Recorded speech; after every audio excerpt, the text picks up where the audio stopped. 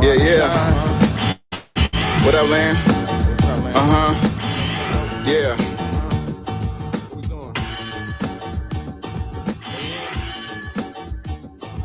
Bearded conversation, homie, tap in. Why you hate?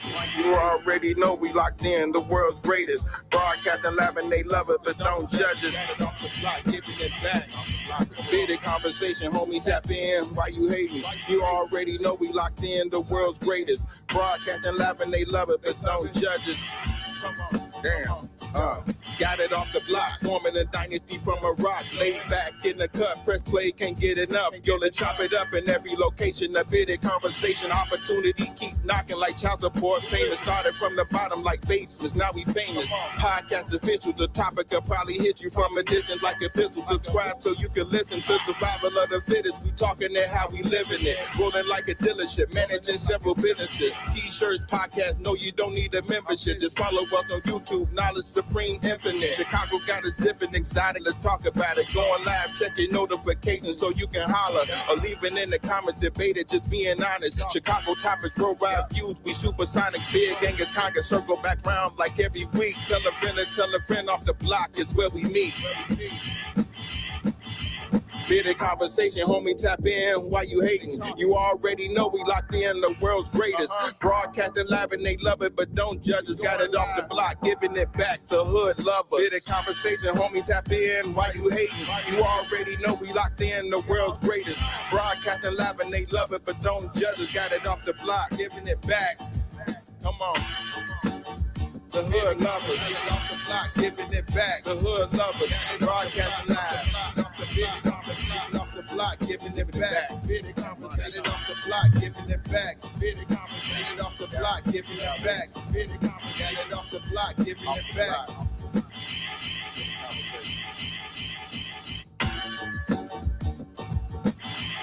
Yo. Welcome to another episode of Bearded Conversation, man. It's Wild Ass Wednesday. Man, we outside again.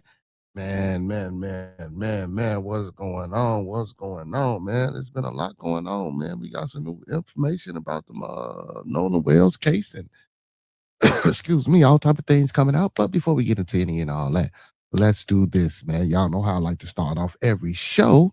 You know what I'm saying? Let's keep everyone in our thoughts, prayers, views, and meditations. Once again, let's keep everyone in our thoughts, our prayers, our views, and meditations. And lastly, family, let's keep everyone in our thoughts, our prayers, our views, and meditations. That's people we'll come in contact with every day. That's people we record you with. That's our families, our extended families, and more especially our family right here on this channel. Secondly, don't forget to master these 5 key components of life. That's love, peace, respect, motivation, and inspiration. Once again, that's love, peace, respect, motivation, and inspiration. And lastly, family, that's love, peace, respect, motivation, and inspiration. And don't forget the most important part about all that, man, that holds all those components together, man. That's that glue, and that's that support. So don't forget to eat 40 of that thing and sprinkle a little support on top, because a little support go a long way, y'all. Hey, if you don't believe me, try it out. If it don't work out for you, come on back. We can talk about it. You feel me? Hey, man, before we get started, big shout out to my co-host who ain't never in the building, L Boogie, Roscoe P, and my little one, AJ. My co-host is with the mostest. Late, son. What's going on, Miss Yellow Thundercat in the building? Hold on.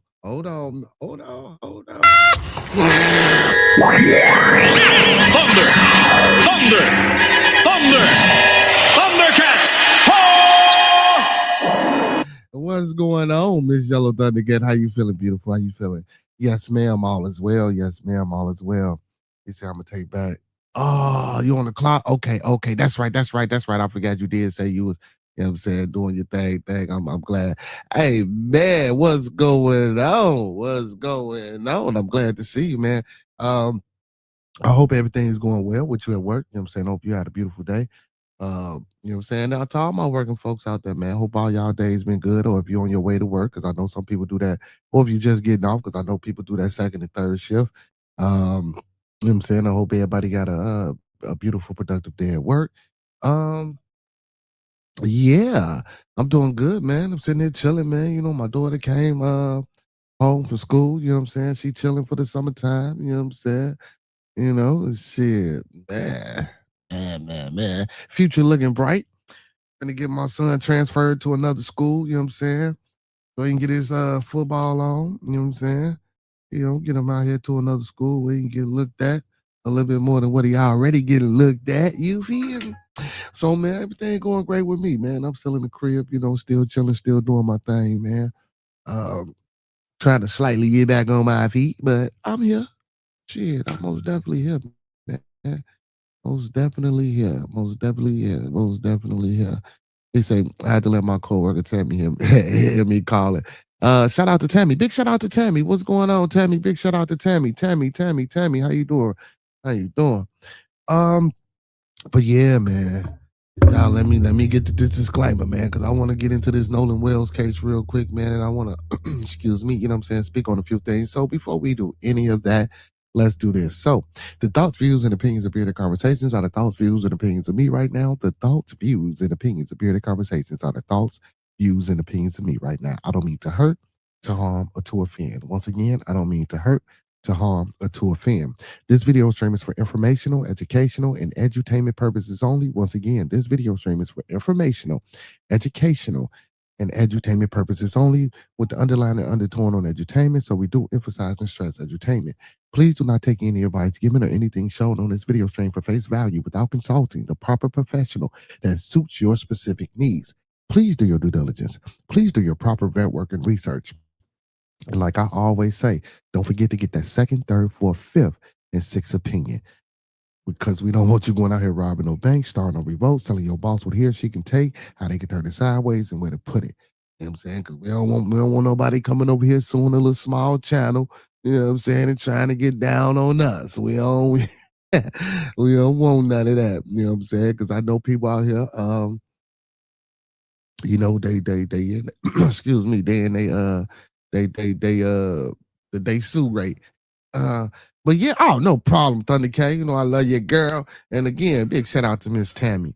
You know what I'm saying? Miss Tammy, make sure you sub up to the channel. Come on and bring some of your good information and eyes over here.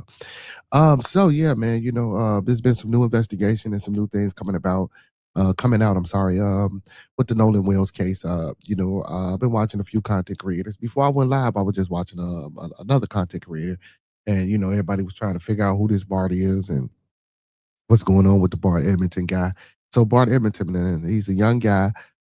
He's a punter for Wyoming. You know what I'm saying, the College of Wyoming.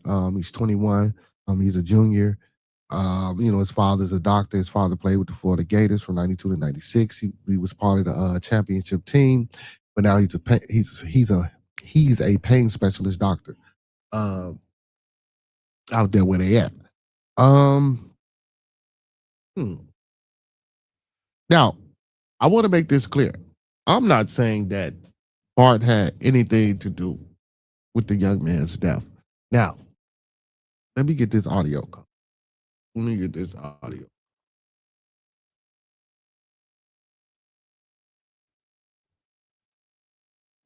Give me 1 second, y'all. So yeah, I heard. They still going back. Yeah, they probably going up to the lake, mama.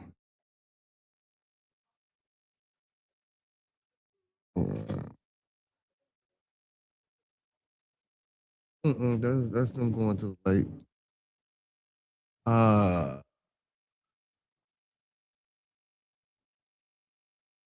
let's see if we can get this audio call.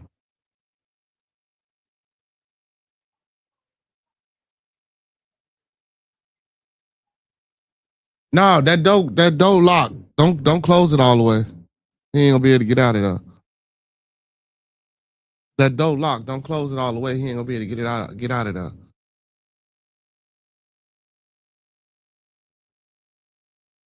Okay, y'all, let's get this call.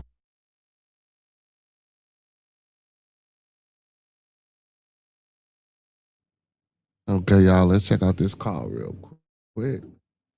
So, and the reason I want to play this call is because the young man said that he wasn't even there. Speaking. How can I help you? Albert. Hold on, y'all.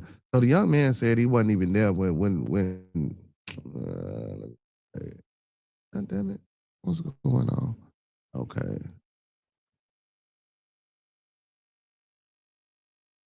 So Bart claims that he wasn't even there when oh my goodness. Let me see. Okay, he claimed he wasn't even there when all this was going on. He claimed that he was in Wyoming and he said he's been in Wyoming for the past year. But in his audio call that I'm about to play, we can hearly state that they call this young man voice in the background. Let's listen.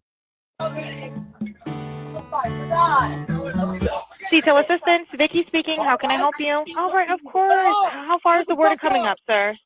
No, we do not need that. All right. Oh,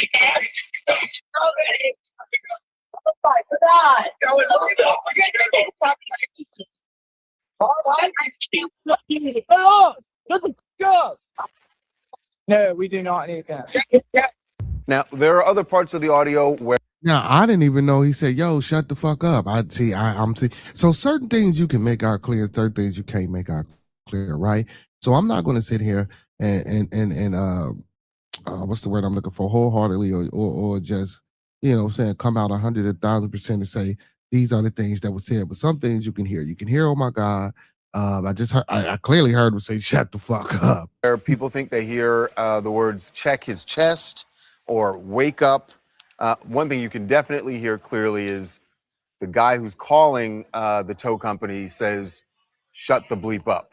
Now, he could have been yelling to some people. He does tell the dispatcher that there are about 7 people on board, all of them under the age of 20, And then when you hear when they say 7 people, you can actually hear him counting, and they count to 6. You know what I'm saying? So the audio that I heard, that they had removed the music and things like this. So on here we was hearing the music. 21, he says. Now, here's what doesn't make sense. If they really were, and again, that audio is very difficult to make out. I mean, you can definitely hear, oh my God. The Nolan and Izzy dead part is up to interpretation. What doesn't make sense is why would they, if they had something, if there'd been foul play and something happened to Nolan or someone did something to Nolan on that boat, why would they be talking about it loudly while he's on the phone to a tow company? Just doesn't add up. People we've spoken to in Ocean Springs, Mississippi. And again, that's not true. I hate when they keep saying this bullshit. First of all, there's something going on. Like if it happened, bam, oh shit, we call grandpa. Cause why the fuck was his grandfather? Sorry. Why was his grandfather?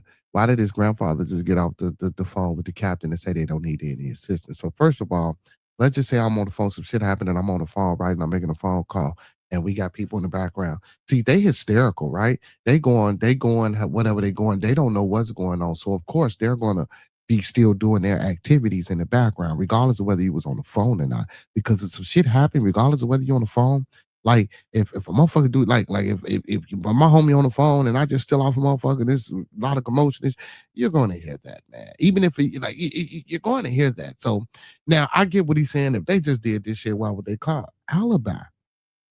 I'm not saying that's what they did, but we're speaking hypothetically. If this was something that really happened, they doing this shit for an alibi. And you got to think about it. Everybody that's on that boat might not have the intelligence level as the next individual. And I'm not trying to say that they stupid or dumb or idiots or nothing like that. But I'm just saying you can't dictate or control how others' actions are going to be. You feel me? As these chain of events unravel. You feel what I'm saying? So yeah, you might have people on the boat that's gonna keep their mouth closed and be like, "What the fuck, man? He on the phone? Why would you say that?" But then you gonna have people that's just gonna react. But you got to think about it. These are young children. What's going on, Travis Duda? These are young children. So for you to expect 17, 18, 19-year-old kids to, you know what I'm saying? Even if it was an accident, because I'm not so keen on saying that this was a planned out murder. It could have been an accident or whatever the case may be. But let's just say it was an accident. Who sits there and be quiet? You know what I'm saying? When something like this is happening, man, we gotta start using our heads. I get it. Y'all reporters, I get it. Y'all lawyers, I get. But some of these people act like they haven't lived or they haven't experienced life on a real fucking level. Because I'm pretty sure that a lot of people haven't been involved in situations like this, man. I'd have been on the phone call, you know what I'm saying, calling the police on the motherfuckers in the background acting all type of stupid. And I'm like, shut the fuck up. I'm on the phone, you know what I'm saying? I'm on the phone with the fucking, why are you doing all that? Come on, man. So let's not act like this. Let's not act like that can't happen. You feel me? But I'm gonna finish this out. I wanted to play the real audio. Say that that whole conversation here in the background is just chaos as these young, as I say kids, but these young men were trying to get back to the shore and the boat's taking on water. They're all trying to figure out what to do. Are they going to have to get off the boat? That's what all that chaos is, what we're told by people connected to the kids who are on that boat. The other thing is, this is after 4:30. We have been told that there is evidence that, or the police have testimony from people that Nolan was still on the island after 4:30.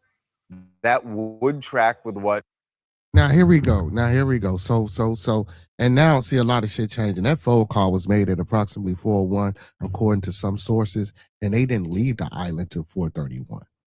And the coordinates that they got, when he gave the operator the coordinates, those coordinates supposedly were the same coordinates of where they found his body. You feel me? So now again, I know it's a lot of misinformation, and I know it's a lot of things coming out, and of course, public opinion, and people are going to speculate, and people are going to say this, people are going to say that. Of course, come on, man. Of course, we're going to get that right. Do I want to hear all the evidence? You know what I'm saying? The factual evidence that, you know what I'm saying, investigators, you know what I'm saying, have gathered. Of course, I do.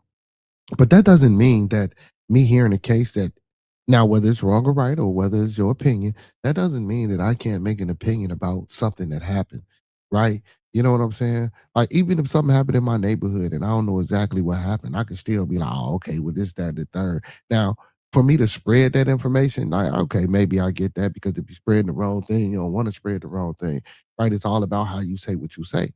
Like, even, as we get up here and we report these things, and we say allegedly, or we say we're speculating, or we're guesstimating, or we're not sure, or I'm not saying this or the third. You feel me? But as an investigative journalist, or as a journalist, or just a person who's reporting, period, and doing this type of uh, um, commentary or work, yeah, people have the right to say whatever the hell they want to say. So I like even when my boy came up here and was like, oh man, we don't have all the evidence. You can't. Yes, the fuck you can, bro. I don't. Yes, you can. You come up with any fucking thing you want to come up with. Now, what I will say, I do understand that there's a law, and I do understand there's policies and standards and orders that you have to follow, right? Yes, I do understand that, and yes, I do get that. But that doesn't mean that some bullshit can't be happening within this realm of understanding the acts that has been committed upon this young man. And let's just say, like I say, let's keep it as an accident. If it was an accident, why did nobody come out and say, well, this was an accident?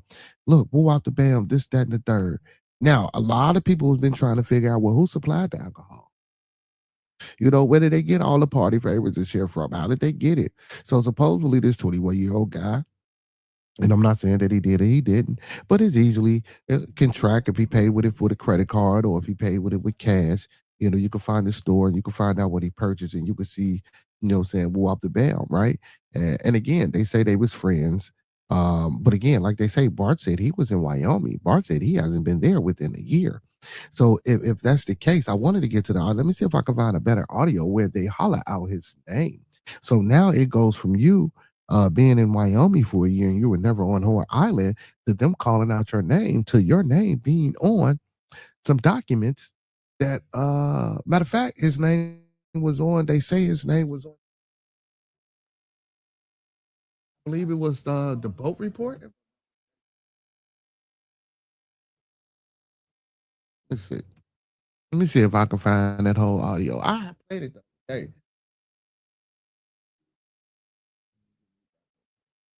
I had played it the other day. Let's see if I can find this audio call where they yell out his name. That's what I really want. And they got Nancy Grace on the case. Uh, let me see. Let me see. Hold on, man.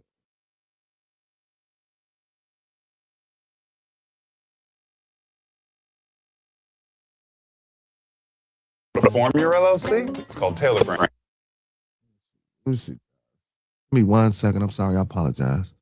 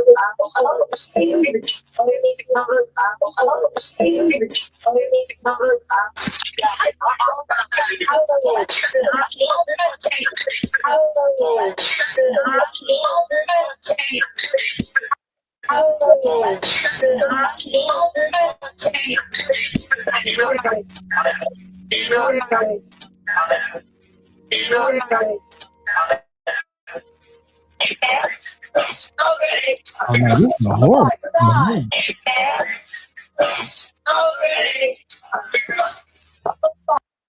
No, that's a horrible audio. That's not. What the fuck? What are y'all doing?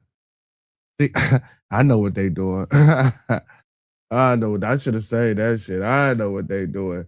Now all of a sudden we can't get the audio. Let me see. Let's see.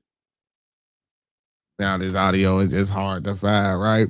I'm telling you, the audio hard to find because that boy name was in that motherfucker, right? And he coming out saying that he's suing people for saying anything about mentioning his name. But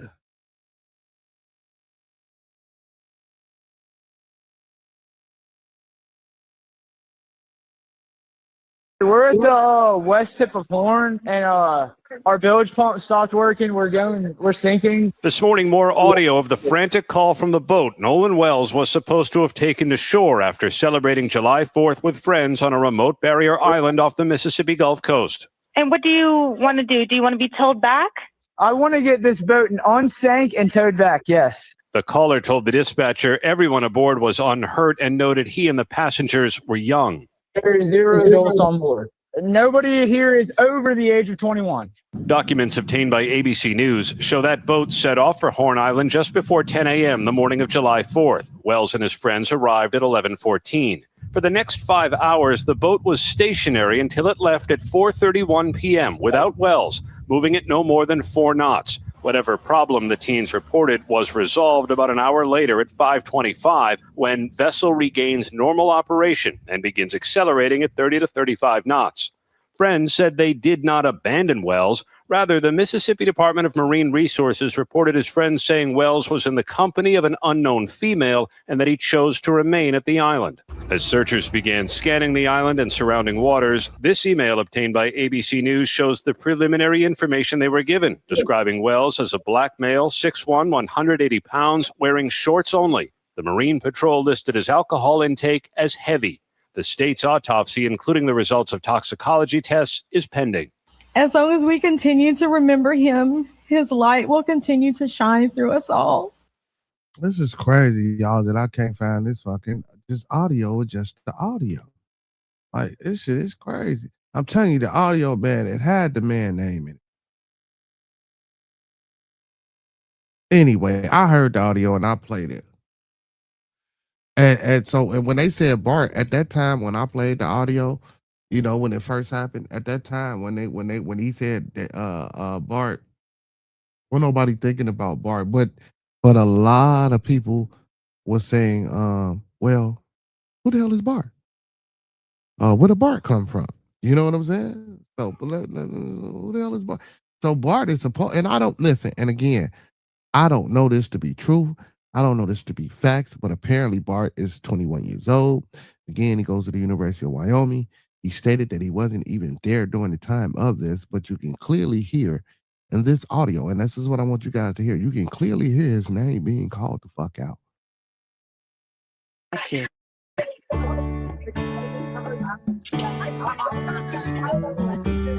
This music, that's how this is.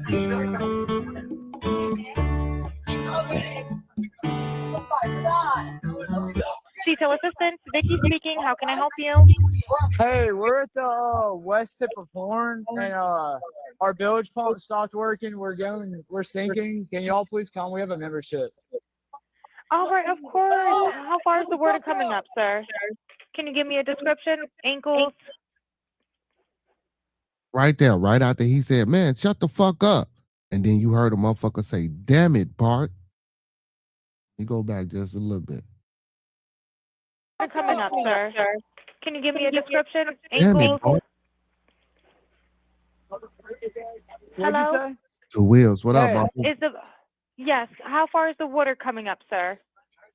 It's coming up. It's Now, so we hear the name Bart. Now, mind you, okay, and let me tell y'all this, because I don't want to, because this is a thing.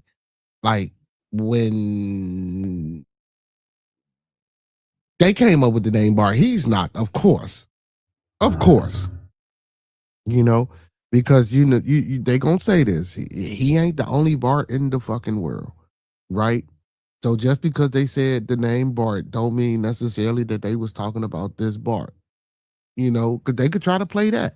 They could try to say, well, shit, we know a couple of Barts. You know what I'm saying? That Bart is not the only Bart in the world. Is that Bart over here and that Bart over there and woo up the bam. So I want people to understand that too as well, because we don't have to be.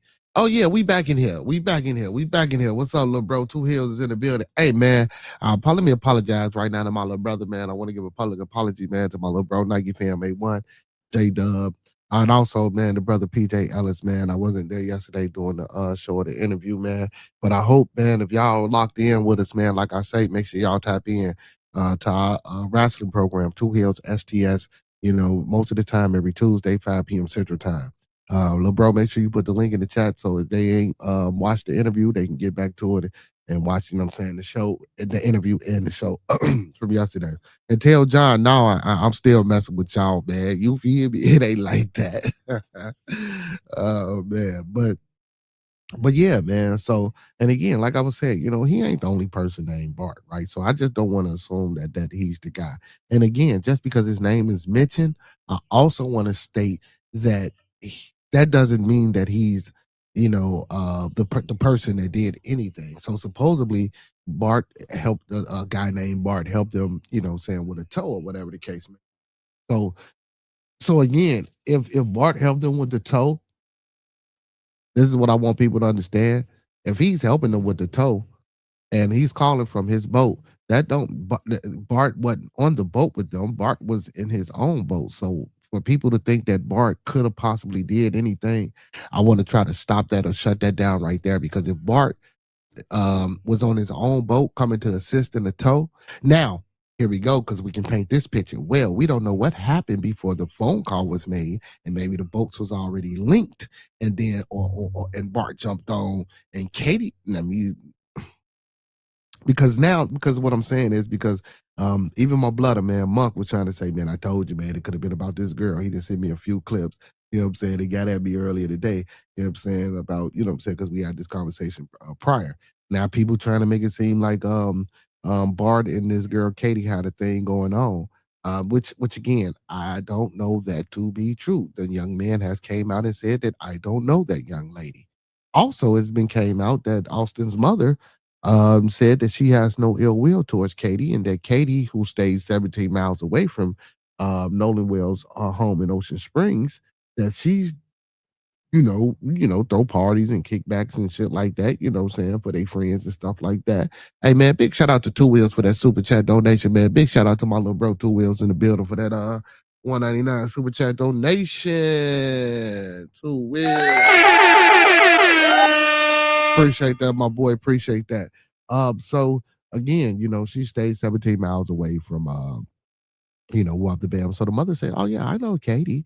Katie comes to all our functions and yada yada this and that and the third. So, I I'm not saying that they were an item, but could they be? Yeah, you know what I'm saying? Could they be friends?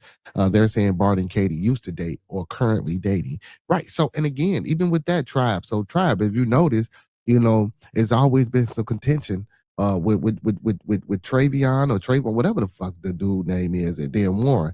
Man, I said something to him. I looked at him when he was with the girl in his arm, and you know what I'm saying? I said he was crazy. Ooh, up the bell, man. Yada yada yada. Then the other boy was like, man, I'm looking and he with Katie. Everybody's mentioning about how he looking and he with Katie as if Katie got some shit that, you know what I'm saying? She ain't. Now, and again, I could be pushing or I could be trying to, no, and that's not what I want to do. What I want to do is say what I'm feeling and how I feel. Maybe Katie was seeing somebody, or maybe they were weary about. And again, I want to let this be known and perfectly clear that I'm not saying that Bart is the person, regardless of what they're coming out with in the media, or regardless of what we saying in the chat and what we heard in the media. We don't know exactly if Bart and that young lady was dating, you know what I'm saying? So be that as it may. But whatever it was, Bart could have probably been a friend of a person that she was, who knows, it was like, why you with my homie's girl, or any fucking thing. But my thing is, man, at the end of the day, I'm not accusing any of those young men, right? That's not what we want to do. Of course, we want to let the evidence speak for itself. Now, we'll say this: I don't think it's fair. I don't think it's going to be a case that's going to be investigated with the totality of equality to really find out who really unalived this young melanated king. You feel me? And I'm gonna say that, man. Be that as it may in the state of Mississippi, man. I'm gonna say that. Now, if this was a black on black killing, of course, they ain't really giving a fuck. They not really whatever, who up the bail. But there's 3 young white men, man, who being accused, or who in public opinion, in the public's eye, are accusing these young boys.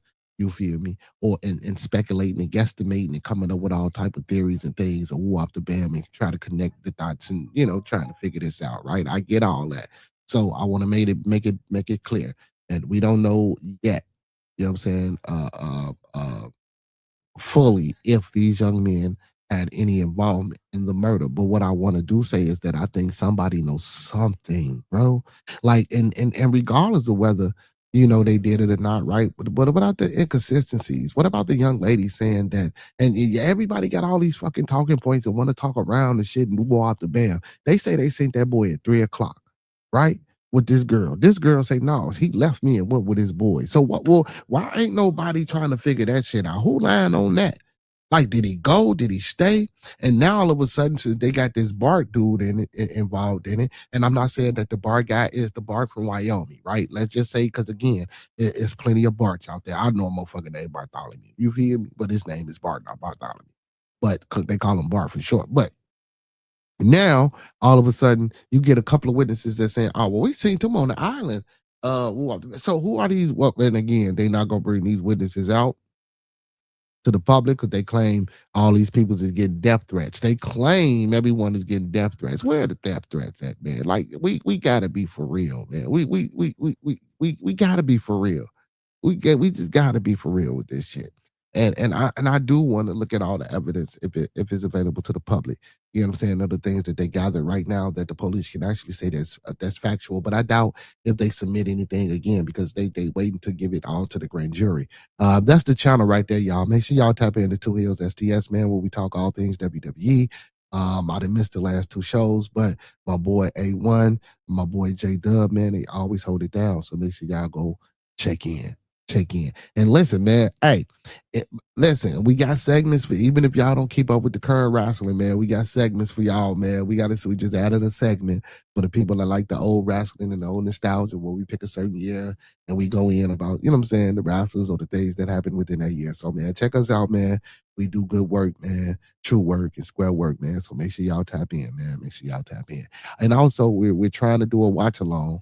I don't know how that's gonna work. And it hasn't been confirmed. But if Nike fam ain't there, me and John, we're gonna try to do a watch along for SummerSlam this Saturday and Sunday. So make sure y'all tune in and tap in for that.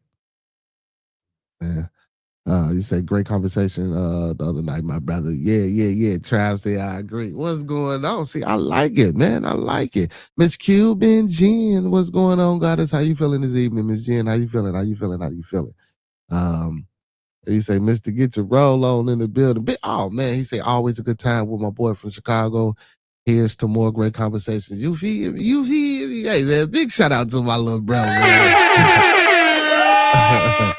Appreciate that, man. Appreciate. Listen, man, we always try to have a good time and a good conversation, man. That's what I want to bring, good conversation, man. Regardless of whether we agree or disagree, whatever topic or whatever subject we're touching on, man, I always encourage people to hit the panel, man. Let's conversate, let's talk about it. I know sometimes it might sound like we get emotional and in our feelings, this, that, and the third. But for the most part, I think we do a good job of controlling and moving along with the conversation, whether we disagree or not. Frank, what's going on? Digging Frank in the building, man. What's happening? New day.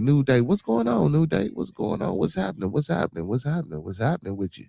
You know what I'm saying? Skylar, what's going on? Skylar, what's happening? Skylar, make sure you be tapping in too. Cut your notifications on for that Two Hills STS, Skylar. You know what I'm saying? Make sure you cut your notifications on. You know what I'm saying? He say both nights or something. Okay, so y'all, yes, so we will be he say, oh, Skylar always on. Okay, I'm just making sure. But yeah, so we will be streaming both nights, doing the watch along both nights. We will be doing the watch along both nights. So make sure y'all tap in. As go, he says, hello from Sweden. We believe in basic human rights. So a standard medical appointment procedure only costs around $25 US. Hey, big shout out to my brother from Sweden, man. Make sure you sub up to the channel, man. That's good information. So and again, and I said this too, like when things like this happen, we need to be able to, get our own autopsies and things like that, just for situations like this. Because if Ben Crump, Al Sharpton, or they didn't try to make this a highly classified case, you know what I'm saying? The parents probably would have just chopped this up or just took that loss. And I'm not. And I don't want to say it like that as if they're just accepting, but a lot of times, with the police, you're thinking that the police is going to do their job, regardless of whether the history or whatever we thinking. You know what I'm saying? We always want to think that the police is going to do their job, man, regardless of whatever. You know what I'm saying? Or investigators and the medicals, and you know what I'm saying? Myself, I tend to just know it a little bit better, and that ain't how it should work. You know what I'm saying? That's supposedly how it's supposed to work, but that's not how it always works. But $25 autopsies, man, we need to move to Sweden, y'all. We got to see the U.S. got to get with the program.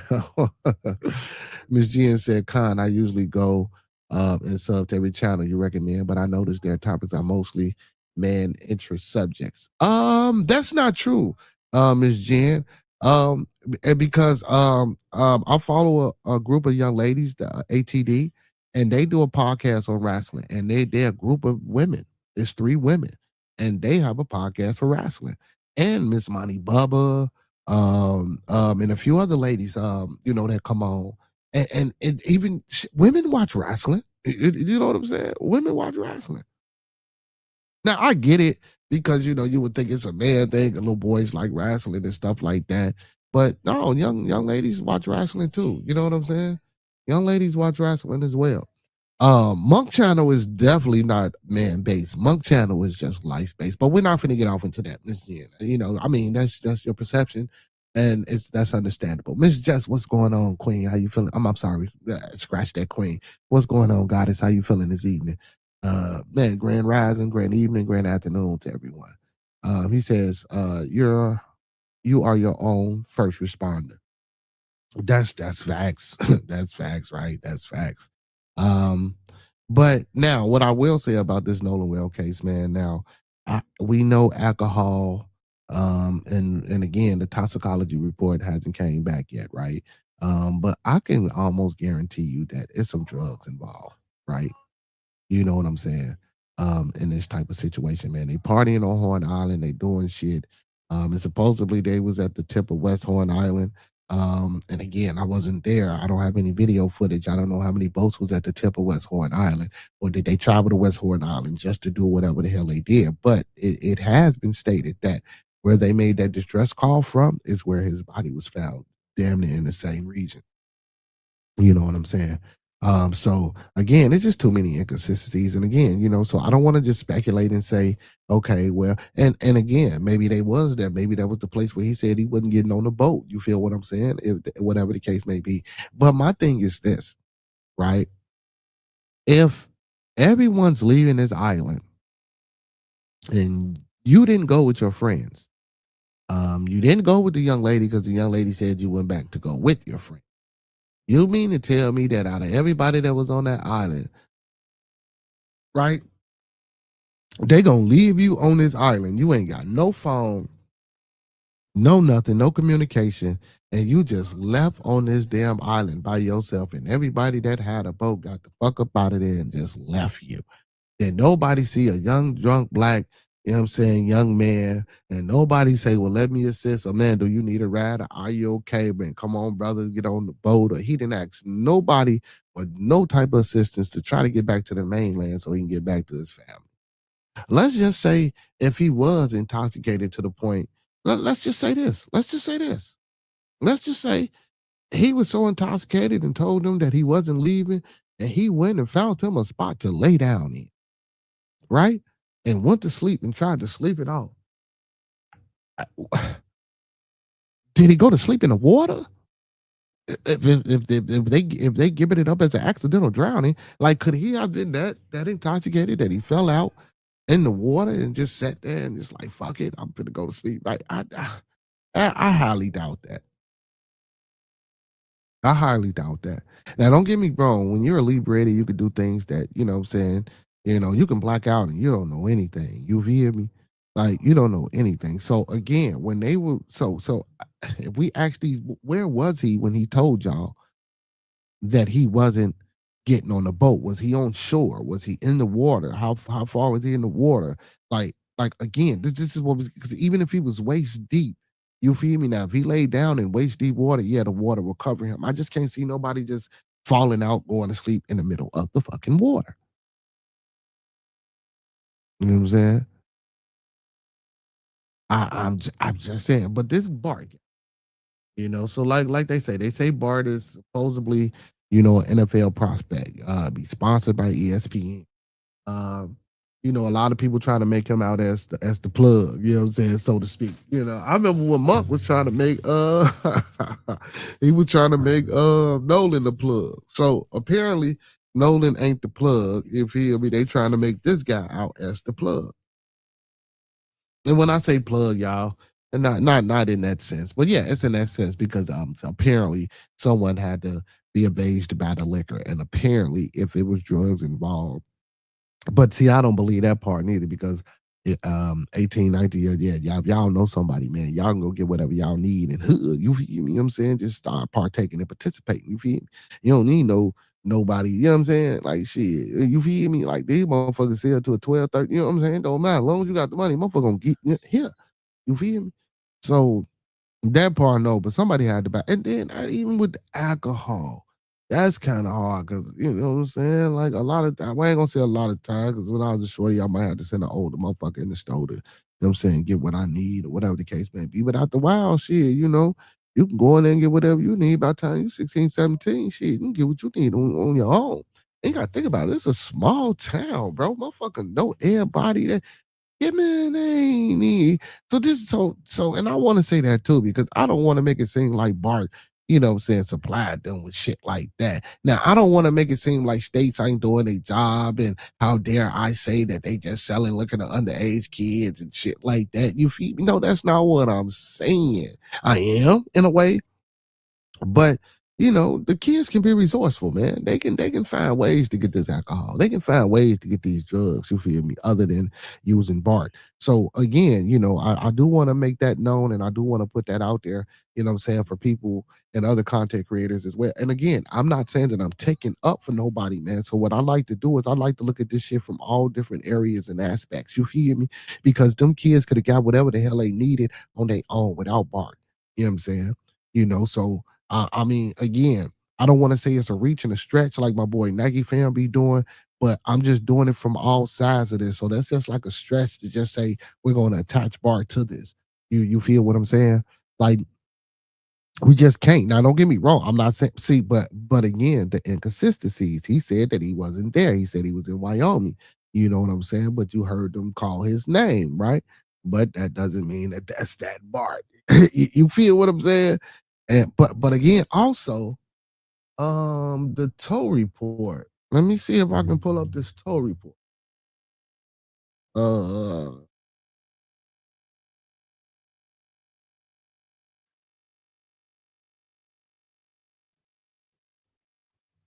Because I think this tow report actually had it from what somebody showed this tow report and it had his name on it. Let me see. I don't want to see the damn hear the audio anymore. I want to see this tow report. I forgot what I was watching.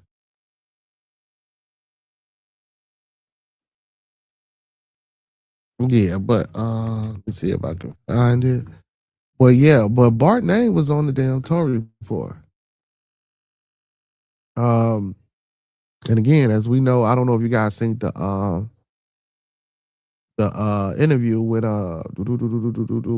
Officer Tatum. Everybody calling him Tatum instead of Tatum. With Warren, because Warren was supposed to be the person that made the call. You know, and then let me ask y'all, like real shit, people that's in the chat. Let me ask y'all a question, man, and be honest and be real with me, y'all. If we all on the boat, man, and y'all with y'all peoples, man, young or not, man, let's just put yourself in that age, man. You feel me? Now listen, don't think about the murder. I'm sorry. Don't think about the unaliving. Like we gonna leave that part out. We gonna say we don't know nothing about that, and that ain't even the case. Right? The situation in the case at hand is us being stranded on the water, and our boat is filling up water and it's sinking. And we on the phone and I'm on the phone and the motherfucker say, do we need to send out the Coast Guard? How many of y'all, honestly, in the chat, if you don't know what the fuck going on with this boat, how many of y'all in this chat gonna say, no, we don't need the Coast Guard if you're on the phone with a CTO operator? Let's be honest. If y'all would say that y'all don't need a Coast Guard, put a one in the chat. If you would get on that phone and say that I don't need no Coast Guard in 31 feet of water, and you're not sure that, and now mind you, and I'm just throwing scenarios out there, but you yourself not sure if everybody can swim. Even if everybody say they can swim, you might not have seen everybody swim, so you don't know for sure. But motherfuckers saying they can swim. Y'all in 31 feet of water. You feel me?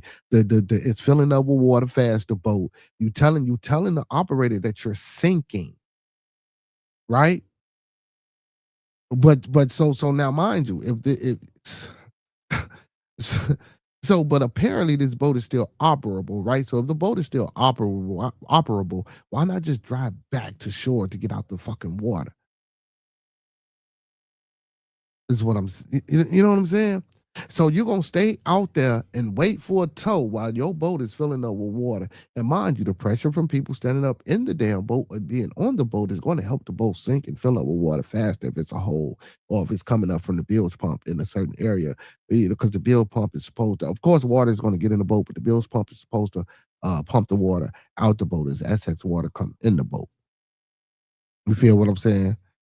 So I mean, who would say don't call a Coast Guard? Like send me Coast Guard, security guard. I don't give old guard. I don't give what type of send me somebody to get me up out of this shit. Send me somebody. What you say, Miss Jen? Miss Jen said I read an article which states that the first call was made to the stepdad of the boy who invited everyone to the boat. Allegedly, this dude has a boathouse near where they were at. GPS shows it in the itinerary. See what I'm saying? See, this is the shit I'm talking about. Why everybody keeps sitting here, and don't get me wrong, because I'm still gonna cover whatever I cover. I don't give a fuck if it was Carmelo Anthony, if it's just Wales, if it's another case that comes up. I'm gonna be open-minded. I'm gonna be optimistic, pessimistic, devil's advocate, and I'm gonna play this thing from all ways. You feel me? And of course, now mind you, yes, in front of you guys, and if I'm doing journalism correctly, I'm going to be unbiased, right? As I'm reporting, you feel me? Because that's how you get the conversation to be how it's supposed to be. Oh shit, and get pushed along and the narrative to move, right? But now when I cut this motherfucker off, I could be like, oh man, shit, them motherfuckers did it. I don't give a fuck what I was talking about. Man, yeah, them motherfuckers, they did it, right? Now, mind you, I do know that Mississippi has a history of certain things, right? You know, and I'm not asking anybody to forget, right?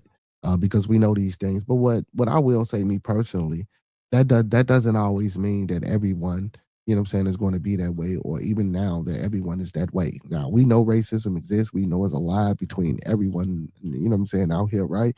But we can't just say everyone that we run into is going to be that way, or every person that we meet is just actually, you know what I'm saying? We can't say that. You know what I'm saying? It's just because, it's the South and we know how the South is and we know the South is, you feel me? We can't necessarily always be like, you know what I'm saying? Now, as a whole, you feel me? As a whatever, if that's how you feel, I'm not saying you're wrong. You know what I'm saying? And I'm not saying you shouldn't feel that way, because throughout history, we know what the fuck it is. We know how it is. We know what's going on, right? You know what I'm saying? I mean, we just do, And again, these type of things, unalivings, have been happening since the beginning of time. You feel me? I like to say it's not a racist thing, because listen, they conquer and take over their own people. You feel me? We as a people are so caught up into the race thing, you know what I'm saying? Because we had a little brief stint in history where it was happening to us and it was horrific to us. You feel me? You know what I'm saying? But they do this type of the shit that they do to us, they do it to their own people before they even came in contact with us. You think slavery just started when they started shipping motherfuckers over here from Africa, or shipping motherfuckers from the Americas to Africa? Hell no. No, listen, it might not have been called slavery or however you want to try to pull it or play it, but god damn it, that shit has been here forever. If I'm going in, you can call them prisoners of war. You can try to clean this shit up and make it sound good or whatever the fuck. If I got a kingdom, goddamn it, and we running through kingdoms and we killing motherfuckers, guess what? We enslaving them. We put them in our dungeons. We put them in our traps. We put them in wherever. We beating their ass. We making them work for us. If you don't want to work for us, we gonna slit your fucking throats, hang you upside down, and get rid of you. Maybe eat you for meat. If not, give you to the animals. History. Just pick up a fucking history book and read history. I'm not telling a fib. So the social construct of identity, you feel me, is a modern construct. It's a modern thing, right? You feel me? This transatlantic slave trade, I'm not, well, we gonna say modern, 16, 17. You know what I'm saying? It's a modern thing in history that since we have evolved could be recorded and documented, you know what I'm saying, and observed, you know what I'm saying, through certain people and through certain lineages. You feel me? We wasn't around in the 1 BC and all that shit. So, a lot of that is kind of hard to, you feel me? You know what I'm saying? It's like, yeah, even, and I'm going to take it back, even as far as the Roman empires and the Greek empires and the wars and the marches and the 300s and the Spartans and all that shit, like, a lot of that shit just be seeming a little bit, you know what I'm saying? Because that's for us, or for most, that's unobservable history. You feel me? That's these archaeological findings and anthropology and archaeological findings and things like that. What we won't say is that shit is speculation too. That shit is a theory too. It's still a science and it's still accredited, but that shit is still a theory too, because they find things in order to make out something, or put things together to paint a picture or a narrative to put in front of us as history. You motherfuckers don't know what the fuck really was going on. What you can only speculate and guesstimate from findings, from certain writings and scripts or manuscripts. We don't know if that shit's really the truth. We can only formulate or guesstimate ideas. You feel me? I mean, I listen, I could be wrong, but that's just my opinion. That's my opinion. Um, Skylar says, formula was lost a long time ago. Race or gender is whatever it is. We all work best when we work together. If we figure out we can start conversations to make things better for all. Yeah, okay, and I agree with that, Skylar. Yeah, but that's not everybody's understanding. You feel what I'm saying? That's not everybody's understanding. And a lot of times when I hear people say, well, why is it a race thing? It's a race thing because that's what listen. I'm not saying that I hate you or you hate me. But for the overall consensus, it's always going to be a race thing because that's how it's pushed. That's how it's painted. That's the narrative. From the reporters reporting to the public to the public opinion, it's always going to be like that. The only way this wouldn't be a race thing is if this motherfucker just started all over again with new, fresh people to get rid of that concept or idea. But I guess what? I guarantee you it'll come back. I guarantee you it'll come back. Because somebody gonna be like, why isn't that person like me? Why don't that person look like me? So what is that person? Where does that person come? See, our minds wander and flow. We be wanting to know too much shit. You know what I'm saying? KC, what's going on? We gonna be wanting to know too much shit. So it's gonna be hard to get rid of that understanding of what racism. And listen, and let me tell y'all this.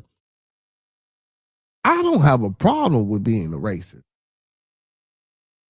I honestly don't have a problem with motherfuckers being racist. What I have a problem with is the prejudice and bigotry. You feel me? Who don't want to be for their people? Who don't want to love their people and want the best for their people? That's all a racist is.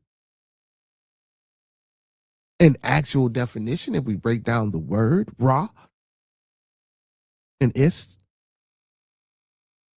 which is a suffix, and it has a meaning. You feel me? And then when you put these words together, you feel, you know what I'm saying? It means something. So we go off modern interpretation of what people say. You know what I'm saying? That's how we get our understanding. That's how we operate in today's world.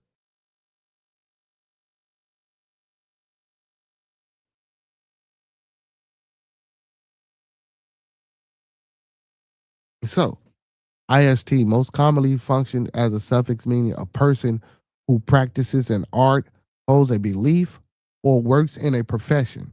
But it can also, and standard time Zombie Indians. Okay, well we know that. We know that's not what we're using it for. So again, most commonly functions as a suffix meaning a person who practices an art, holds a belief, or works in a profession.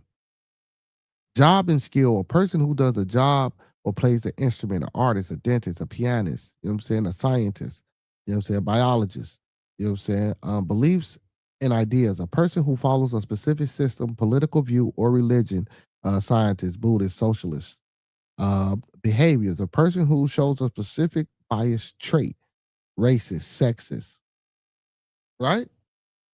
So that's what IST mean. I ain't want to do this. So let's see. Now, here we go. Ra. And a lot of people say Ra. It's an old god from ancient Egyptian. People thought it was he made the sun, the sky, and the earth. You know what I'm saying? He has been seen as the king of all gods. If you meant else by Ra, blah, blah, blah, blah. So Ra, so in the metal netta, so Ra, Ba, you have Ka, So Ra means to uplift or uprise. Okay, the key concepts in ancient religion and mythology. That might be Ra discipline. You need so Ra means to rise, to uplift. You know what I'm saying? Again, he was the sun. That's why it's to rise and to uplift, because the sun rises. You know what I'm saying? And the uplift. You know, if I get into all that, if you get down to the root etymology of the word or the linguistics of the word Ra, or the prefix Ra. And again, so racist is the word that was put together, just like most words. You know, even in the dictionary, when you look up your words, man, it always tell you the etymology of where the word from. Most words come from Latin, Middle or Old English, and we do have a lot of our words that comes from other languages as well. We just drop some, add some, and put our own phonetics on it. Um, Scott, I understand there's reasons, but if we're going to make it better, we got to start. We got to get past it. It's on everyone. I feel you, Skylar. I understand what you're saying, brother. But yeah, man, that ain't something that's going to happen no time soon, and it's easier said than done. I'm not saying that I wouldn't want to see those things, but that's a lot easier said than done, man. You feel me? Like especially if we are people of power and control. You feel me? A people of power and control, we're never going to not try to put something that's less or inferior. You feel me? Like that's why caste systems came about. You know what I'm saying? Like real shit. That's why a lot of these caste systems came about, because we had to keep a hierarchy, we had to keep an order, we had to keep a control. And I'm not saying that you're wrong, but I mean that concept again, even if we did forget and we move past, like I say, I don't think the people here now, no, that shit wouldn't happen. You know what I'm saying? And even if we did start all over, I don't believe that them people would get past it either, because they're like, again, as people, as human, we see different things. We know what's different. You're going to be like that person is not. I just don't think you're going to ever get past that, right? But the bigotry, the prejudice part, the malicious intent of and disdain uh, of not liking a person for because a person has too much melanin, or because a person has the lack of melanin, or because a person has chinky eyes, or because a person has curly hair, or because a person has straight hair. Now that's what we should change. Race, like I say, race, being a racist and racism, I understand that. But the prejudice and the bigotry is what I don't understand. You know what I'm saying? If you don't like me, you don't rock with me, stay away from me. You feel me? Now that's hard. That's easier said than done too, because what? Guess what? We have to live with each other. We have to interact with each other. You know what I'm saying? Like that's just how it is. That's just it's just our society, man. It not everyone, but most people in our society are fucked up individuals. Not even just in a racist form or sense. You know what I'm saying? Because even with this Nolan Wells case, even if this was an accident, bro, they still got to be some fucked up there. Now, okay, because I believe somebody know what the fuck happened, right?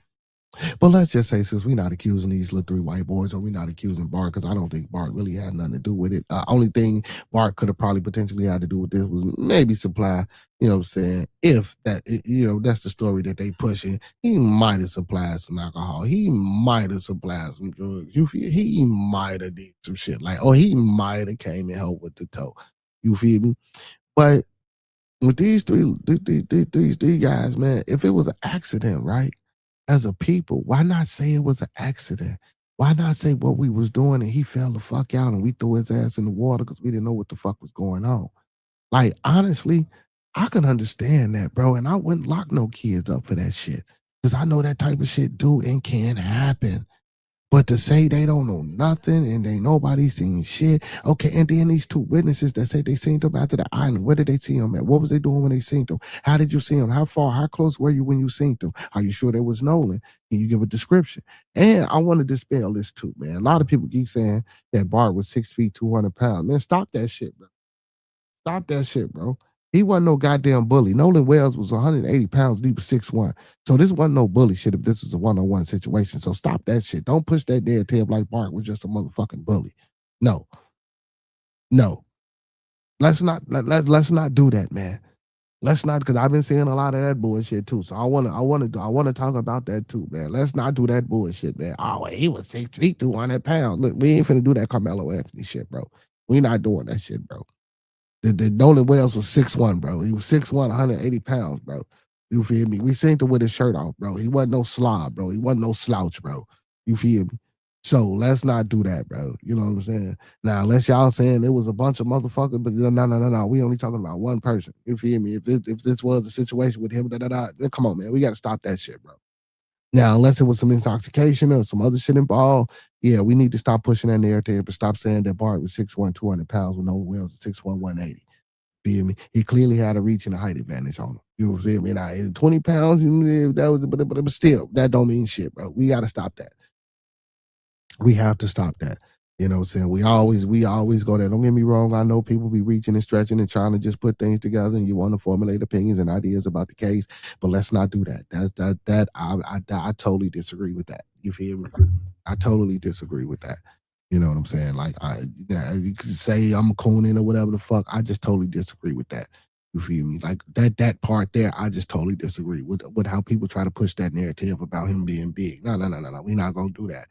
Now, don't get me wrong, 20 pounds is a little difference, man, but they did die. Come on, man. Come on. He ain't gonna do that. We ain't gonna do that. Man. But again, even if this was an accident, man, why not just come out and say it was an accident? You know, everybody's saying, well, yeah, why not get a lawyer? He should have got a lawyer. They should get a lawyer, right? Okay, I understand that. I get that. But why not just say it's an accident? If it was an accident, why not just say it's an accident?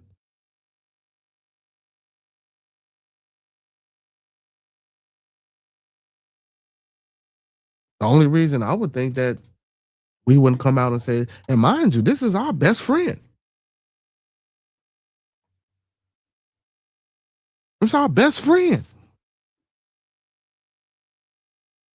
So if it was an accident and this is our best friend, why not come out and be like, man, this was an accident?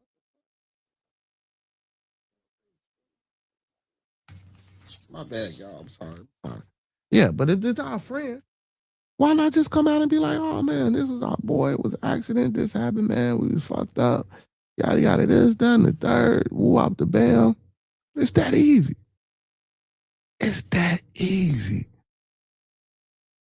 He said it bad. Said you can hate me because of my skin color, but you just hating yourself because we all brothers. He said there's one race, the human race. That's UFC welterweight G. He said that can be a problem. No. Okay, yeah. Okay, too. Okay, like, yeah, I get it, y'all. I feel what you're saying, right? I feel what you're saying, right? Yeah. But come on, man. Listen. And I'm still not pushing that because, bro, I done got down with motherfuckers way bigger than me, bro. And man, you feel me? You know what I'm saying? I done got down with motherfuckers taller, way more. You feel me? You know what I'm saying? Thought it was sweet. You feel me? Get the fuck back up off me. Oh, now you want to grab, you want to tussle, you want to wrestle. Oh, yeah, I was all state wrestling. You want to do that too because you think you big? Oh, yeah, you got me, but you can't do this though. You feel me? Like, so that's why I say, bro, that 20 pounds, yeah, it means something. But then again, though, bro, if you nice with your shit, you feel me? It don't mean nothing. Because a motherfucker ain't got to get close and touch. Because you got to think about it. Let's just say if he wasn't, we going to take alcohol up out of this. I got the reach. I got a little bit more dexterity. But that's if motherfuckers know how to fight too. You feel me? Motherfucker got to know, you know what I'm saying, what they doing or whatever the case may be. But in this situation, we know alcohol and maybe, I don't know if drugs was involved, right? So motherfucker could have been off their shit, you feel me? He could have been sober. Because again, he was called to help tow. Well, we don't even know if he was called to help tow. Let me not say that. But however he showed up or however this bar person popped up, he helped tow them. You know what I'm saying? However he got there, he wound up helped tow them.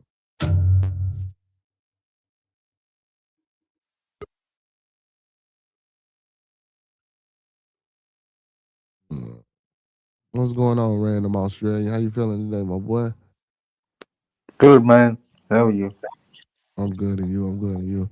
I feel like it was an unfortunate accident, but since the boy was involved, do you know, respectively, man, you know anything about what we talking about? Nah, I just tuned in. I didn't hear what you were saying. Okay, with the Nolan Wells, well, I'm not doing like I only want people up on the panel that can give a you know what I'm saying, insight or a little information about what they talking about, because I don't want the floor of my show to be, you know what I'm saying? I don't just want you sitting here and you don't know shit. You feel me? All good, all good. Mm. So Ms. Jen says, I feel like it's an unfortunate accident, but since the boy was involved in it, it has to back up for the law. What? Hold on, let me read this again. I feel like it was an unfortunate accident, which it could have been, Ms. Jen, but since the boy involved in it has the backup of the lawyer higher influence, they're just covering up a real story to keep them out of prison for manslaughter. But see, Ms. Jen, even so, listen, I get what you're saying, but in a case of an accidental death like this, if it was drugs involved and these boys are 18 and they the age that they are, I don't think no respectable judge would honestly really lock them up. Now, yeah, okay. What I'm talking about, and you saying manslaughter, so we talking about, yeah, like if if he was out there doing drinking and doing drugs on, and I'm not saying they was doing drugs, but we just gonna say they was out there partying. Let's just say they was out there partying. He was partying on his own cognizance. You feel me? He was out there doing what he wanted to do on his own. You know what I'm saying? You know, we all could have came up or collaborated a story where we was like, man, we told him to slow down, we told him to chill out or off the band. But did you know? Oh yeah, we knew. That's why we were trying to leave, and that's why. See, it would have been better if it was an accident. And if they came out with the story, how they came out with the story, they wouldn't have did no jail time, in my opinion. You feel me, Miss Jen? I don't think if they'd have did this the right way, I don't think they would have did no jail time. You know what I'm saying? For a cover up, if it was a true accident. Now, an accident in the case where you were talking about, well, I would think they would probably potentially, and I'm not a lawyer, I'm not a judge.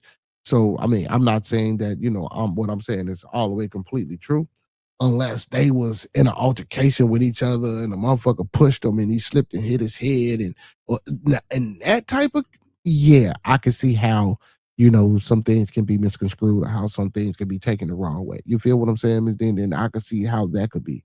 You said Two Fullery said something shady played out, but who knows what really happened. Um, but they serve time. The man inside will get the details. Yeah, see now, and that's true.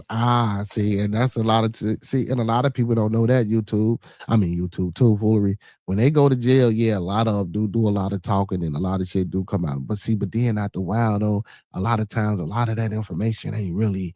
You feel me? Unless a motherfucker trying to beat a case to get off another case and shit like that. That it had to be. But in this type situation, because how young they are, if they were in jail and people was pressing them to talk or whatever the case may be, you might could get some shit or you might can put some shit. But we don't want to do that, man. It shouldn't even have to be that serious. But what I do think though, honestly, I do think those kids should have been put in handcuffs.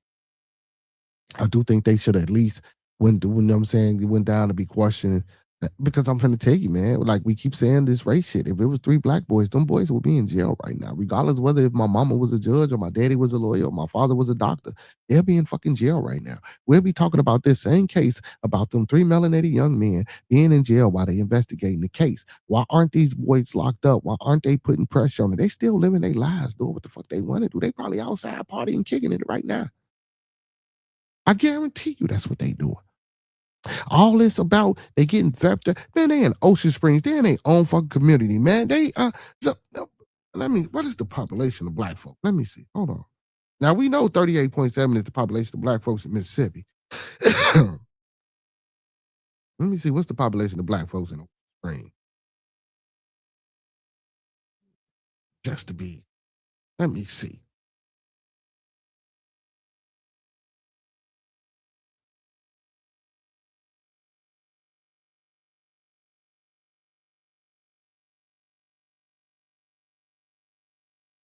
Ocean Springs.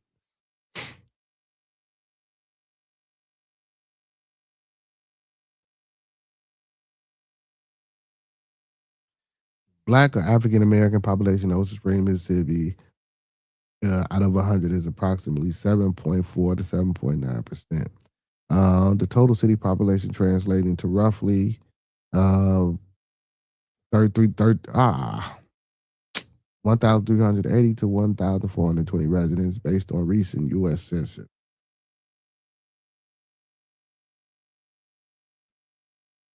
Hold on, now they saying,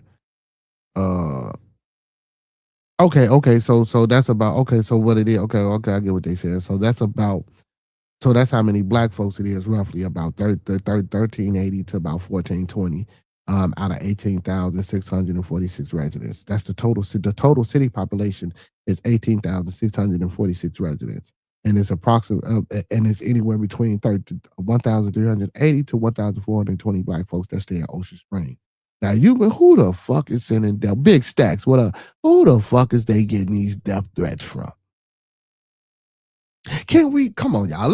Come on, y'all. Come on, y'all. Come on, y'all. Come on, y'all. Like, come on, y'all. Come on, man. Let's just give it 2,000 black folks out of 18 or 20. We don't round it up 20. 18,000. Come on, man. Who sending the death threats to them? That they saying they got the FBI on alert. They got the CIA on alert. They got the military and the sheriff's office on alert. Have you heard this shit? And then Bart then came out and said, man, he got the lawyer. They saying if anybody speak out or say anything on my name, woo, I'm suing people. It don't matter how big or how small. I'm suing radio news, small creators, whatever the case may be. He's suing people and this, that, and the third. You know what I'm saying? And then I was just on one channel before I went live, and they was talking about how he actually sued one lady, and she actually took her information down, and it was saying like, man, have y'all saying, I like how we say allege and speculate and all that shit. You can't use those words. Even if you use those words, you can still get sued and all this, that, and the third. I'm like, wow. Cito, what's going on, my boy? He said, what is considered an accident? Horse playing. Yeah, horse playing could be considered an accident. What if they was fighting, you know what I'm saying? Joking around, tribe, you feel me? Motherfucker got stuck, hit his head type shit. You feel me? Now, they could try to prove some type of negligence towards that because your actions was the reason why, his head was hit or whatever happened, right? You know what I'm saying? But in the case of him, of his own validity, taking things and putting things into his system, and they wasn't forced down his throat, or they wasn't forced, you feel me? Did nobody, you know what I'm saying, make him grab a beer? They didn't hold him down and pull the beer down his mouth or whatever, you know what I'm saying, they was partaking in. You feel me? So that's why I say if it would happen like that, maybe. He said, shoot, my cousin would have scooped one of them up and threw them by now and got a full confession. Tube is a fool. He said, not saying that that's the right thing, just saying what would happen. Yeah. But because I'm saying, we don't want to. You look, they out here suing people and shit, man. Hey, man, make sure y'all hitting that like button for your boy, man. Make sure y'all hitting that like button for me, man. Make sure y'all sharing your boy out. Hit that like button. Also, man, we got memberships, man. Make sure y'all grab one of them memberships. Like the video, man. Thumb up the video, man. Like the video, man. Thumb up the video, man. Like he said, you feel me? Yes.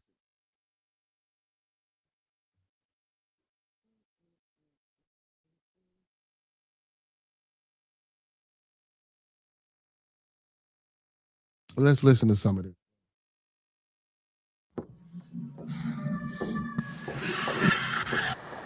First one says, Nolan Wells' friend Bart Edmonton suing all content creators for accusing him of murder. Like, share, and subscribe on your mofos, man. And so now the report is coming out. His lawyer has already just announced that they are filing lawsuits against all these content creators that they have caught that have slandered this guy's name and accused him of murder, man. And it's been a lot of content creators doing this, bro. And I try to tell you guys, y'all don't want to play this game. You're gonna fuck around and lose all your money. You're gonna lose all of your gain.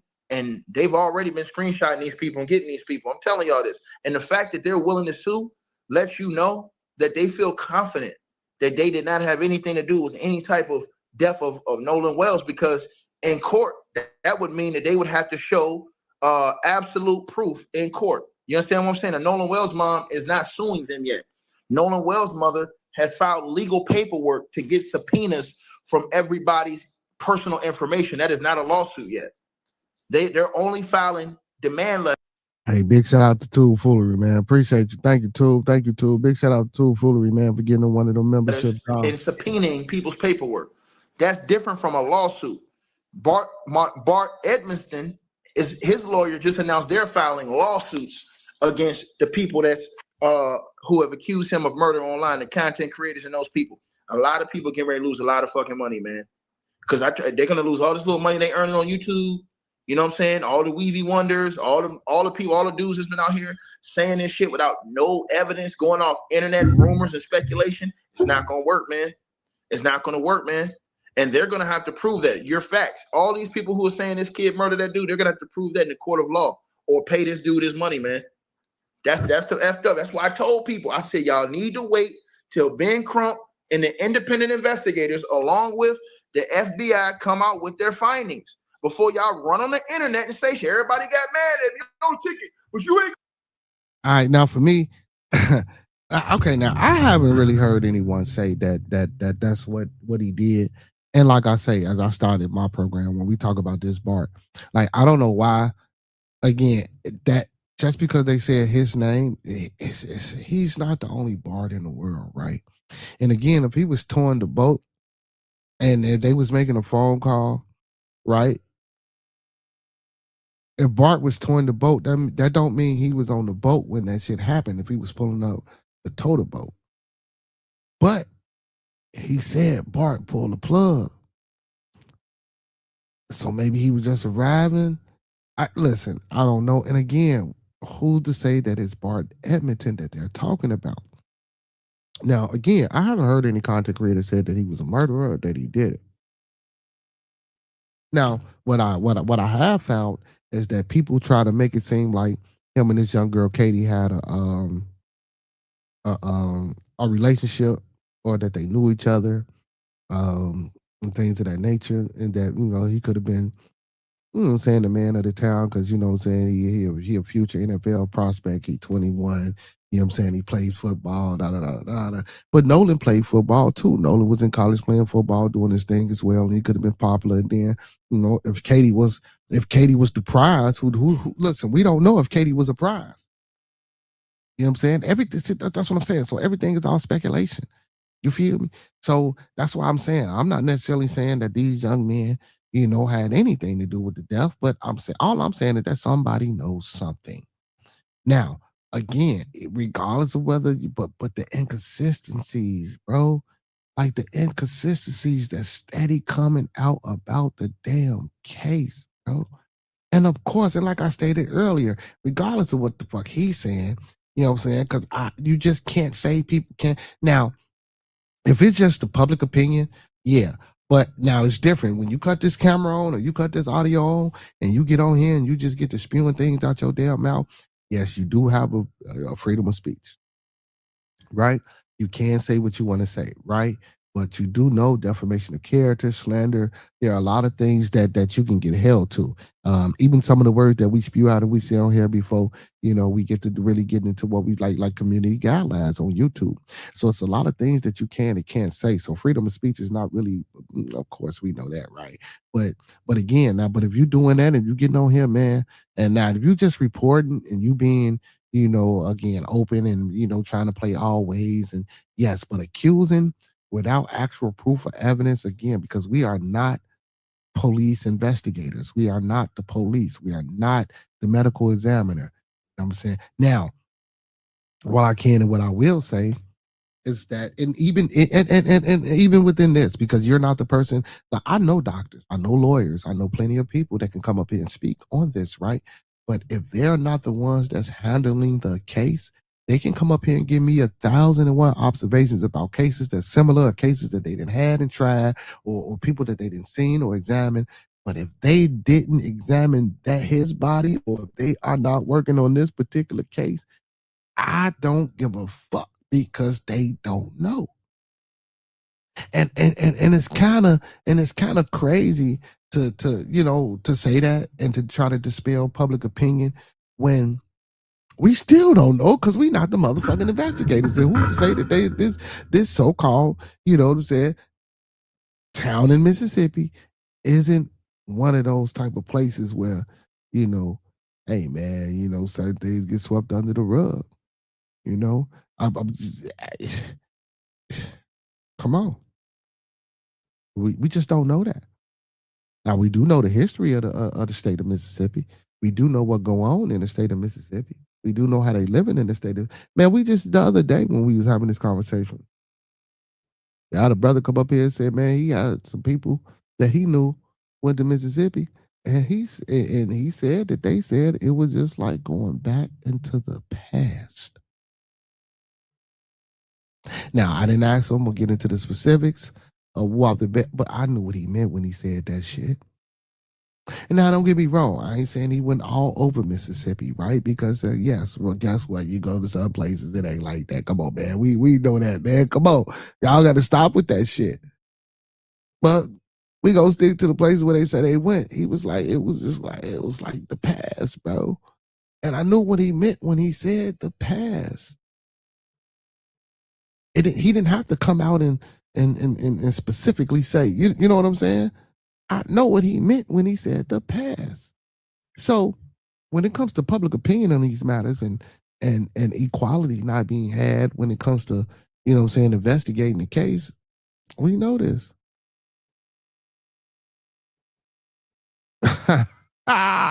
You're a fool too. Oh shit. So hey, you a fool. Oh my god. You say subpoena sounds like something nobody wanted to be served. Oh, subpoenas. Yeah, you're a fool too. I like that. Did you ever read the emails I sent? Man, you sent me 1,001 emails, just Jen. I always look at them. But let's listen to more of what he talking about. You're gonna say, no, I'm not a damn fool. No, I'm not a damn fool. It's a lot of damn fools out here though that's trying to give away their money. All that little YouTube money y'all been racking up for doing this shit to goddamn on Carmelo Anthony case, and now doing it now. They get ready to take that shit. They get ready to take that. I hope you saved up. They get ready to take that shit. And this is why I told everybody, you should always practice waiting till evidence comes out. If there was a video evidence of him doing any of the stuff or any of the crime these people accuse him of, that's a whole different story. But the fact that these people can only say, I think that he did it, this, that, and the third, and he did it, bro, they're done, bro. You can't come on the internet and say that shit, bro, because now you're going to have to go to court and prove that he did exactly what he said. You said or you're going to have to pay him a settlement. And I told y'all this, the motherfuckers didn't want to listen to me, man. The motherfuckers just, his lawyer just came out and announced right now that they're suing all these content creators. I've been trying to tell y'all. Man. Cats don't be want to listen, man. When you don't want to listen, this is what you're going to get, bro. I try to tell y'all this. All these motherfuckers came out on the internet, running around here, hooting and hollering, acting like they got the juice, and they ain't got a damn thing. And now they finna get their asses sued. So that's why I said, I want to see when they get their monkey.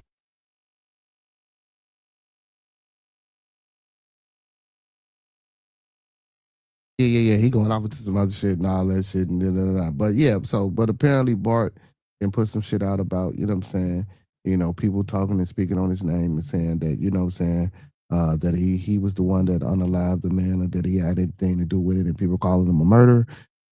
He's saying he's suing people. And my thing is this, man. Like, I don't necessarily think he's suing for no money because they straight, right? Like, come on, for real. We suing small time content creators for what? Like, what do you like? Not for your name, yeah, but not for no money. You take a page, shut them down. You know what I'm saying? Tell them that don't speak on me no more, shit like that. But you're not doing this shit for no money. You're not getting no money out of these people that's small time. Come on, man. Let's be fucking for real. Let's be honest here, bro. You really think he doing this and get money out of people? Oh man, stop it. Stop it. Noble has arrived. What's going on, Noble? Make sure you pull up Friday and Saturday, Noble, man. Hey, man. Hey, y'all, this guy Noble got some great music, man. We gonna get into Noble on one of these Fridays and Saturdays, man, and check them out, man. Check them out. The whole Milk King. What up, man? Yeah, but yeah, man. Like, yeah. So, and again, man, I'm not going to sit here and say that this young man, Bart, had anything to do with anything, right?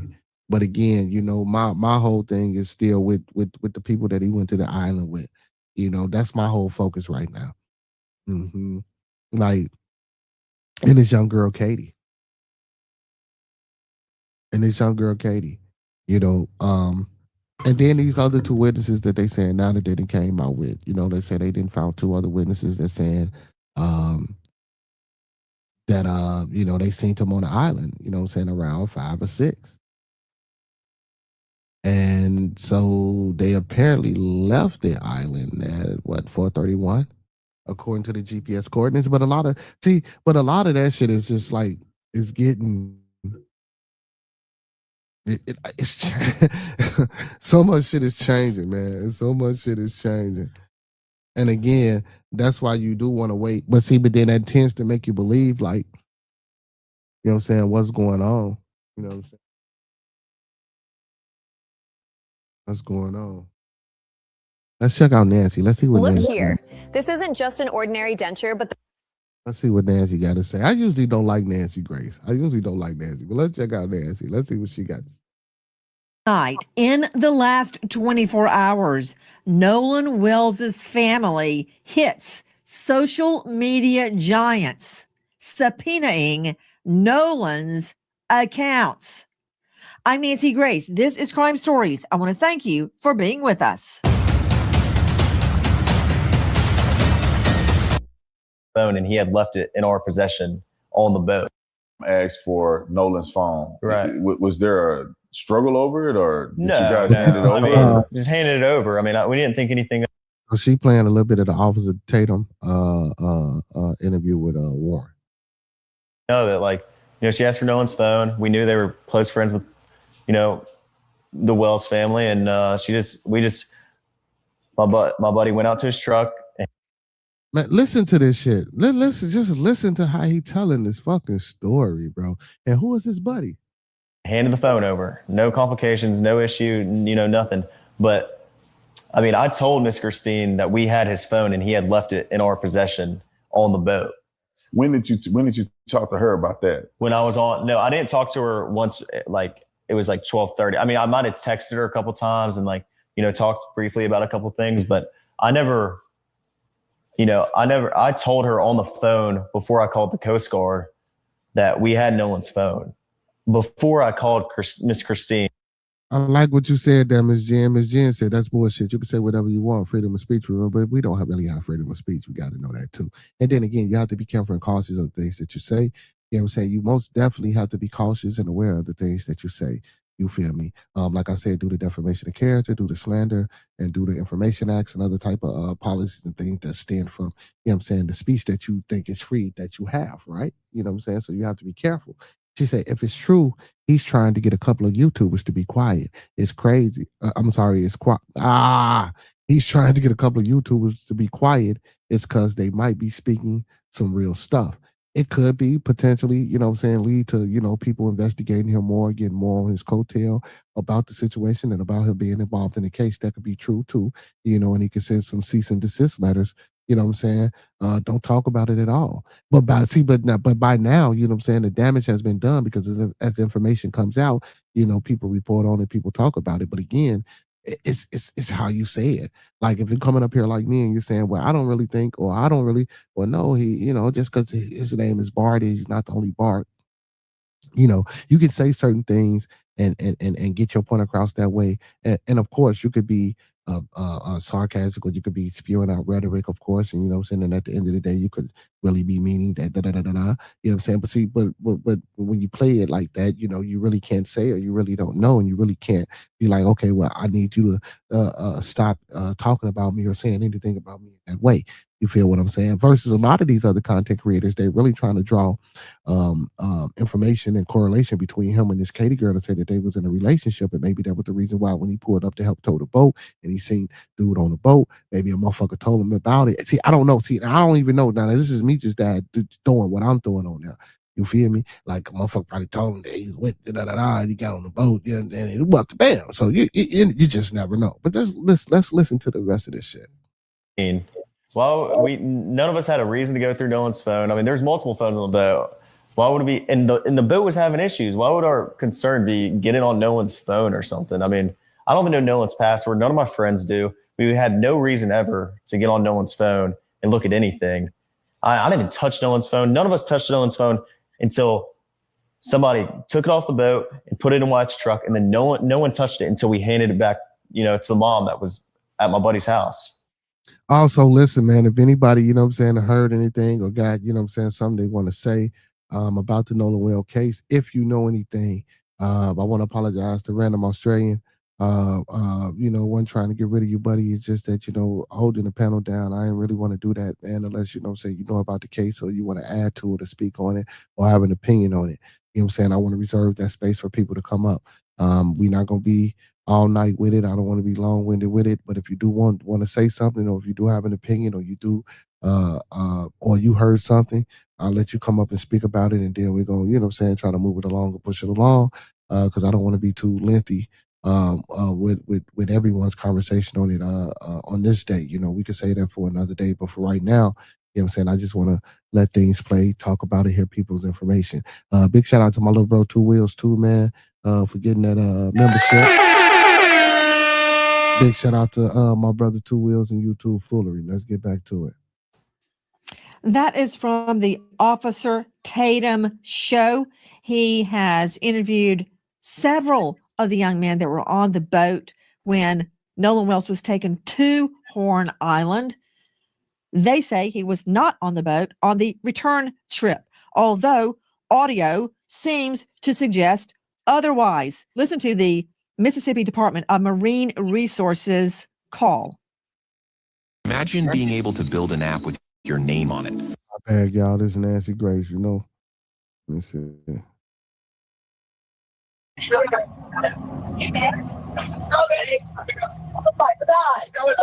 Tito Assistance, Vicky speaking. How can I help you? Hey, we're at the west tip of Horn, and our bilge pump stopped working. We're sinking. Can y'all please come? We have a membership. All right, of course. How far is the water coming up, sir? Can you give me a description? Angles? Hello? Hey. Yes, how far is the water coming up, sir? It's coming up. We're just sinking. I don't know. Like, we're going down now.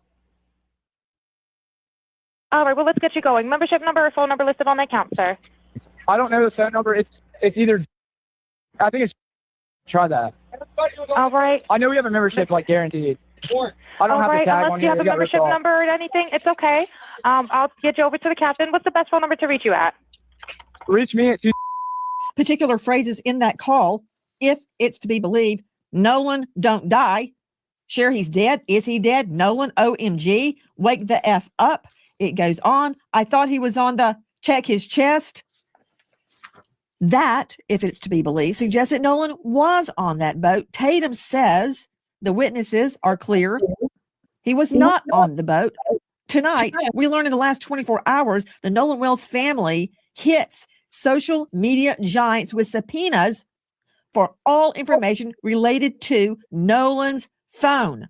First, straight out to Dave Mack Crime Stories investigative reporter. Then we will be joined by Brandon Tatum. Dave Mack, what's happening? Right now, Nancy, the family of Nolan Wells has announced that they are going after, they have subpoenaed documents for Nolan Wells' phone. They've gone to the media giants like, TikTok, Instagram, the meta companies, everybody that Nolan Wells used to push out videos of what he was doing and pictures. And they're they believe that some material was deleted from Nolan's phone. And this is what they're trying to prove with these subpoenas, to get all of the information, as well as, by the way, the location tracking app, Life 360. So you got Snapchat, WhatsApp, TikTok, Meta platforms, and Life 360. all of this. The court documents already filed, Nancy. Nolan Wells's family slapped subpoenas on multiple social media giants seeking his account information and data. This into the investigation of the teen college football player's mysterious death. They were issued in the last 24 hours, including Snapchat, WhatsApp, TikTok, Meta platforms, Life 360, and these are according to court documents demanding the companies turn over all materials info related to Nolan's accounts. This includes current and prior usernames, passwords, email addresses, phone numbers, even displayed names. They want IP addresses associated with every account, all communications, chats, posts, stories, and info. His cell phone has become a critical issue. Jerry's, what up? Jerry's, what up? In the probe into Nolan's death.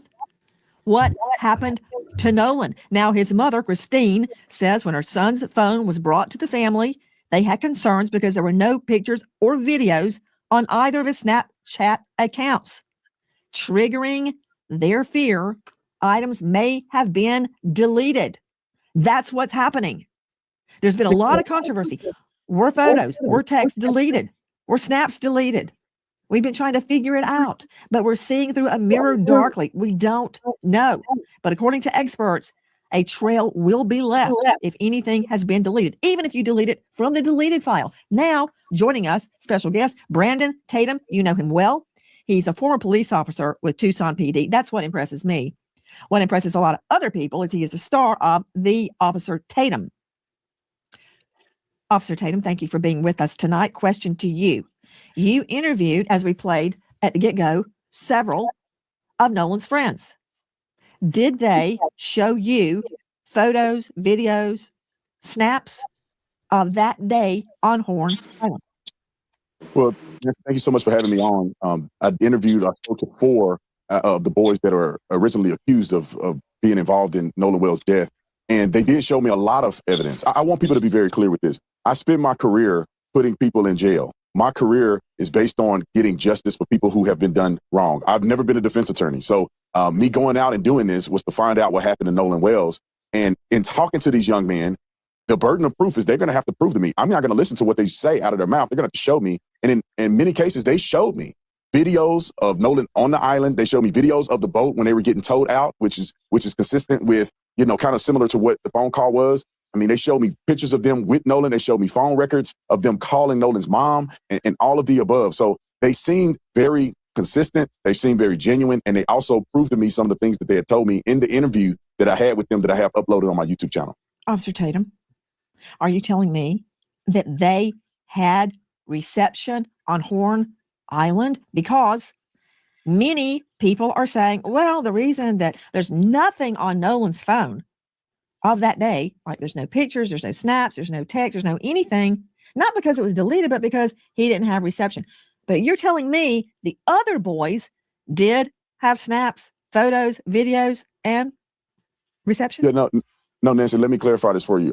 It wasn't that they uploaded this online. They showed me videos and things that they took from the boat during the outing on 4th of July. I was personally out at Horn Island. I rode out there on a boat, and I didn't have great reception there. And I left my phone in the boat when I got into the water and we were actually going out to do interviews. Objection. You've been in court long enough to know you're going to get objections. You said you didn't have great reception, but you did have reception, did you not? No, there was reception there. It just wasn't great, and it wasn't great enough for people, in my opinion, to upload. You can make a phone call potentially, but you wasn't going to upload data to a social media account. Now, could people take the steps to do it if they're dedicated enough? Yes, but it doesn't appear that would have been a frequent thing. What'd you say, Two Wheels? Say, get his ass, Nancy. Given the fact that you probably had 1 or 2 bars out there. And I heard evidence of that. Not only did I see evidence of it when I went out there myself personally with my cell phone, when I listened to the CETO call, you could tell that the call dropped out several times. It seemed like they were having trouble at times hearing each other. So it is consistent. And anybody that travel out there that have gone to the 4th of July celebration, they know that the reception is not very great. So the videos that they showed me in call logs were things that were not associated to social media, that they never posted on social media. It was, pictures and videos that they took on their phone. Okay. Let me refine my question. I take it from your last answer that the answer is yes, you had reception on Horn Island. Yes, I did have reception on Horn Island. We just played that CETO call. It's 2 words, SEATOW, and it's kind of insurance that people have that are boat goers. And if you have a problem, CETO will come and. And I want this to be clear too, because a lot of people keep saying that it was a 911 call. Ms. Jen says, why all of a sudden the media opinion is so important? That's ridiculous. Yeah, right. But small content creators, I get it. But so I want this to be known that people keep saying that it was a 911 call. It was not a 911 call. It was an audio call being made from the west tip of Horn Island. And he gave the coordinates to a CETO company. Like she's just spelled out a C SEA tow TOW. Just like we call the tow people or we call AAA to come to our cars. You know, they have the same thing for boats that's out at sea. You know what I'm saying? So this was a CETO place that he called. This was not a 911 call. This was not a police call. This was a tow call to a CETO company. And the young lady that responded was the operator. You know what I'm saying? Because a lot of people been saying it was a 911 call. So it was not a 911 call. Tow you back to the mainland. They said they had a problem. They said they were taking on water. One of your takes that light button is that all the chatter that we're hearing, wake up, Nolan, are you dead, Nolan, wake the F up, Nolan, could be referring to the battery, the bilge on the boat, that it's all unclear. Regarding the boat being disabled, apparently it was not. Hey, would you like your very own Shopify store? Hold on, chat. We ain't got to watch. Hold on, chat. Hold on. My bad, chat. We ain't got to watch all that. But yeah, man. Also, I want to let it be known that, like I say, again, just because they said that young man's name doesn't mean that it had to be that particular individual. So again, you know, I just want that to be clear as well. I do think that Officer Tatum, like he said, so he was going around answering the question. It was a yes or no question for me. Like either you had reception or you didn't have reception, because we heard the phone call, so we know they had reception. You know, because it was being stated earlier on in the case that, you know, a lot of the kids left they phone on the boat. Now here we go. Now, are they leaving their phones on the boat, or are they taking their phones with them on the island to take pictures? And then they can upload these pictures later. So which one is it? Are you leaving them on the boat, or do people on the island have their goddamn phones so they can take pictures? See, this is another inconsistency with me. You know what I'm saying? Now, he's saying that he's seen pictures, right? In the boy's phone, and the boy showed them pictures, right? Now, again, I don't know where these pictures was took. You know what I'm saying? If they was on a boat, if they was on the island, or wherever the case may be. You know what I'm saying? They didn't directly say that. But again, it was told in the beginning of this case that a lot of people leave their phones on the boat. So which is it? Did they leave their phones on the boat, or did they take the phone on the island to take pictures? So first, at 9:56 a.m., the boat leaves the original dock. So now this is, as we can see, this is the itinerary. Yeah. Like these boats got GPSs and coordinates locks in them. And then, and 9 times out of 10, I'm going to say, like, yeah, you know, these kids, they able to use, you know, their parents' boats or whatever the case may be. So, you know, of course, you know, just like your car, you know, your car got the OnStar and shit like that on it. You feel me? You know, you operate that because you never know what could happen and shit like that. You feel me? So this is like supposedly the itinerary. And see, and here again, like I said, they made the distress call. I said 401. I stand to be corrected. They made the distress call at approximately 4 o'clock, as you can see. It said they made around 4 o'clock the distress call.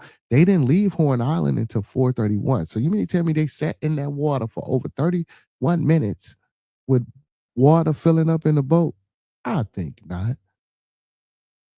I think Miss Jen says, I'm talking about the tow company. They have to let the Coast Guard know. She says you got to advertise authority for that. Yeah, so yeah, and you do have to let the coast. What she said, there's a video of them that was uploaded and then erased the day after. So yeah, so but again, like you said, so certain parts of the island or certain parts in the water, you know, you get better reception. Um, I was supposed to play the Warren interview where he did mention that on certain parts of the island that you did have better reception than other places. T Empire, number one says they do both. They take the phone out and take pictures and put them away. Okay. And I would imagine so, T Empire. I would imagine so. I would imagine that some people would leave their phones and some people wouldn't. Don't get me wrong. I know I'm just saying that. But you know, in this case, just like how they say, well, Nolan left his phone on a boat. Like if everybody else taking pictures and you would, I just doubt that. You know what I'm saying? That's just all I'm saying. You feel me? And in some cases, I do understand. Like I ain't gonna lie, I'll probably leave my phone on the boat too, because I'm gonna jump out in the water and I ain't got no protected case. I'm not just gonna fuck up my phone. You feel me? Especially if it ain't waterproof. You know what I'm saying? Arrives at Horn Island at 11:14. So at around 4 o'clock, there is a call to the Coast Guard about the boat. NBC News got a hold of it. We're sinking. Can y'all please come? And is everybody on board in good health otherwise? Yeah, everybody's on board. Everybody's on board. So does that mean Nolan is on there? Who was on that boat? Now, I'm not gonna say that. Now, that's just reaching. Like when they say everybody was on board, of course he's talking about his friends and the people that he came with. I'm not just gonna necessarily put Nolan on that boat with them. You know what I'm saying? Just due to the fact because they said, no, well, we left him behind. And then, you know, a girl said, oh, well, no, he went to the boat. So since we don't know the actions in between that, we can't just say that Nolan was on the damn boat with him. You know what I'm saying? Like we just can't, y'all. We can't. We can't. Excuse me, brother. Got a little comment in at the end of the thing. I'm gonna get to that in a minute. So Ms. Jen says, see if you were keeping, if you were keeping, if you keep ignoring my emails, you missed out valuable information. So glad to share with you. No, you didn't miss out. Now, not saying that video, man. Ms. Jen sent me a video about them possibly the dumping and throwing Nolan out of the boat and shit like that. I don't believe that shit at all. Miss Jen, that's just a far stretch. You feel, but I'll pull it up and I'll show the people this video that you said, but I don't know about that video, bitch. Yeah, I don't know. And Shadow Band, make sure you sub up and make sure you share me out, man. We love the trolls over here, man. You feel me? I appreciate you, my boy. I appreciate you. But please save the comments, man, for somebody else chat, you know? Yeah, but Miss Jen, I seen that. I seen that, Miss Jen. I seen that. 4:31, the boat leaves Horn Island and it is towed approximately 3 miles, and then the tow ends. So after 3 miles, they go back to the original dock, okay? They arrive at 5:44 p.m. So it looks like this is where Horn Island is, and this is where the original dock is that I am referring to. I looked it up, and El Camino Real Road is in Gulf Hills, Mississippi, which is right above Ocean Springs. So I'm wondering if this is the house where they got the phone. Now, the boat travels to Fort Bayou. At 6:06, the boat returns to the original dock. Then, from the original dock, the boat goes back to Fort Bayou, and then they go to the boat launch, and it is put onto the trailer and moved by the vehicle. Did they drop people off at the original dock, travel to Fort Bayou, pick somebody up, and go back to that original dock? And then from there, why was there an hour and 13-minute time gap? This boat was sinking hours before, and then they're just having it docked for an hour and 13 minutes. You would think they'd want to get that boat out of the water ASAP. Cartoons make complex ideas easy to understand and are incredibly... Yeah, and that's another thing. Like I said, if they were sinking, hell yeah, give me about this water. That from the real TikTok detective. The boat wasn't sinking. They told Cito it was sinking. What's the truth? Was it sinking and they repaired it? Now, I'm shocked at Nancy because y'all, I really don't do the TikTok shit, man. Like TikTok, a lot of that TikTok shit be, listen, I'm gonna keep it 100, man. A lot of that TikTok shit be wrong, y'all. I'm gonna tell y'all, man. A lot of that shit be wrong. Did they have a leak and they repaired it and kept on SOP? Brandon Tatum joining us, former cop, now star of The Officer Tatum. Did the young man explain those travels we just identified? Yeah, 100%. They did that. I wish that people on the internet would have had an opportunity, and they can go look at the interview that I did with Warren, but they had an opportunity to actually talk to these young men to get this in perspective, because some people have no idea how boats function and how they work. They explained to me, they took me on a boat and showed me exactly where they went, where they docked, where did they, stop at, how did they get the bilge pump and the water out of the boat and all of the above. So they were sinking. They were taking on water. The water came up high enough that the batteries weren't working. They had to get a tow to kind of tow them out. When you can see the young lady saying about 3 miles out. It's a complicated boat's jargon, but they ended up getting the boat out. They ended up getting it to the point where they could run the water out of the boat through a hole in the boat that they ended up plugging. They explained all this. Anybody that does boating know exactly what they're talking about if you hear them explain it on the interview. So they have an explanation for all of these things. And not only that, Nancy, they showed me video of them on the boat, and Nolan was not on the boat. Nolan was not on the boat log. And there are people who saw Nolan on the island closer to around 6 p.m., which is far after they left, far after this phone call was made. I saw text messages from the young lady that Fambo, what's going on? Fambo said whoever did this to Nolan Wells should be charged to the max. I stand on that. So we got a comment. Sing what you want. He said 3 killed, 14 shot Chicago in one night. Who gives a shit about some dumb black who couldn't swim? Respectfully, brother, fuck you. You know what I'm saying? You know what I'm saying? Fuck you for that the end of the comment. Fuck you. man. Fuck you, right? Now, but to answer your question about the 3 being killed and 14 shot in Chicago, I absolutely stand that is just as important as Nolan Wills being unalive. I'm going to sit here and say 1,000,000%. I hear you and I understand. You know what I'm saying? And I agree with you. You know what I'm saying? Wholeheartedly. Like I said again, 1,000,000%. But right now, we're talking about Nolan Wells. You feel me? So I'm from Chicago actually, and I always report and talk about unalivings and deaths and things of that nature that happen in my city. So you feel me? I don't negate, I don't look over, I don't scoop past them facts. I actually talk about things that happen and killings that happen in other people's state as well.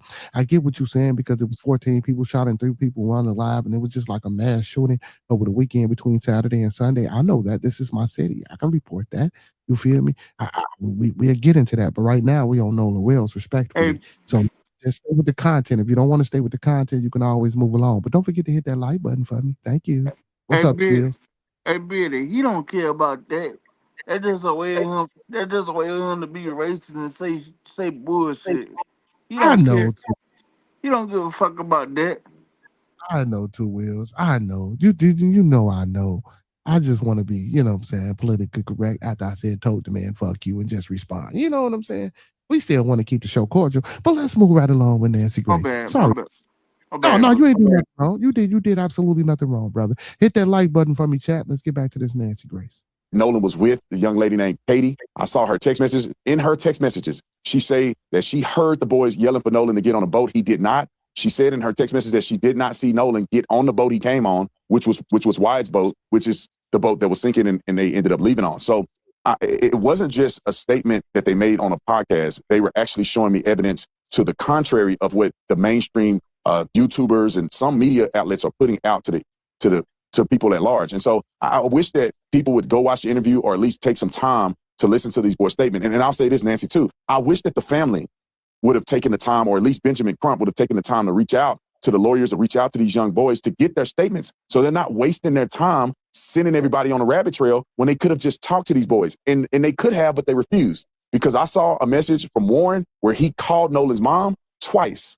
I've seen messages from Warren's stepmother, Ashley, where she sent Nolan's mom a text saying, please reach out to me whenever you're ready. I would like to talk. Other parents I saw messages from who reached out to Nolan's mom saying, we need to talk. Can we talk? I'm available if you need to talk to us. I do not understand at this point why Benjamin Crump would go out and put misinformation out online when he had the availability to talk to these kids and clear these things up like I did before he presented this to the public. We also reached out to Benjamin Crump 4 times. And on the 5th time, they come back and tell us that the family is not doing interviews. We didn't ask to talk to the family. We asked to talk to the attorney, Benjamin Crump. Why? So we can come together as a community and solve what happened to Nolan Wells, not create and stoke division, which is what I've seen from Tatum, Benjamin that Crump. is exactly what we're trying to do. And I hear everything you're saying. And, I think like a prosecutor, my main goal is to find the truth of what happened to Nolan Wells. And one thing I cannot get away from is the medical examiner. I'm trying to get to tonight's news, which I'm going to get to, but you were seeing video from WLOX. Speaking of sinking, is at an alleged issue with the boat bilge. Well, Randy and Bunny on TikTok have their interpretation of that. Watch this. Detail assistance, Vicky speaking. How can I help you? Hey, we're at the west tip of Horn, and our bilge pump stopped working. We're sinking. Can y'all please come? We have a membership. All right, of course. How far is the water coming up, sir? Can you give me a description? Ankles? Hello? Hey. Yes. How far is the water coming up, sir? It's coming up. We're just sinking. I don't know. Like we're going down now. That from Randy and Bunny on TikTok. Joe Scott Morgan, very quickly before I can get into why the family believes they need subpoenas to social media giants to get the truth about what happened to Nolan's phone. Anybody can say anything after the fact. Those boys may be innocent. They can look like choir boys, angels now, but I still don't know what happened on that boat. And I still see conflicts. Can they be reconciled? I hope so. But until they are, we're on it. This is what I can't get away from. Control room, please show Joseph Scott Morgan the autopsy diagram of the victim's occipital bone. Okay, I don't care what anybody says. I do not care if an archangel lands on this anchor desk. If he lies to me, I'm using handcuffs for his wrists and a rope for his wings. You hear me? Look at that again. Put it back up. He has deep reddening subcutaneously on the back of his head. Nowhere else. It's not on his neck. The back of his neck anyway. Don't see it on the back. Don't see it anywhere else on the body. So I really don't want to hear a lame explanation that it's lividity of the blood sinking to the back of the body. Number one, the body was on its face. But that said, they kept the neck and the lungs. Lungs to see if he drowned. Neck. Why would they keep his neck? I can't get away from. So to give y'all a little bit more info about the occipital bone, which is in the back. Now, mind you, so if he was laying face down and the pools, they saying so your body can bruise, like, so the blood settles, right? Once blood stops circulating, the blood can settle in certain places in the body, and the occipital region is one of the areas that it could settle around the neck, back, underneath the arms, and the creases of the legs, where your where your knees being and things like that, especially being up on a slab table. You can look this information up and stuff like that and things like that. But apparently, according to this, the size of the redness or the mark that's on the back of the occipital, good goddamn it, it's the occipital. They trying to say that it could have been some type of maybe blunt force trauma versus it laying on the medical examiner's table. And again, because they basically what they trying to say is that it would be red in other regions, and why didn't they specify the other regions where it could have been red at if they were red. Now maybe this was just one that they did and just put out there, and they didn't put the rest of the paper, and we don't know, again, because a lot of this thing from the first autopsy is being submitted to a grand jury. We would have to wait to see exactly what that first autopsy unfolds with the grand jury. This Joe Scott Morgan, and I don't care how angelic the friends appear, and they may be angels. I don't know that yet. But you can't get away from this, Morgan. No, you can't, and we can't get away from it until the investigation is concluded on the part of the state medical examiner's office and the authorities. And in Mississippi, and I can promise you this, as the day is long, they're not going to release this information because it's an ongoing investigation. I know everybody wants it. Now, what we do have is a second view. We've got a second set of eyes on this. I know plenty of medical people. I know plenty of doctors. I know plenty of morticians. I know plenty of people who and again, even if I don't know this lingo, I can look certain things up. I can research certain cases and trials and how medical examiners work and things of this nature and stuff like that. Like, bro, this a lot of this stuff is not hard to look up, man. If you're competent and you know how to read and you're literate, brother, you can understand these things. You feel me? Like, this is facts. From a highly accomplished forensic pathologist, I might add, former chief medical examiner for DC.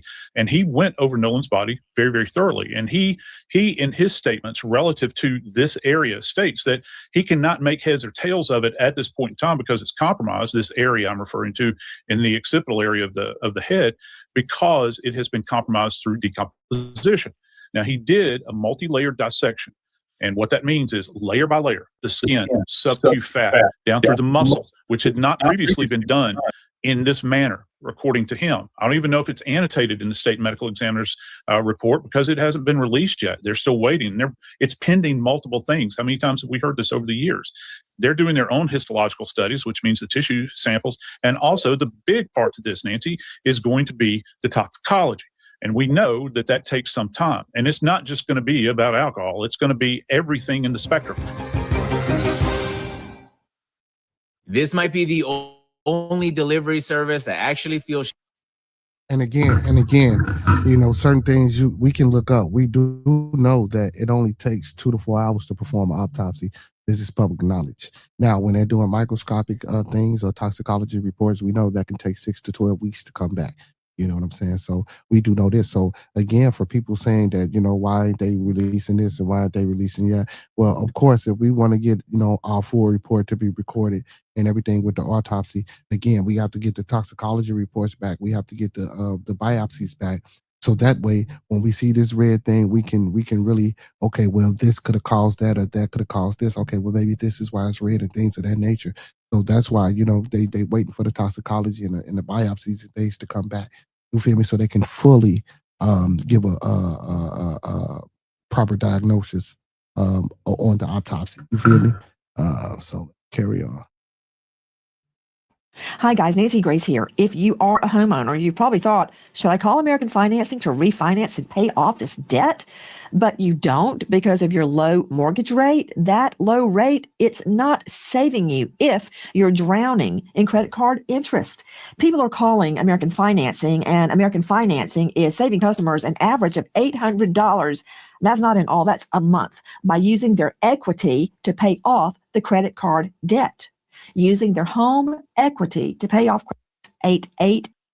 Go to $8.90. Have the friends taken polygraphs? Well, from my understanding, all but I believe one took a polygraph. And from what was told to me, that they all passed. And all of the ones that took a polygraph took one without a lawyer. And so, and they cooperated with law enforcement. So from my understanding, everybody took a polygraph test. Why do you say that's from but what one. you understand? Did they tell you they took a poly and passed?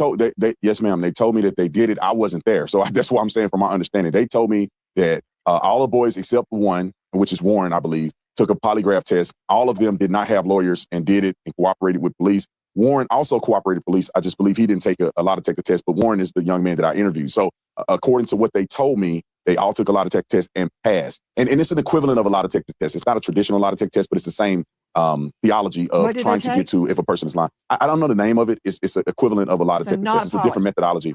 I don't believe it was a polygraph test. I believe they took other stressors in order to analyze if so people then were the telling the answer truth or to not. did they take a polygraph would be no. Well, I think it could be semantics because they took a test to analyze whether or not they were being truthful in their statements, and that certified test, they passed it. It just wasn't considered a traditional polygraph. I think it's a more advanced way of doing it. Brandon Tatum. Hold on. In a nutshell, Joe Scott, there's a difference between a polygraph, which measures all sorts of body signals, your sweat, your breathing, your heart, your blood pressure, all sorts of things, and an audio verification test. Big difference.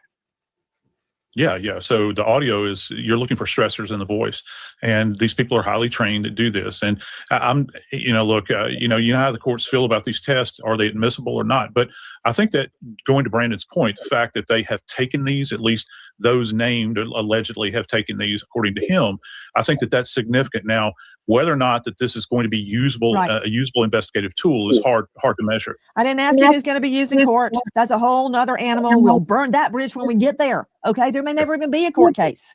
First, I got to find out what happened to Nolan. Okay. So let's not put the cart before the horse. You've got eye detections tests. I don't put any stock in that as to whether somebody's lying. You've got nonverbal communication experts claiming they can tell. You've got brainwave analysis. You've got all sorts of things. I want a poly. Right. I'm not saying they did anything or they didn't do anything. Go, strap up, take me a poly. Officer Tatum, star of the Officer Tatum on YouTube. I've been told, but I can't verify, that the boat in question has been searched by scent dogs and cadaver dogs. Is that true? I'm not familiar if that's true. Let me just clarify. The test that they took was a voice stress analysis test instead of what we call a traditional polygraph test. But I'm not familiar with the cadaver dog searching the boat. I wasn't informed that that was the case. But I was told by the boys that they did not wash the boat off or do any of those things that they were accused of doing, after this incident. Right. And I say, based on all the things that I've heard, it appears that they've been very truthful with me and law enforcement. They've already communicated with law enforcement very early on.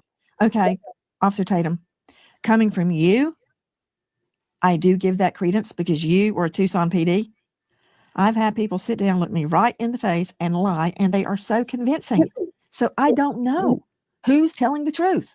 I don't know what happened, and that's why I really resent people suggesting the investigation be shut down. We're not doing that until we know what happened. Officer Tatum interviewed multiple of the young men on that boat. Now, let me address what's happened in the last hours. The family is not buying what they are saying, that nothing was deleted. They're not saying they're lying. They're not saying they're telling the truth. They have hit social media giants with subpoenas once and for all to get everything there is to get about Nolan Wells Digital. Okay, straight out to Dr. Jim Jones, joining us out of Virginia. Dr. Jones, cybersecurity, digital forensics expert, digital forensics program director, associate professor, George Mason University. Okay, can't argue with that. Okay, Dr. Jones, what will the evidence reveal? Let's just start on Nolan Wells's cell phone. Let's start with Snapchat. Sure. So on his cell phone, any images taken for whatever app are going to be stored locally, at least temporarily. So Snap is one of those apps that deletes the picture afterwards. The key here is that when digital files are deleted, the data does not immediately go away. So the data is left intact at least for fractions of a second, sometimes hours, days, weeks. So what they'll find, assuming that they have access to the unencrypted data on the phone, is they will find bits and pieces of old text messages, videos, pictures taken, and that might reveal something that they can timestamp to the event in question, yet the picture is not still in the active files. That would suggest a deletion. Okay, hold on just a moment. Let me see, Jones. Dr. Jones, I'm just a trial lawyer. I need you to explain carefully what you just said. Let me ask you some pointed questions. Snap is different, very different. Hold on, doctor. Let me go to Tanya Jordan, Chief Parent Officer at Bart Parental Controls, author of Parenting in a Tech World. Snap is a whole nother can of worms. The other night, example, my son and I, John David, we both love Kung Fu. We're watching the ultimate Ip Man, and I fell asleep. It was 2:00 in the morning. I woke up and I looked at him. He's furiously on his phone. And of course, that raises a red flag. Why is your son on the phone at 2 a.m.? I said, son, what are you doing? And he said, I'm responding to a snap. I'm like, let me see. Who's snapping you at 2:00 in the morning? It's some freaky dude in his underwear on the other side of the world. He went, gross, number one. And he said, they disappear. Okay. Snap. What is it? Snap is an app that was developed to send disappearing nudes many, many years ago. So it's why children today now flock to that app and parents allow it. Myself included. I regret letting my son have that app. So now fast forward to today, children think that this media disappears because that's the user interface presented to them. But the media does not disappear. Children sitting on either side of them can take a picture with their phone, and that data lives on Snap servers because, as we know, law enforcement has had a heck of a time subpoenaing them and getting access to it. Okay, that's gibberish. So does a snap disappear? A snap appears to disappear to a user. So if I send a snap, and let's say, Nancy, you send me a snap, when I open it up, it disappears from my view. But that media, that photo, that video that you sent me, it is still alive in Snap's ownership. Okay, so what that means to me as a trial lawyer is I can subpoena it and I can see it. Yes. Okay, that made perfect sense. Now I get it. So my son is telling the truth that it disappeared. Yes. but not to Snap. Okay. All right. What about WhatsApp? That doesn't disappear. Correct. WhatsApp does not disappear, but WhatsApp is also purported to be encrypted. So Meta moved in a very big disappointment to anybody who cares about child safety to make WhatsApp end-to-end encrypted. So good luck to law enforcement trying to get anything that happened on that app. To Dr. Jim Jones, digital forensics expert, associate professor, George Mason University, program director, on and on. Dr. Jones, I, like Nolan's mother, find it very unusual that Nolan, for a period of hours, there's nothing. He is a prolific snapper, Insta, you name it. There's nothing there. I got a problem, number one, of him separating himself from the phone. But no teen does that. Nobody does that. But if he's out in the water, he may leave it on the boat so it doesn't get damaged. But I find it hard to believe that he left the boat, leave with it and his keys, and that he wasn't taking pictures and on the boat, on the way out there. Where's all that? That's human behavior, which is not your forte. But Dr. Jones, explain to me what these subpoenas mean. Dr. Jones, from what we're learning in the last 24 hours, Nolan's family demands all IP addresses associated with his accounts, all communications, chats, posts, stories. You can explain later to Tanya what is a story, and all other information. The phone is critical because there's nothing on it for the critical hours. Subpoenas issued in the last hours to Snapchat, WhatsApp, TikTok, Meta, all Meta platforms, and all location tracking platforms, including Life 360. Okay, doctor, what does it mean? So what they're trying to do is find everything that was pushed up to the servers. And as Tatiana pointed out, some of this content is encrypted as it goes through the servers. So they won't be able to see the content on the server, but they'll have a record that an image or a video or a message came through. So what I would be looking at is I would compare what the providers, the servers show to what's on the phone. And if I find a discrepancy, that would suggest that something has been deleted from the phone. Anybody that had access to the phone could easily delete something on the phone, much harder to delete what's being held on the servers. You're one sentence away from launching your website with Base 44. And let me do this. I want to make the contingency that, I want to make a statement that no one here is saying that these three boys unalived them. And no one's here saying that the young man, Bart Edmonton, had anything to do with the unaliving of Nolan Wells. I actually want to see, a lot of the evidence that they're bringing forth, but I do say that there are a lot of inconsistencies within the story. I will say that. Now, anyone that's listening or that's going over it, if you want to try to say it's a race thing or not, or you saying, well, why are we doing that? Okay, I get that fact. But now, but get rid of all that. What about the inconsistencies in the case and the investigations? Now, these inconsistencies could come from public opinion. They could come from, a lot of things. But a lot of the things that we're hearing and a lot of things that they're saying are supposedly things that are coming out through this interview with Warren and the other so-called friend, Trayvon, through the sister of the young lady, Katie, who she gave a statement through, just like we seen the report of the call being made at 4:00 and then they left at 4:31. So they sat out there for 30 minutes before they left if the boat was sinking. From the video that she showed with the young lady with a bilge. And again, I'm not a boating expert. I don't get on boats like that to know anything about 22 or 24 foot crabs in the water. You feel me? You understand? So again, I would have to get a boat specialist up here to go over with you guys, you know what I'm saying, how that works and how that operates. I assume his phone had a password. There are certain things that you need the password to do, such as delete activity. But if you don't have a password and you pick up your phone, if you're touching the screen, that leaves a trace. If you're trying to power it off, that leaves a trace. So we should be able to see people without a password trying to actively interact with that phone as well as someone that has it. So we would do a forensic acquisition, and that's really important here. Someone just looking in the phone, you can get a glimpse, but you can't see what's deleted and hiding below the surface. We need a forensic acquisition to do that. We can tell if it was just soft deleted, so like sitting in a trash can, or a hard delete. So if you empty your trash on your phone and then you go and throw it into a dumpster and the trash is taken away, there is a log that tracks everything. Also with timestamps on when that activity occurred. Digital expert Heather Barnhart. Okay, is a subpoena, Dr. Jones, Dr. Jim Jones, is a subpoena the equivalent of an acquisition, a forensics digital acquisition? Yeah, good question. No, very different. So the subpoena is going to the providers, the companies that provide these services, and it says, hey, what is on your servers? The physical acquisition is going to get a copy of the raw data stored on the phone. And to Heather's point, what you see through the interface is only a small fraction of what's actually stored on the device. It's a very busy place and things are being replaced and removed all the time.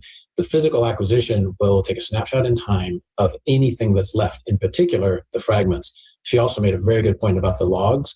Phones, modern smartphones, keep very detailed logs. It's not the picture, but it will So sorry, real quick, and appreciate everybody for tuning in. Mel Gilliam, appreciate you for tuning in. Harold, appreciate you for tuning in. Jill, I appreciate everybody for tuning in. tell you that someone deleted a picture, and you may even have a timestamp or other metadata that would help you know something about that content, even if you can't see the content anymore.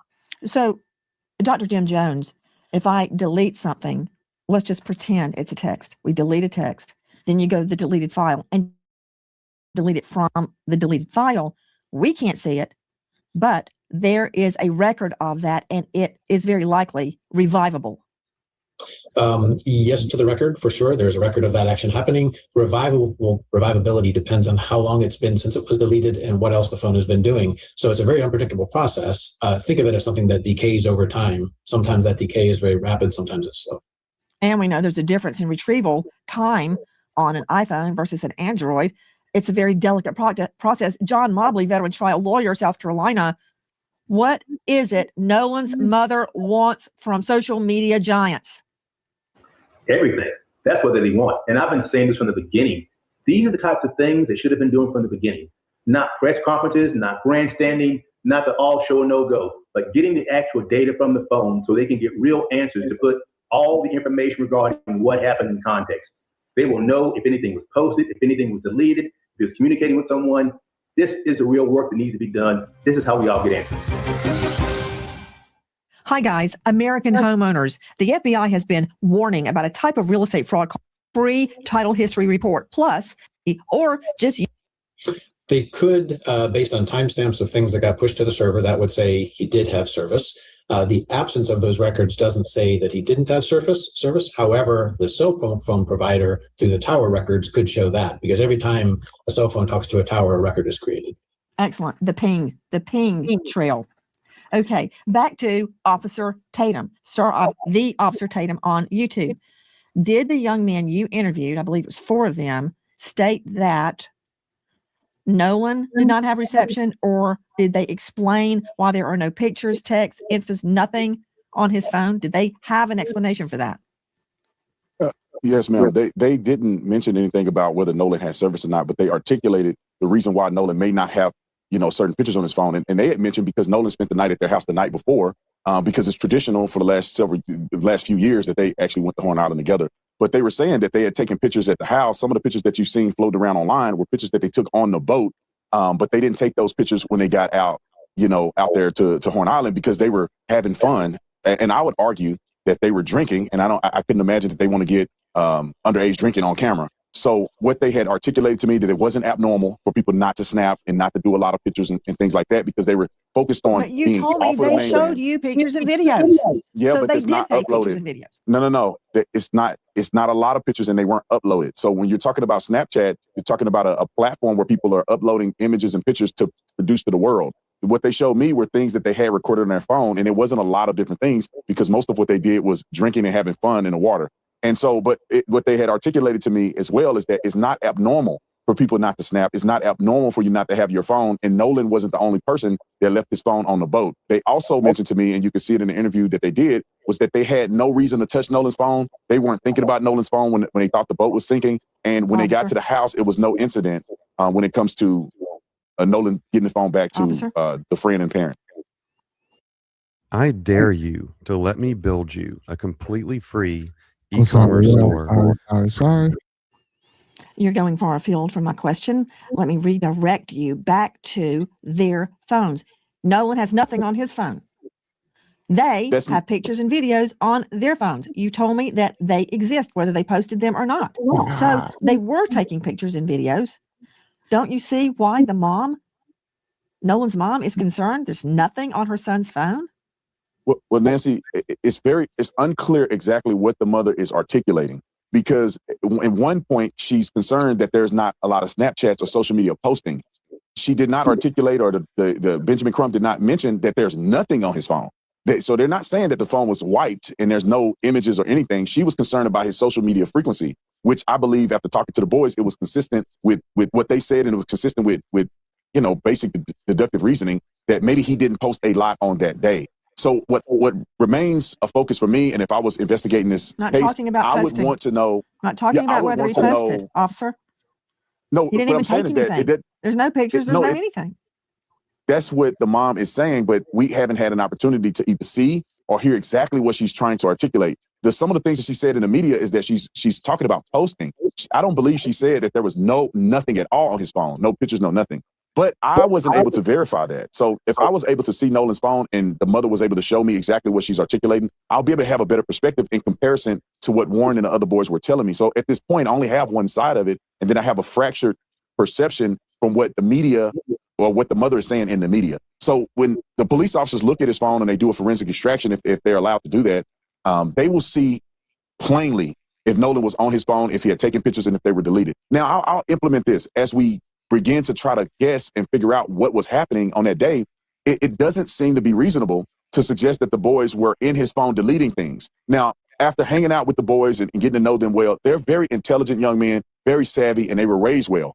I would project, if I were to make an assumption, that if they were trying to cover up something that happened to Nolan, I would perceive that they would throw the phone in the water or something where it never would be recovered. Or if they had access to get into the phone, they wouldn't just delete, they would just completely rewrite the phone or, do a hard reset. Or they wouldn't give the phone back to mama or the family anyway. So with those factors put in place and what I've talked to them about, it seems as if their story seems consistent to me, that they did not get in the phone. They did not know his password. They had no reason to believe that there was a necessity to get in the phone. Officer, and they gave it I'm over not to the saying family. you're wrong. I'm saying I'm not taking anybody's word for anything until I investigate it and corroborate it. Again, that's fair. Maybe they're completely innocent. Maybe they're not. I don't know. Or maybe someone else had something to do with Nolan's death. I don't know, but I will find out. And you said, I don't know what she said exactly. Well, here is what Nolan's mother said. When we opened it up, there was nothing. There were no saved pictures. There were no snaps from that day. And we did open it before the 24-hour expiration. So we found that very concerning, only because anyone who's ever been around Nolan will tell you at social gatherings, he's taking videos, he's taking pictures, he's even come up to me when I'm getting ready to go to bed. Hey, Mom, come on, take a picture of me.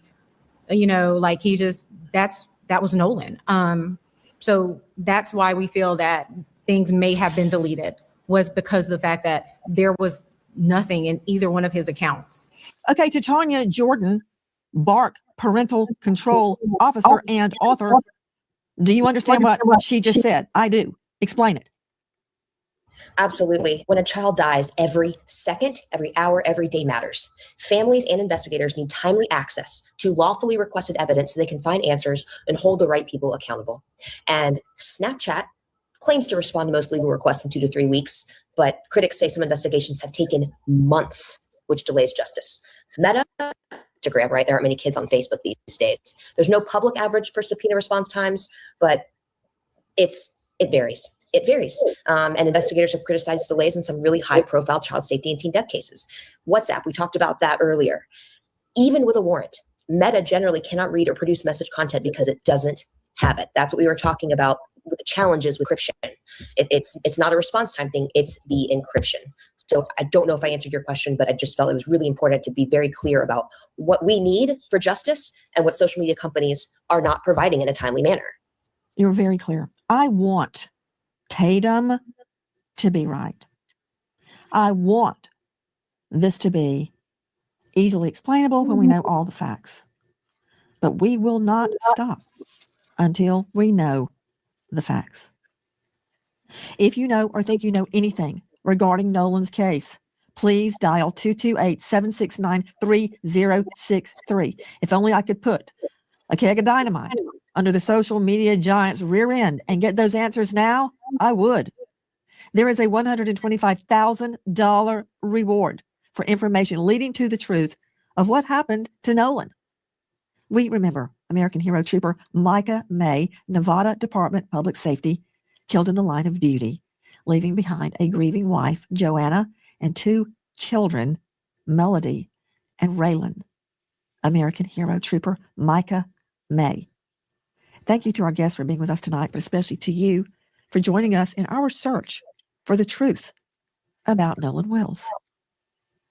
Nancy Grace signing off for tonight, but I'll see you tomorrow night. And until then, good night, friend.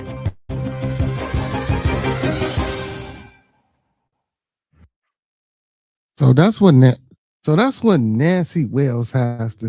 Nancy Grace has Nancy Wells. So that's what Nancy got to say so far. Well, not so far. She done made a few videos, whatever the case may be about the. What I will say, man, we do have an open platform, open forum. If anyone wants to come on and speak, say something, or you know what I'm saying, or want to give any type of response, anything, you know what I'm saying, please feel free. Also, man, I got another one I want to play. He actually went on so this Officer Tatum, he been doing a lot. He was on Stephen A. Smith show. You know what I'm saying? Let's get into that. He actually went on Stephen A. Smith as well. Let's get into that.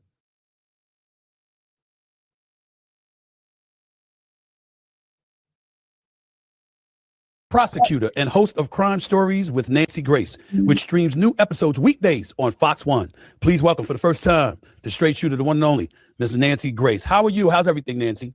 Thank you for inviting me. That's a very tough question because all day long I investigate and analyze murder and mayhem. Very often, Mr. Smith, I have people ask, why don't you smile on TV? Yeah, you can't. Wouldn't that be odd for me to smile in the course of reporting on a dead young man or a missing child? So I totally although I have great happiness in my life because of my twins. I got you. Boy-girl twins I had 18 years ago. Wow. Right. That's a lot. That's a lot of reason to be happy. No question about that. Let's get right to this case involving Nolan Wells. You've been all over this case right now. Just as a reminder to the audience, Wells was the 18-year-old college football player from Ocean Springs, Mississippi, who was on a boat July 4th with a group of friends and traveled by private boat to Horn Island, an uninhabited barrier island off the Mississippi coast.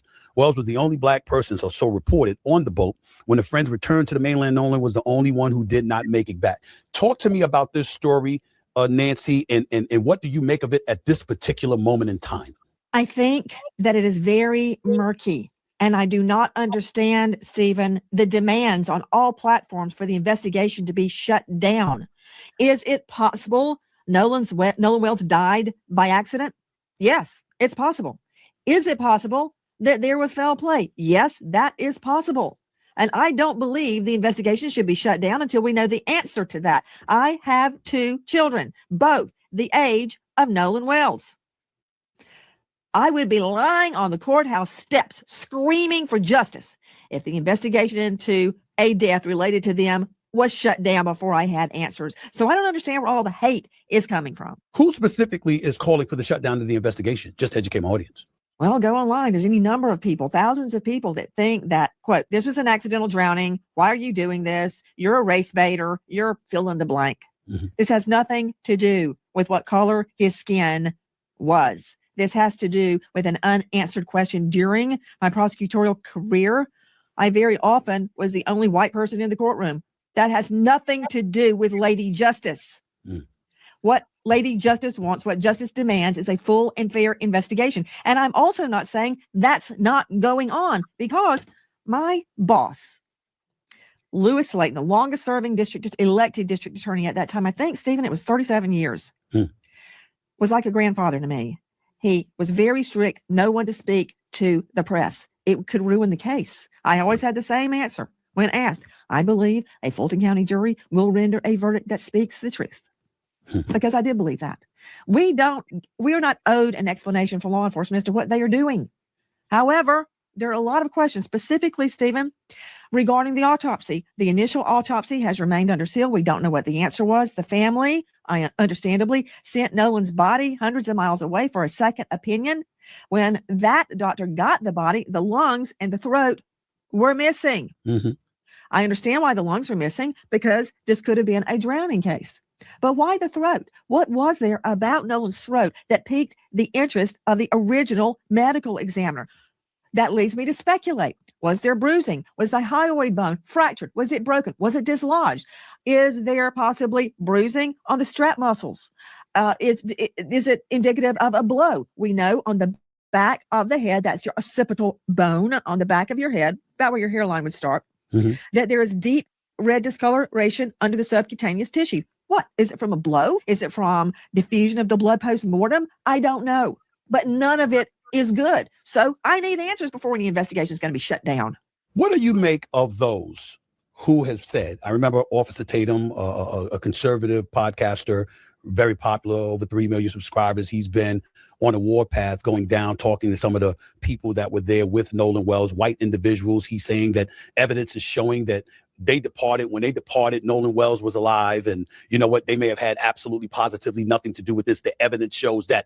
Is that your finding, that the evidence shows that the people being, with allegations being thrown in their direction, the suspicions that have been raised by these people that were in attendance with Nolan Wells, that they should be, they have been proven or found to not have been around even when he was still alive? Is your findings consistent with anything along that verbiage with what people are saying about these kids that were with him?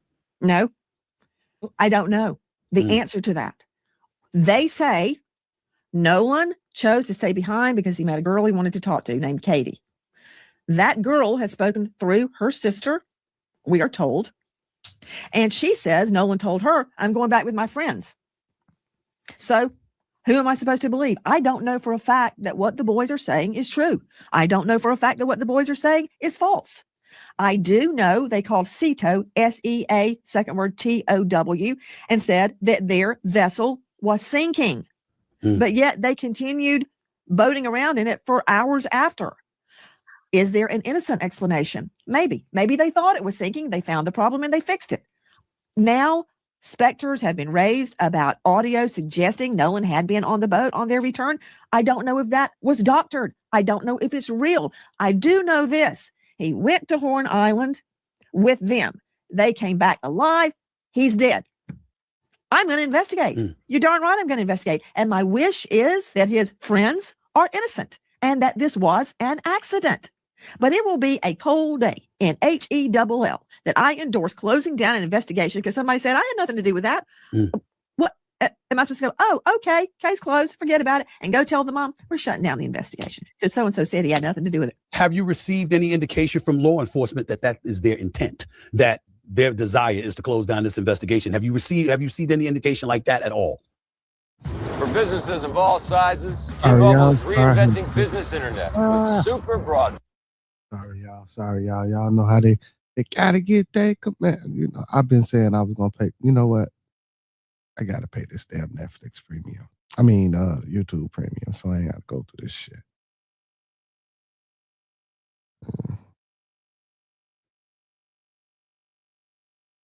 1 second, family. 1 second, family.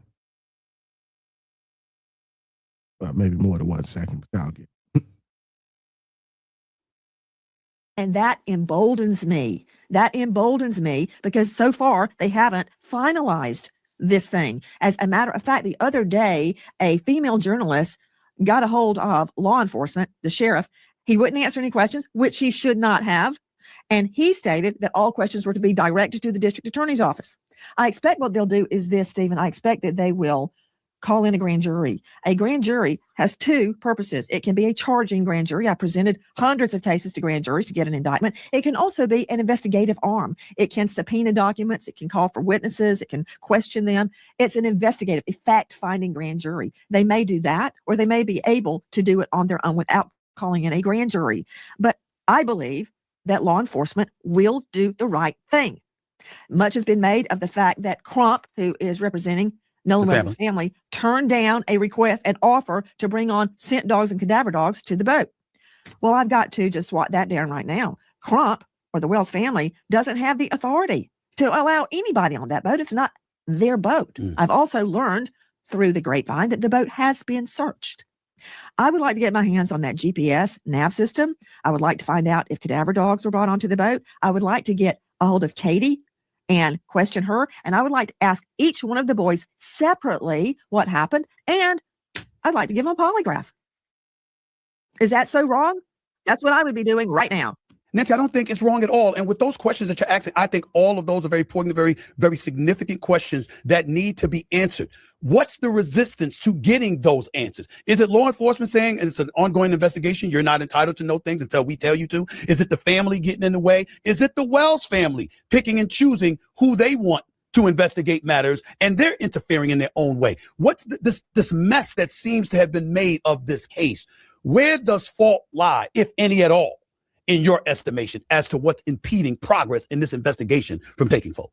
Stephen, I believe a lot of people desire controversy. I think that there are people out there that want to spin it out for their own gain, be it fame, be it money. And I cannot relate to that. I'm a crime victim. I am a victim of violent crime. My fiance was murdered shortly before our wedding. It changed my life and my family's life forever. It even affects me now, how I raise my children every day. I can't lay fault at the family's feet. I can't do that. I think. So what I want to point out, listen, y'all, another thing I want to point out, do you hear the emotion in her voice? Now, again, we get it. She could be, but do you hear the emotion in her voice when she's talking about certain things? And she was talking about the case. She was fast and fiery going. But when she got down to her own personal relationships with violence, did you hear the break in her voice? Do you hear the sincerity in her voice? Like, bro, and this shit is probably, I don't know exactly when, you know what I'm saying, this happened to her. You know what I'm saying? I'm glad she okay. But compare that to when Tatum interviewed, and I'm going to play the interview right after this. When you compare that to an interview of these boys saying, well, I've been his friend since 8th, 9th grade. No emotion, no nothing in their voice. They up there like, God damn it, they didn't even know him for real. But they steady throwing this friend shit around. That hate, racial hate is being stirred. The pot is being stirred. And people are coming out. I looked at my Twitter the other day. I wish I hadn't. With the worst slurs. They're not, usually people will try to hide it. They're putting it in writing. It's just anger and hate, and is boiled up in the form of this case. And I pray to God that we will get justice regardless, notwithstanding all the hate. I don't know where it's coming from. I can't identify with that. But I can tell you this, we're not letting go till we have an answer. Your thoughts on the Wells family? Some people who wanted to point the finger at them, and I just find it to be wrong. I'm not looking at the family who lost their son or lost their sibling. I'm not looking at them. I'm not trying to look at them in any negative way. But there are people that have looked at Crump's presence. Civil rights attorney. Obviously, he's represented white clients as well as black clients in the past. The family brought him in. They brought up Al Sharpton eulogizing Nolan Wells at the funeral. They brought up these kind of things to say that, you know, the family, if not the family, those connected to the family are stoking these thoughts that you just articulated. That's a very, very big concern to you. What are your thoughts about that when the Crumps of the world, the Al Sharptons of the world, even though he just eulogized them at the funeral, he's not necessarily involved in the legal process. Their involvement in something like this, what does that do for or against the case in your estimation, based on your experience reporting on these potential crimes, allegations involving such matters? I don't care. I care about one thing. What happened to Nolan Wells? I don't care if Al Sharpton is stirring the pot. I don't care what people say, the rocks they throw, the slings and the arrows. Don't care. That does not dissuade me from finding out what happened. Now, sometimes people seek refuge. How do I know the family didn't know who to contact? How do I know Crump or Sharpton didn't contact them? And they said, yes, help me, please. Maybe they thought an injustice was going down. I don't know why they chose Crump. I don't know why they chose Sharpton, but I can tell you this, this is not a Miss Congeniality contest. Nobody's going to get crowned Miss Sweet Potato at the end of this. Everyone will get hate mail. Everyone is going to get threats, and everybody will be disliked. But in the end, we may find out what happened to Nolan Wells. So go ahead, sling mud, attack Sharpton, attack Crump, attack me, attack the family, attack the boys that were out there that day. For all I know, they've all passed a polygraph. I don't know that. But I do know I don't have answers, and a young man the age of my son and my daughter is dead. That's all that matters. I don't care what Crump or Sharpton scream into a microphone. Irrelevant to me. I only care about the facts. Let me be more specific. What I'm getting to is, does the presence of individuals like that, based on your experience, assist in expediting the process to get closer to the truth? That's what I'm wondering about specifically. I think it does. And I'll tell you why. Whether you like Sharpton or you have to hold your nose, you don't like him, don't care. But guess what? Every TV was turned on this case because of Crump and Sharpton. You know how many cases I've investigated and nobody cares? Their names are forever lost. Nobody knows their names. Nobody cares. But because those two jumped on the bandwagon or hitched a ride on the bandwagon, I don't know which is true, now there is focus on the Nolan Wells case. And I say, fine. Authorities have said they suspect. 60% of sales on Amazon come from independent sellers like Jess from Planetary Design Coffee Gear. Y'all sorry, y'all. I hate that shit. Sorry, man. I know Stephen A get out like that. You know what I'm saying? Let's go. Browning. How do you feel about authorities coming out without the investigation being completed? I'm thinking about your former boss, who was like a grandfather to you, that told you don't go to the media until it's absolutely necessary. Timing is everything, et cetera, et cetera. I'm looking at authorities coming out and saying they suspect drowning. I think that's a very presumptive statement to be coming out of their mouth. What did you say? I don't think there should have been any comment at all. If they had to say something, it should have been along the lines of, we are investigating the case to our fullest ability. And we are open to any information, any help that we can get. And we will find the truth, God willing. I think that's what I would have said if I said anything at all. Maybe they did suspect drowning at the beginning, but they should have kept their pie hole shut because we don't know that it was drowning. Now, the fact that the first inmate took the lungs suggests to me that there may have been water in the lungs. That doesn't mean foul play was not involved. How do I know he wasn't hit on the head and thrown over the side? Do I think that's what happened? I don't think anything one way or the other until I have the facts. His friends could be completely innocent, or they may know more than they're telling. We have to find that out. And the only way to do it is by applying pressure. And in my estimation, the authorities being a bit presumptuous and ahead of the curve and saying they suspect drowning and articulating that, it's almost like their wish was to aim you in a different direction, and the direction towards innocent for these boys. Because why would authorities come out so quickly and just say such a thing? That's just my thinking. But I'll ask you this as well. Your thoughts real quickly about the independent autopsy compared to the original autopsy. Your thoughts about that, if any at all. Oh, I've got plenty of thoughts, Stephen Smith. Plenty of thoughts. First of all, they both are inconclusive. I don't have the first result, so I don't know. The second one is deemed inconclusive. Why? Because the second examiner does not have the throat or the lungs. So a full investigation, an autopsy cannot be completed because this is what they've got to do, and I've seen them do it. I told you about the red subcutaneous markings under the occipital bone. Yes. All right. Now, how do I know that's not from a blow to the head? Okay. How do I know that's not from an accident? We are being told today Nolan was drinking heavily. Okay. Even somebody drunk can be a homicide victim. Even somebody drunk can be a victim of an accident. That means nothing to me. Everybody out there was drinking. So what, I'm going to be angry because the victim was drinking? Again, this is not a personality contest. It's not a moral test about his character. Bottom line, I need more evidence because that bruising or hemorrhaging or reddening under the occipital, I got to figure out it's from a blow. Is it from a fall? Is it diffusion? Now, go with me on this.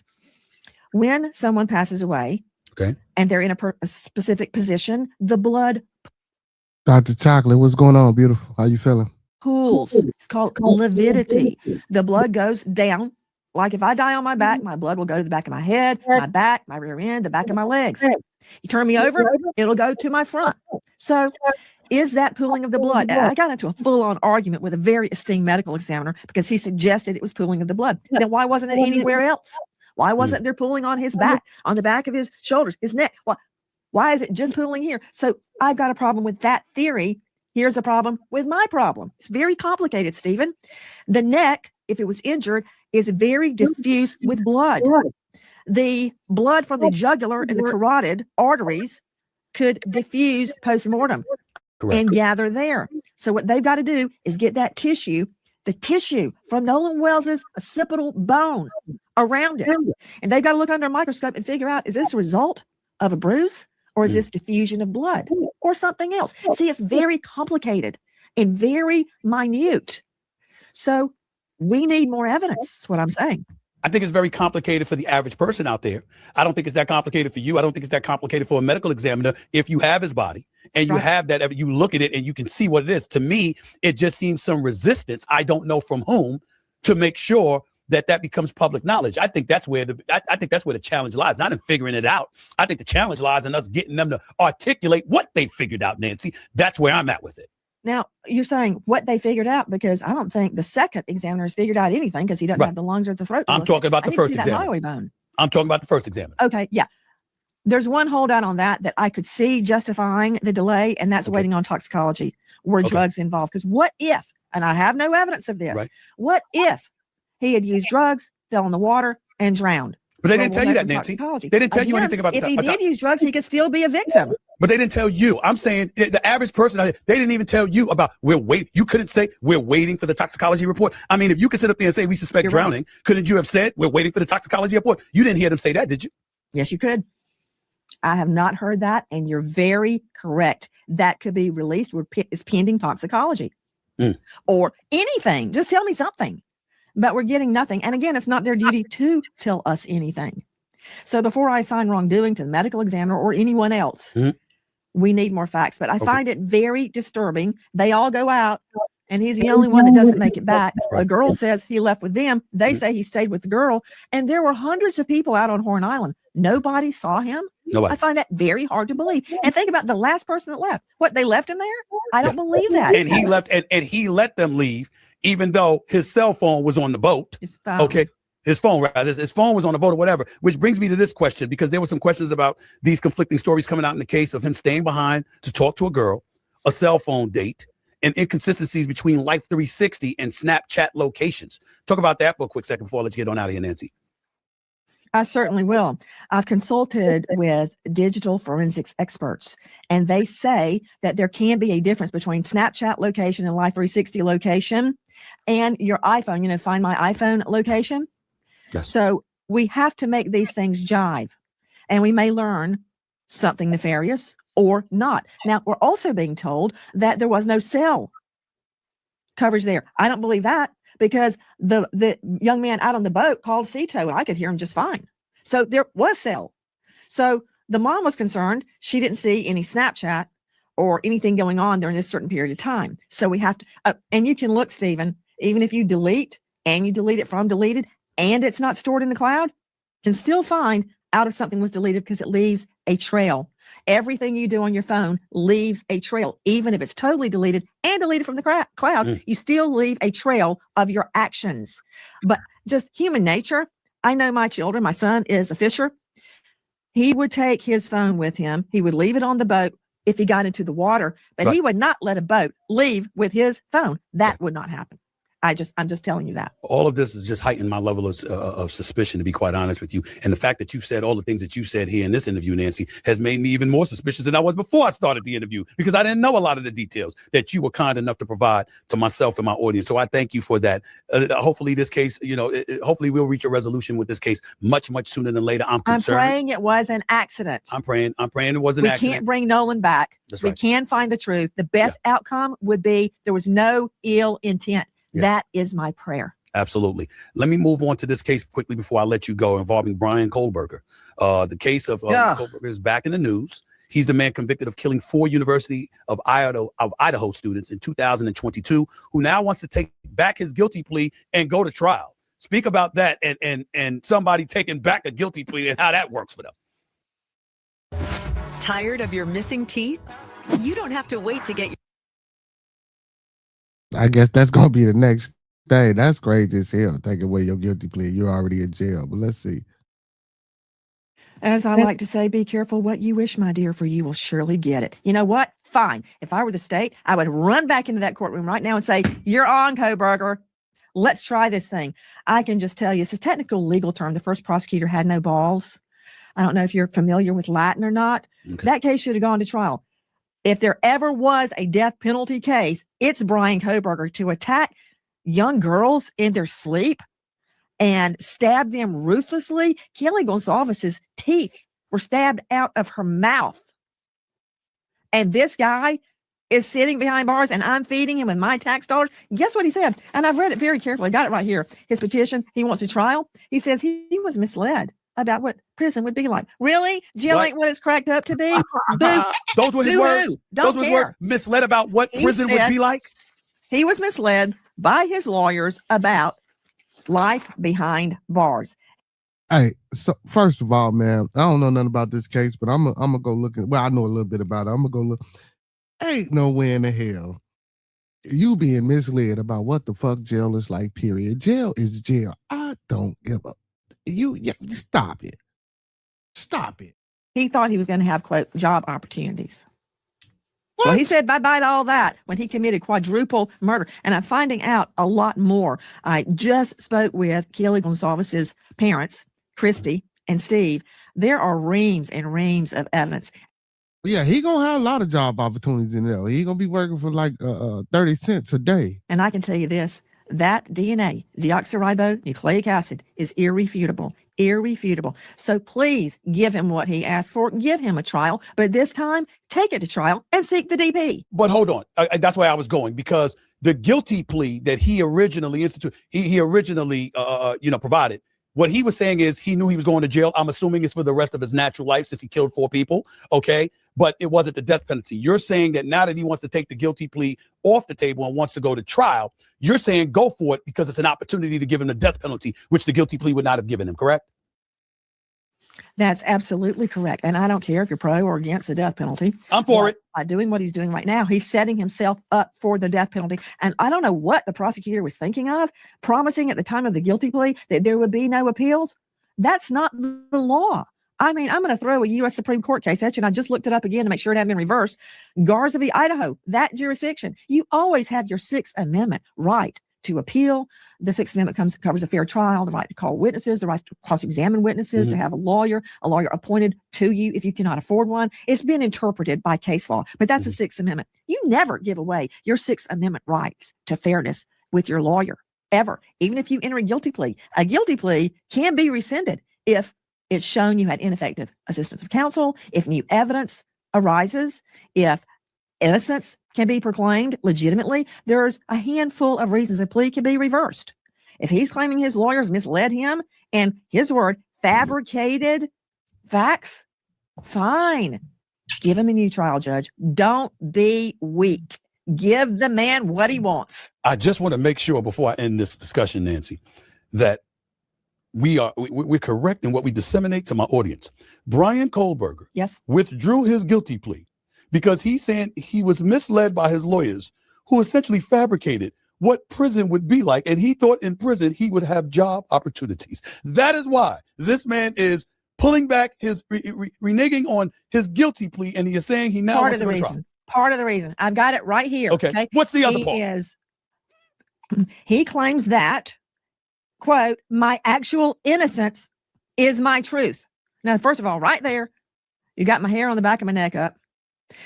My truth. Why do people say that? My truth. Is there more than one truth? Yeah, is your truth different from what the prosecutor said in court? My truth is my actual innocence, and the plea is hinged on false promises and disinformation. He called the New York Times and was going on and on and on about how he was misled. He says there is evidence that someone else did it. He's going with the sod defense. Some other dude did it. And he says there is a, quote, clump of hair and insinuates it belonged to somebody else. That's not what there was. On Ethan, one of the dead victims' hand, and this is according to what Mr. and Ms. Gonzalez told me today before I joined you, his arm had fallen down in death and it was covered in blood, and a hair, maybe on the floor, maybe on the bed, got in the blood and stuck on the hand as his body was transported to the morgue. That's the hair. You know what, Koberger? Have fun with that. All I know is that your DNA, Koberger, 1 in 5+ octillion to 1 that is anybody else's but yours, was on the hilt of the murder weapon. And he ordered the darn thing on Amazon. Note to self, don't order the murder weapon on Amazon on your account. It goes on and on and on, the evidence proving guilt. So I want him to get what he wants. I want him to have a trial. Just as a point of reference to everybody out there who may not know, 27 states in the United States of America currently authorize the death penalty, including Texas, Florida, state of Alabama. The other 23 states have abolished the practice. Obviously, in Idaho, the death penalty still exists, and that is what Nancy Grace is hopeful when it comes to this particular individual, Brian Kohlberger, for the murder of 4 students in Idaho. I want to make sure that I'm clear about that, Nancy. Thank you so much for your time. It's been great talking to you. Thank you so much for the work that you have done over the years and that you continue to do. And please know you are always welcome on this show with me. Thank you so much. I really appreciate your time. Thank you, Mr. Smith. You take care. The one and only Nancy Grace, right here, Straight Shooter with yours truly. Hey, Nancy don't like me playing. Miss Jen, you can come back. Miss Jen, where you at, Miss Jen? You can come back. Come back. My bad. I know you came up here. Shit, you gotta have a little patience, Miss Jen. Gotta have a little patience. You gotta have a little patience. So what you think, Two Wheels?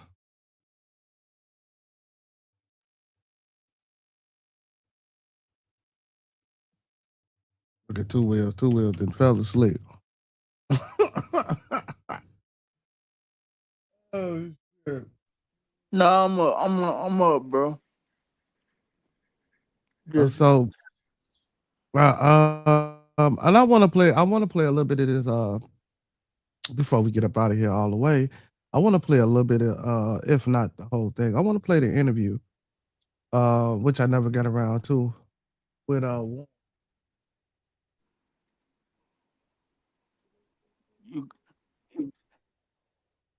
because me, like, that whole interview was just like crazy, man. That whole interview was just like wow, man.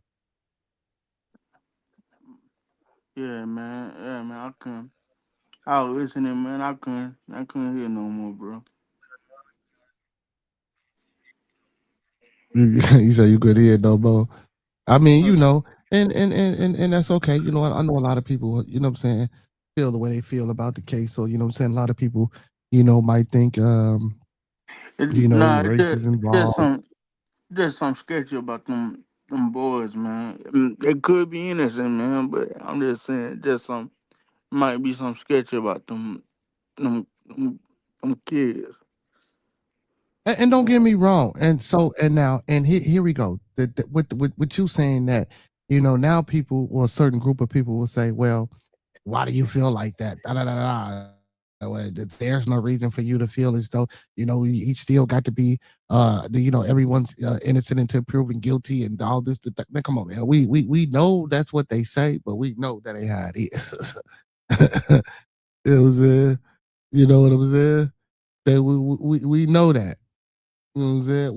We know that. But Miss Jen, you can come back up here. Appreciate you for having the patience and you know, being respectable, Miss Jen. But I would have stopped it for you, baby girl. But let's get into this interview, man. And just listen to a little of the things, the questions. So let's listen to the questions being asked, the way the questions are being answered, and the details of everything that's going on. Body language, eye contact, arms folded, everything. Some very pointed questions. I mean, just straight out. The first thing I want to ask you is, did you kill Nolan? All right, Warren, we had a chance to get to know each other over the last, 2 days. We went out to Horn Island. So I've had an opportunity to talk to you about a few things. And the things that you've told me have literally blown my mind. But the world haven't had a chance yet to hear your story, to hear Nolan's story through you, through his friend. And it's not just you, it's a bunch of y'all. But, you know, some of the other guys were afraid because of the threats and the violence that's been threatened against their lives and all of the above. But you decided that you wanted to take this bold step and give a statement and, you know, get your side out here. And I want to start at the very beginning of all of this and ask you, what was your relationship like with Nolan? Who was he to you? Nolan, I could describe Nolan in a million ways. I mean, Nolan was not just a best friend of me, but he was a brother. I grew up through elementary, middle school, high school, and even our freshman year of college. You know, we talked on the phone all the time. We were really close friends. And I mean, Nolan was like a brother to me. And Nolan lit up every room he walked in. He always had a smile on his face. He always had something good to say. I've never seen Nolan get in an argument with somebody and say bad things about someone. You know, there's a lot of people that talk crap nowadays, and Nolan was never that person. Sweetest soul ever. And I mean, I had a great relationship with Nolan. I've never gotten an argument with Nolan. We were super close, and I've never said or will ever have anything bad to say about Nolan Wells. Yeah, and you guys, you said you kind of grew up together. Mm-hmm. So, and again, even with him saying this, so let's just say Nolan did get into it with somebody, but them saying what they saying, it'll be like, well, shit, if he got into it, we riding, you know what I'm saying? We rocking and rolling with Nolan, you know what I'm saying? Basically, that's what I get out of this, but still, don't nobody know what happened. Did you know his mom, or how was that? Because I saw in the media where it appears that she may have said, at least I saw in part, that she said as if she didn't know any of you guys. Right. Well, Nolan, a lot of the times was at like my house and at my buddy's house. We never went to Nolan's house and hung out. I mean, and my friend group's very, very tight knit. I mean, we hang out every day when we're back home from school. In high school, we hung out most weekdays and every day on the weekend. And I mean, we were never at Nolan's house, which, there's nothing wrong with that, but most people have no idea how they can get. Yeah, one of the boys said that the mother was I'm not gonna say he's saying that she was lying, but I met his couldn't be further from the truth about the mom knowing us and stuff like that. We just heard Warren say, "Well, shit, I wasn't ever at his house." You know what I'm saying? But y'all his friends and his mom know you. Father, and I mean, in 8th grade, Nolan. That's when Nolan and I got really close. It was COVID year, and we were in class all year long together. Me and a couple of my buddies, and Nolan and I just got super tight because we'd get a Waffle House once a week together, eat, and I mean, we were just super, super close. But his dad would swing by Waffle House, and hang out around us, but never, I was never around Nolan's parents a lot. But I mean, that didn't change our relationship any. Nolan and I were still just as close, and he was just as close with my friends as anyone else. So, and walk me through the day of 4th of July where you guys were all going out. Right. This seems like something that I would assume that may have occurred more than just this year. Yeah, of Was course. it something that you guys did more than just this year? It's a 2-part question. I want to know, is it something that you guys typically did together, that you hang out often in this fashion? And then I want you to then walk me through 4th of July this year when the incident happened. Okay. Being from the Gulf Coast, there's boating and fishing is very, very popular. The 4th of July, every year, my friends and I, or my family and I, are out on the water. I mean, that's the one day is guaranteed everybody's going out. And that's a known thing. Everybody's trying to get a ride out to Horn Island, or, people go to Ship Island, but most of everybody from Ocean Springs and the Gulf Coast go to Horn Island. I mean, this was a common thing. My friends go on the boat when we were home. Very, very common. That's what we like to do. My friends like to fish also, and like to go on the boat, not just fishing, but like to go on the boat, like to go on sunset cruises, like to do it all, on the water, And I mean, Nolan loved to do that too. I mean, he was not like he was just like everyone else in our friend group. He loved to go on the water and, have a good time with the guys. And that's what we did a lot. But 4th of July, everybody was out there. Like I said, like Nolan was always trying to go on the boat, trying to go out there with us. And he was always welcome to come. Nolan was always out there with us. And, but I don't even like the way he say, listen to how he say Nolan was always trying to come out there with us, always trying to get on the boat with us, as if, you know what I'm saying? Like, I don't know, you could take it any kind of way, but you know what I'm saying? Like, to me, like, you know what I'm saying? They wasn't really rocking and rolling with him, you know what I'm saying? He was always trying, you know what I'm talking about? And it's like, all right, well, shit, we said, yeah, this time type shit. But for what? To do something to him, to fuck with him, to play a trick on him? Started 4th of July, my buddies and I had talked about this weeks upcoming, everybody's very, very excited for the 4th of July from down here. Like it's a big thing. It's a big deal. Huh? Very, very big deal. And, I mean, I actually stayed with Nolan that night at my buddy's house, and I woke up at my buddy's house, and we went to McDonald's, got food. Nolan was not with me. And, I went and got breakfast. I had my buddy's boat hooked up to my truck, and first I ran to my house, then I went to McDonald's and came back, and the boat was already hooked up to my truck. My buddy Wyatt and I went, and with my buddies, and we went, filled the top of the boat off, loaded it down with ice, and just got everything ready. Then Wyatt went and put his smaller boat in the water, which is the Palm Beach. He's an 18-foot Palm Beach, and I drove the boat from Fort Bayou boat launch to my buddy's grandparents' house, and that's where we all planned to meet up that day. And you say we all, who you're talking about? You, Nolan, and how many people are going to meet you guys there? We had roughly 20 to 30 people coming on 3 separate boats with us. And so we were all following each other out there as one big group. It wasn't just me and Nolan and a couple other of my buddies. There was 20 or 30 people spread out where we all met at the dock before, and then we departed to go to Horn Island. It wasn't just a couple of us. I mean, there were so many people, we had to split up between 3 boats, and we all left and all got there at the same time. Yeah, I just want to make sure that's clear, because the statements that are out there made it appear that it was just you, Nolan, and probably 2 or 3 other guys, and y'all are the only ones that went out to this island. And that's completely incorrect. I mean, Horn Island on the 4th of July is the most popular day to be on the water. Now, and let this be known, that's bullshit. Did nobody think that it was just them on this fucking island? Come on, man. Like, for you to even push that narrative, like, we just thought it was Nolan and his 3 friends going to a fucking island. Come on, man. We come on, man. We know it was gonna be plenty of people out there. Come on, man. Stop with this shit. Water on, throughout the entire Gulf Coast. I mean, everybody and their mom is on the water on 4th of July, There's no telling. I mean, roughly probably 2 to 3, maybe even 4,000 people out there. There were boats lined up off the island. I mean, there was 3 rows of boats all the way until my vision ended, until I could see of people there was 1 row of boats, and then there was another row of boats, and then there was a 3rd row of boats. Yeah. I mean, there was people lined up all up and down the island to where, I mean, who knows? I mean, and that wasn't just, we were parked on the north side, on the west tip. It wasn't just there. I mean, there's tons of people packed out on the south side and on the east end and in the middle of the island. But just where we were, I mean, there was easily 1,000 people. It wasn't just us. Let's go back a little bit. I want to go back to you guys at the dock, getting on the boat. You're saying there's multiple people, probably 20 or 30 people getting on 3 boats. Right. What boat were you on, and what boat was Nolan on? Nolan was on Wyatt Pyron's 22 Triton. On the way out, I went with my buddy Bart, because we had a lot of friends from college coming down. And Bart, I called Bart that morning. I was like, "Hey man, can you take your boat out?" And he was like, "Yeah, well, my dad decided not to go, and I'll take the boat and I'll take you and your friends." Of course. I mean, he's a buddy of mine. And so Bart pulled up at the dock. Now, mind you, Bart say he was in motherfucking Wyoming. Y'all is crazy, man. Like Bart said, he was nowhere near around this shit. Who did Warren just say? His homie Bart. And I mean, I rode out there with Bart and a lot of the girls that go to college with my He rode out there with Bart. friends and I, and Nolan rode out on the Triton. And then we had a Palm Beach, 18 Palm Beach. There was 4 guys on that.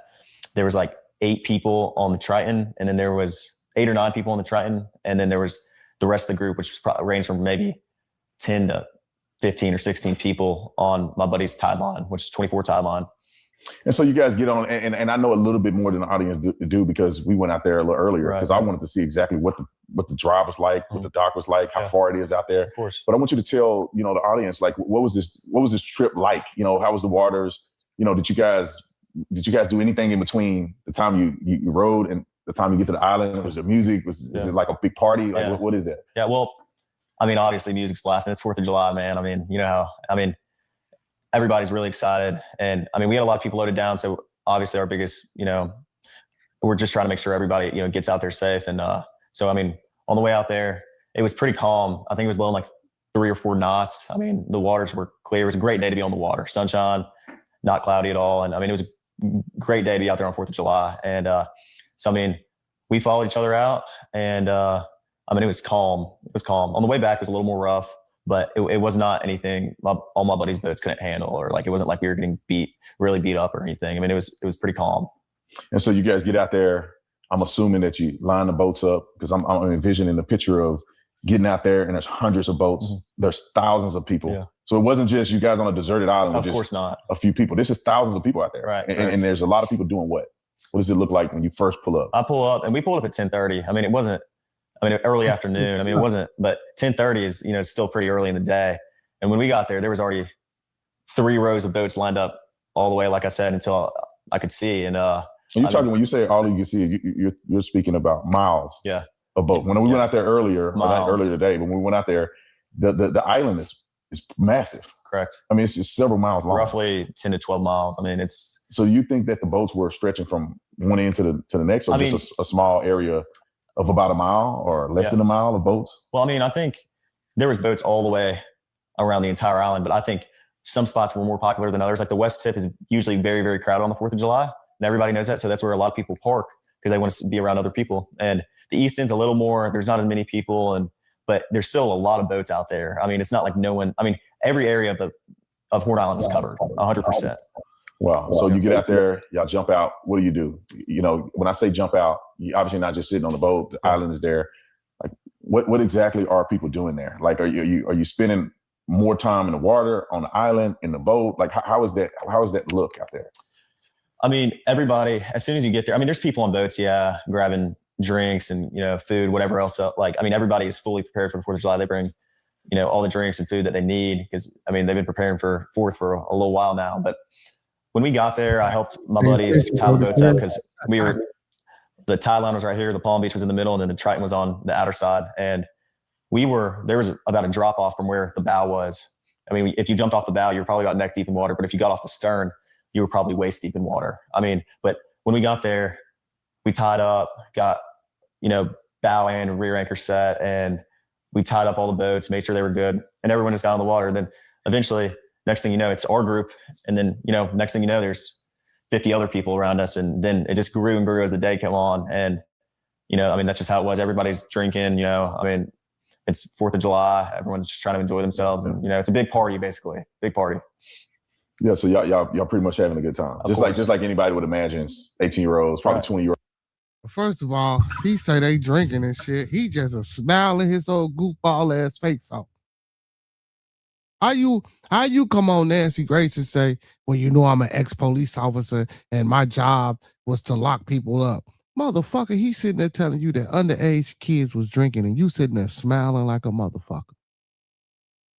I didn't hear no questions about how did y'all get the alcohol, where did the alcohol come from, who had the alcohol, like, you know what I'm saying, what was going on with all that. You feel me? Like if you trying to claw and get into the details of them partying and shit like that, when he said alcohol, wait a minute, hold on.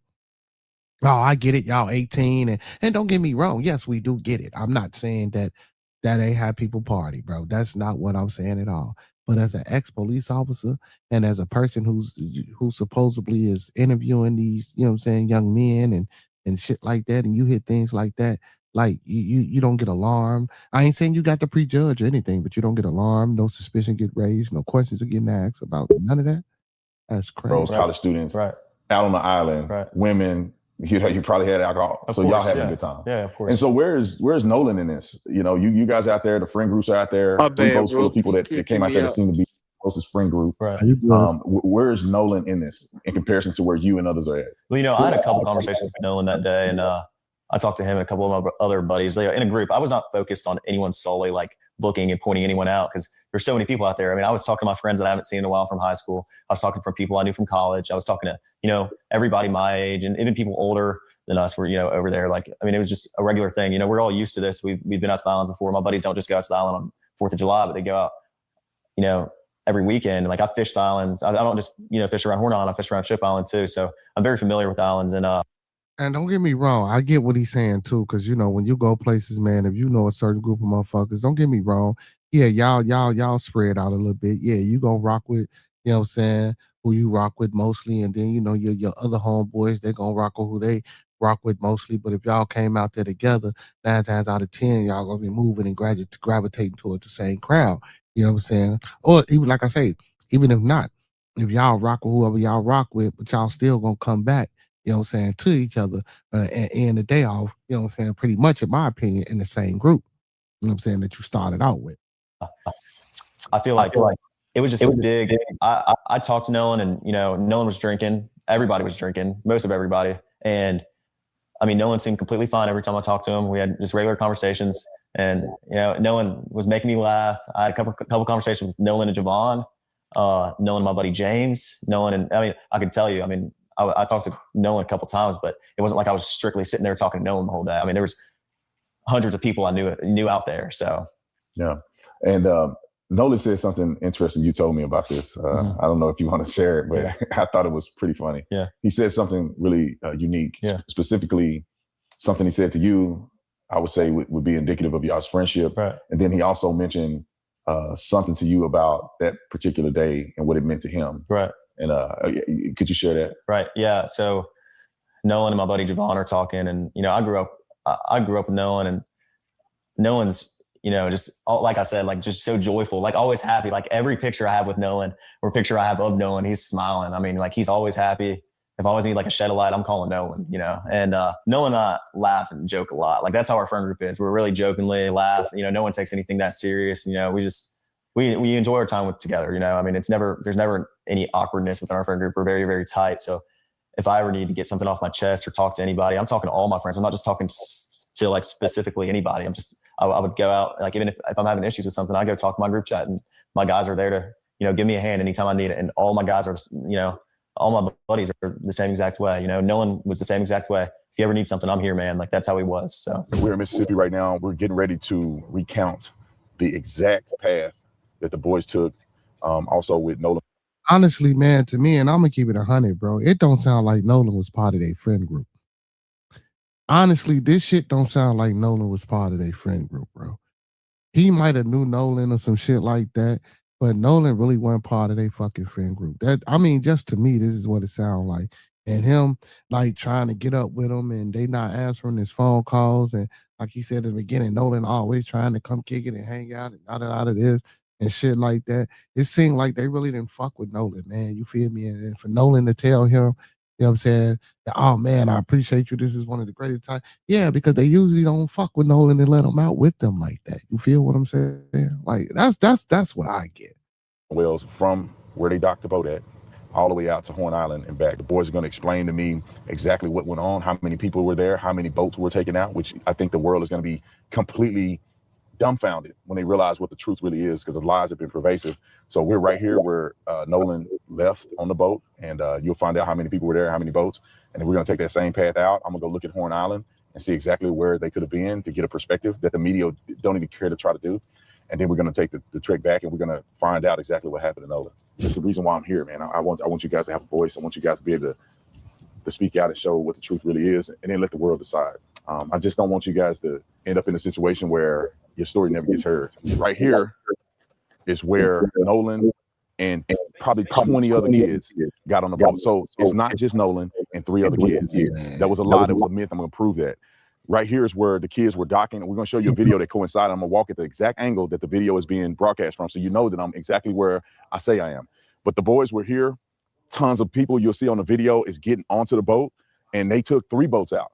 It wasn't just one. It wasn't just Nolan and 4 boys. It was a multitude of people on several different boats. And some of the boys that they're accusing weren't even on the boat that Nolan was on. But let me show you from the vantage point where I have the video to prove that I'm here where I say I am.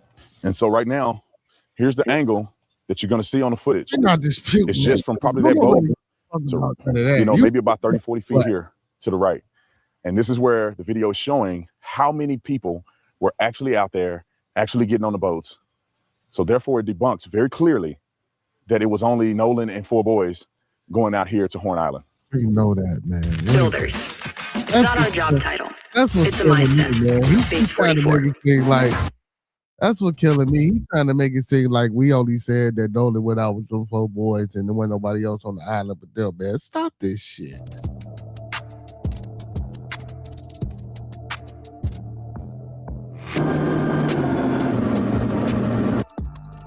All right, you guys, sorry about the sunglasses. It's very bright out here, and I never wear sunglasses, but we're at Horn Island in almost the exact same position where the boys were, where Nolan was. So if you look out right here, just so you guys can get a perspective, you have the Horn Island here, but I want you guys to put this in your mind, what this was like on that day. You have boats 2, 3, 4 deep from way down there where you can see all the way through here. You have thousands of people on this island, probably 2,000 people. So this wasn't some abandoned, secluded island where nobody's at. Obviously, this is a Monday, and there's a few people on the backside of the island, not a lot of people here. But on 4th of July, this is a celebration. And so this wasn't a small place where 4 boys took their black friend and dropped him off and never seen him again. This place was flooded with people. Tons of people, multiple boats, multiple friend groups. I mean, everybody's here having a good time. And then the boat gets towed out because it was getting ready to sink. But he keeps saying why everybody trying to make it race and shit. But but listen to how he telling the story. This shit is hilarious. And so, and from what I was told, they told Nolan, get on the boat, man. Get on the boat. Get on the freaking boat. And he decided, because he's an adult, that he was going to stay behind. And all the boys that they've been accusing, and they saying it had something to do with his death, they were all gone at 4:30. They were all gone. And they told Nolan to get on the boat. He didn't. And then there was a report of somebody seeing Nolan around 6:30-ish. And so for them to come out and claim these lies, won't take the time to come to Horn Island, won't take the trip out here to figure out what happened, won't talk to anybody, pushing an agenda, is wrong. And that's the reason why I came out here. I want to see for myself, what did this look like? What could have happened? You know, does the stories line up based on what I've seen and what I've heard from people that live here that were involved in this situation? This is where the lie started. People were putting out on social media, knowing that they're lying, that this is what it was like on the day that Nolan and his friends came out here to Horn Island. And if it was 4 or 5 people and they came out here and Nolan was with them and maybe it was a few people out here like it is today and Nolan came up missing. I never heard anyone say anything that he's speaking of. I ain't never heard nobody say it was just them 4 on no damn island. Then maybe it would be That's suspicious. what's going on. But they didn't take the time to give context to the people because they're evil and they're liars. So if it was like that right now, when the situation happened, I can see how people had a concern. But you got to replay this moment with thousands of people here. If anything would have happened directly involving Nolan and his friends, you can't tell me that thousands of people wouldn't have seen anything happen. And so that's pretty much why I want to come here and show you guys. This is what they want you to believe it was like on that day, which is a lie. They want you to believe they came to a secluded island, just 4 of them, and then Nolan is left behind, and then his body's washed up on shore, and nobody knows what happened. Nobody could have seen what happened but the boys. It's a flat out lie. Is there anything that you want to say, you want people to know about this whole experience? Yeah, I mean, if someone's not from here, it's kind of hard to understand, you know, where the island drops off and how the island works. But, you know, there's plenty of people out here, especially on the 4th of July. You know, this is where people come out to celebrate. And, I mean, if you fill the water, you can see right here, Brandon, where it drops off. I mean, you can see literally where it drops off. So, I mean, it goes from about waist deep water right there to neck deep. And then it drops from neck deep all the way to like 17, 20 foot. I mean, we weren't even a quarter mile out the island and when we were leaving, and I mean, it was 30 foot of water. Yeah. But I mean, if we're walking towards the east right now, but if you walk down to the west, that's where the west tip of the island is, and that's where the current picks up very, very bad. People talk about the phone situation. I want to, because the way you articulate it, I just walk in the water with my pants, they're wet, and you can tell right away that if you're hanging out in the water, it doesn't appear, in my opinion, that you would have your phone on you. Is that typical for people to have their phones, or? No, I mean, people come out here, especially on the 4th and, you know, Memorial Day, like, you know, days like that, they come out here to celebrate, and people get on the water to be off their phones, first off. Second off, if I'm sitting waist deep in water, and all my friends are, everybody's leaving their phone on a boat, in a lake, you know, if you're sitting on a pond, if no one's getting out of the water with their phone in their hand, unless, you know, it's to take a quick picture.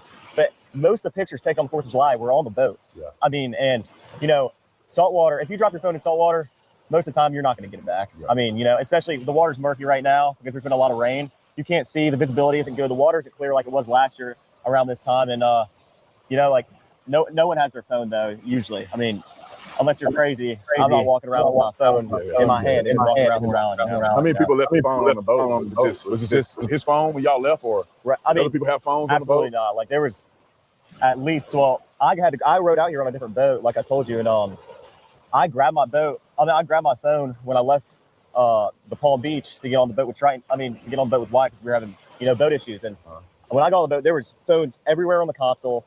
I mean, everywhere. Like, I mean, there was, and everybody's phone that was sitting around the boat was on the console. Like, we had phones that we didn't even know whose they were, you know? And people just leave their phone, especially when people are drinking and, you know, they're not in the right state of mind. A lot of people are like, oh, I'll just leave my phone and I'll get it later, you know? And that's the way it is around here. You know, you don't take your phone and walk around the island. You know, there's plenty of phones on the boat and, you know, spread out between the 3 boats that we had. And, I mean, we had 20 plus people on the spread between our 3 boats. So, of course, everybody's phone was on the boat. I never saw someone in the water that day sitting with their phone in their hand, scrolling on anything or even taking pictures in the water. Yeah, someone might hop out the boat. You know, a lot of girls like to take pictures, you know, in the water. And so do guys, but, you know, girls want to take pictures in the water.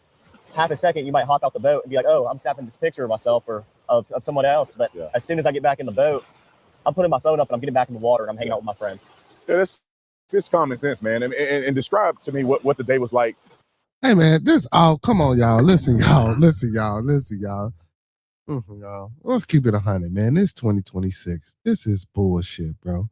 We know goddamn well that some kids had their motherfucker. I'm not saying that some people didn't leave their phone on them boats, but we know goddamn well, and you can be well assured that a lot of them motherfucking kids had their phones on them, and they was willing to risk their phones hitting that motherfucking water, getting off them boats to get onto that island. Oh, come on, man. We just got like let's be fucking for real. Like, come on, man. Let's be fucking for real, bro. Like, come on. Let me say, watch Jim Doe's the question about the last time he saw Nolan. Instead, he talks about the Bills pump. Yeah. He said 1,000 people. So exactly, how the fuck does a person disappear and nobody saw a thing, even though supposedly Nolan wasn't with them? Now the only one who could say a few things about the incident, and that's true. What you say? They selling real estate, Chris? They want motherfuckers to come to Ocean Springs. I saw a video online. How hectic was it out here? I mean, right now it's barren. There's not a lot of people out here, but clearly that's not what it was on the 4th of July. So, like, how dense was it with people here? Well, I mean, you look at all the videos, you know, that are spread out online. A lot of them, you know, you can't believe what you see all the time online. You know that better than anybody. But I mean, there was boats lined up all the way down the island, and there was rows. There was a first row, there's a second row. We were in the third row where it drops off, and then there was even boats in front of us. And this went all the way down towards the east end of the island. And then there was people on the east tip, and we're on the north side now, but there was people on the south side too, lined up all the way down. And if you talk to anybody on the coast about this, they know that. Yeah. I mean, 4th of July, this is the hot spot. This is where people want to be. This is where people want to come out, hang out with their family and friends. And people say that you guys just left Nolan behind. I've seen reports of people saying that you just left him. I see reports of people saying that you asked him to get on the boat. You told him to get on the boat. He didn't. What's the truth in that? Well, Wyatt was having boat issues, and the bilge wouldn't pump. So the bilge is basically a pump that releases water from your boat when water comes in. So I opened the back hatch, and there's water up to the batteries.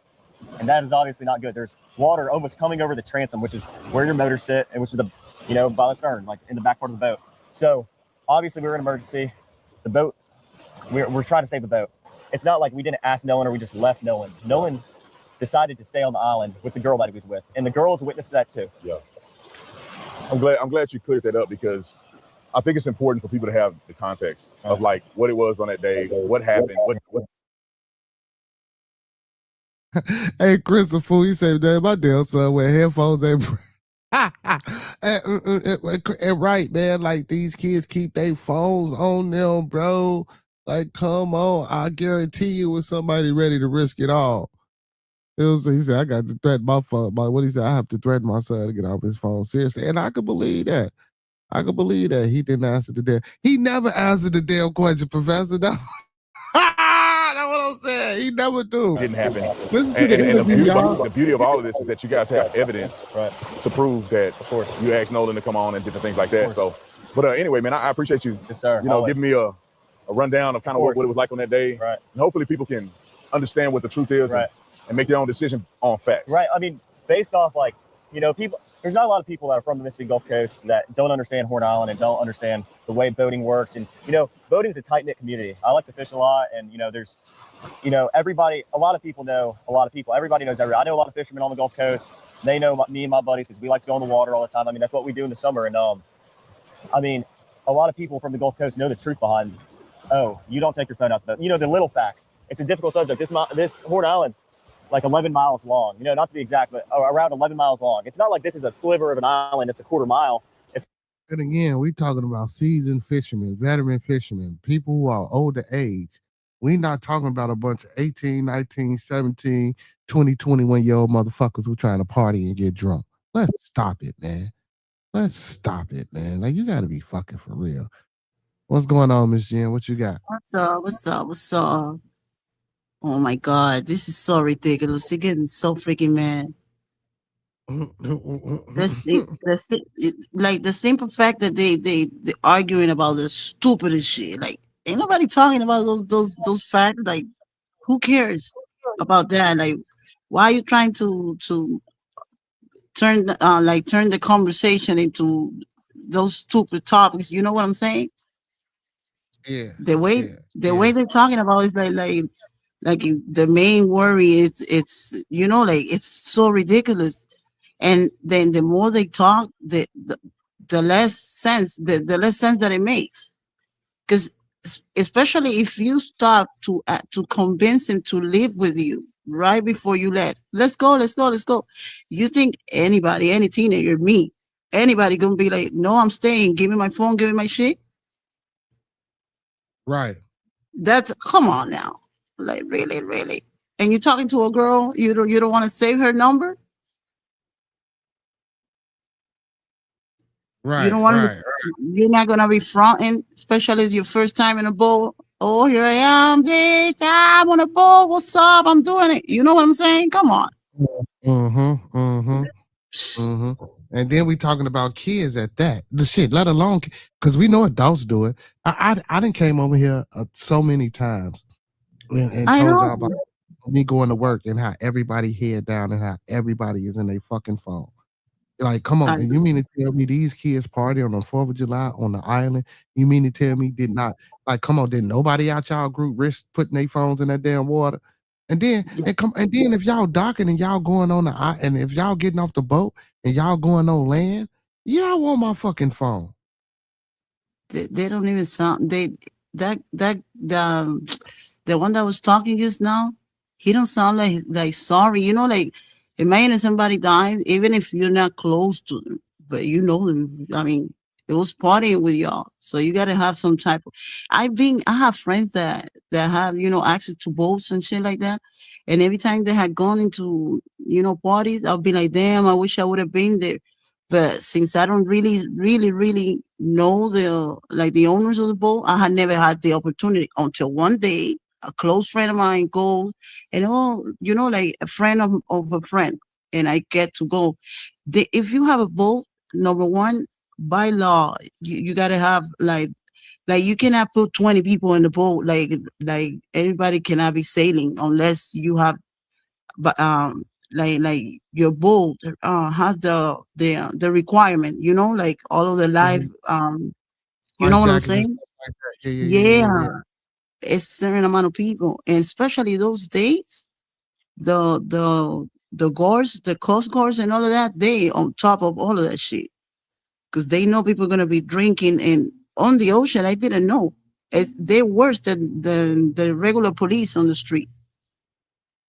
Like they be on top of the jet skis because they know people are gonna be wilding and they're all over. Especially on those little islands, they be like all around the like they be on top of that shit. Mm-hmm. And I know how it is. All of the boats one next to the other one, it's like a big party like that, and you get off and you walk everywhere. But if you with your people, like let's say 6, 7 people in your boat, no matter where you go, you're always gonna have like that closeness between each other, and you do get your phone. I mean, not if you're gonna be underwater, but you're not little kids, you're teenagers. You're just trying to look cute, to enjoy, to walk around, to check out on the beaches, and of course you're gonna have the phone. And it's true that you don't have reception because here in Miami, like when I go to the beaches, they're close to the keys and stuff like that.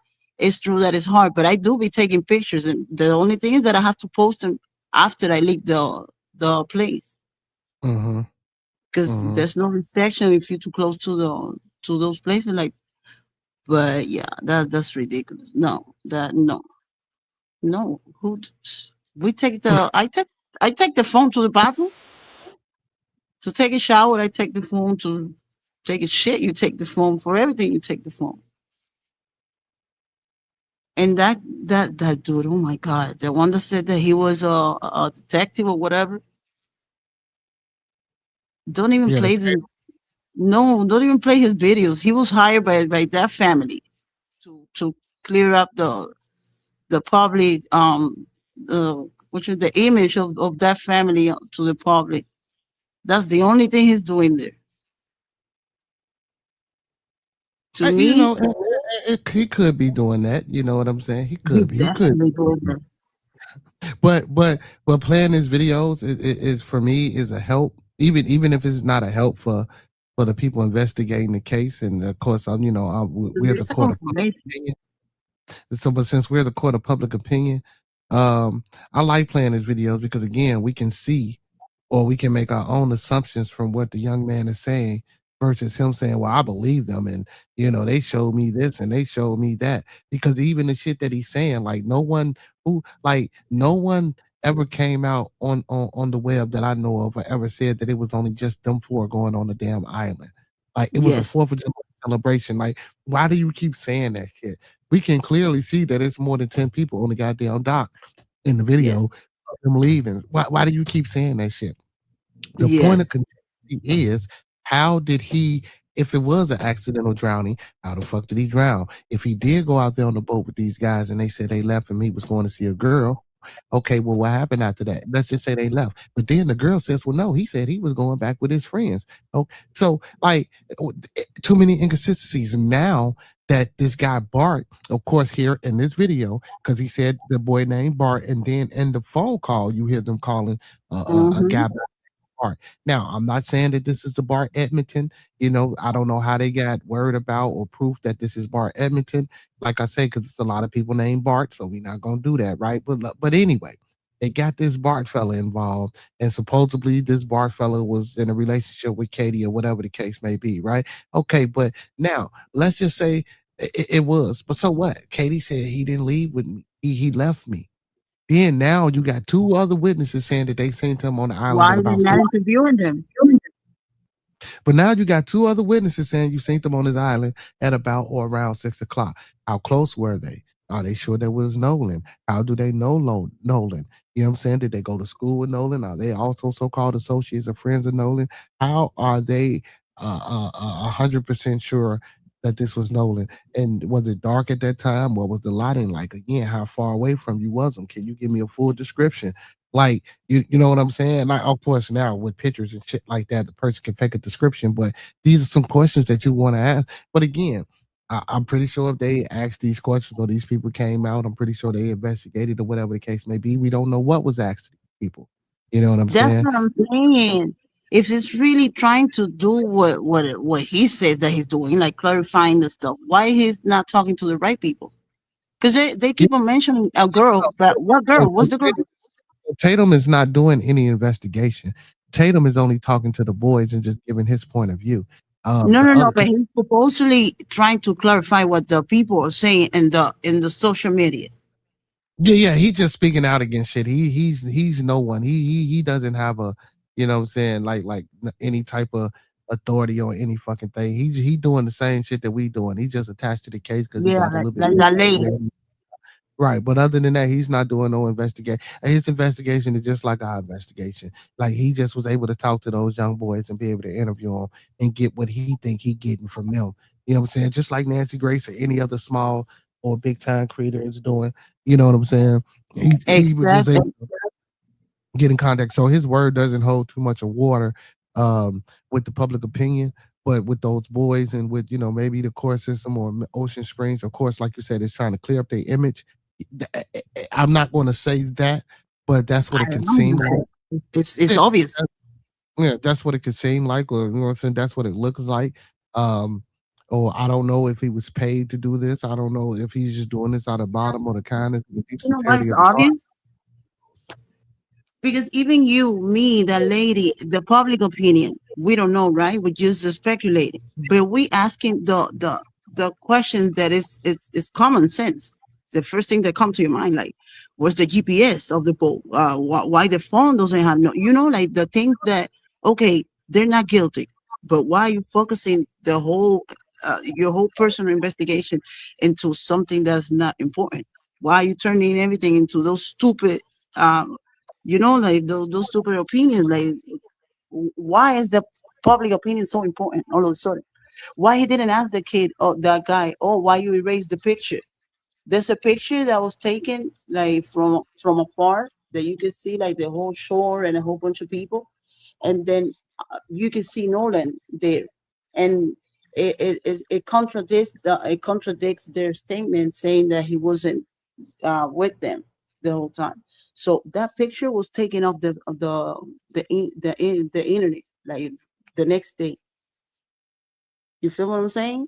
So why he's not asking the right question? Everything he asked, everything he said, is basically to tell everybody, you see, they're not guilty, and the fact that they're not even talking about, they're not even, they don't show no type of emotion about the fact that regardless of whatever, whoever was, the kid was dead, is dead, like they're laughing, they just talking about it like, oh, I'm sorry about my glasses, I never use glasses. What the fuck? I mean, well, Tatum doesn't have a dog in the fight, so I'm not expecting him, one way or another, if he's reporting, to be emotional about the situation. You know what I'm saying? So I can't agree with you on that part. But now, as far as the warrant, this is my friend of all these years. Yes, it should be some type of emotional type of something invoked in him. But Tatum, like even if I was reporting, I wouldn't. You know what I'm saying? I Yeah, wouldn't but be you too think much. so? It depends. It depends. It depends. I'm not going to say that. It depends. But I would try not to even get too more emotionally involved. And the sunglasses thing, it was the Not sun. Now so I emotionally. get it. I get that part. You know what I'm saying? Yeah, I'm not. you just I ain't gonna. joking. I ain't gonna throw him under the bus for that. I don't think he Oh, feels too much like he's so, like, oh my, like this is something. This is an investigation about a teenager that's dead. You know what I'm saying? Like he's just, I don't know. He acting more like one of those influencers or one of those what do you see, like one of those shows where people just talk about the famous people and shit like that, gossip.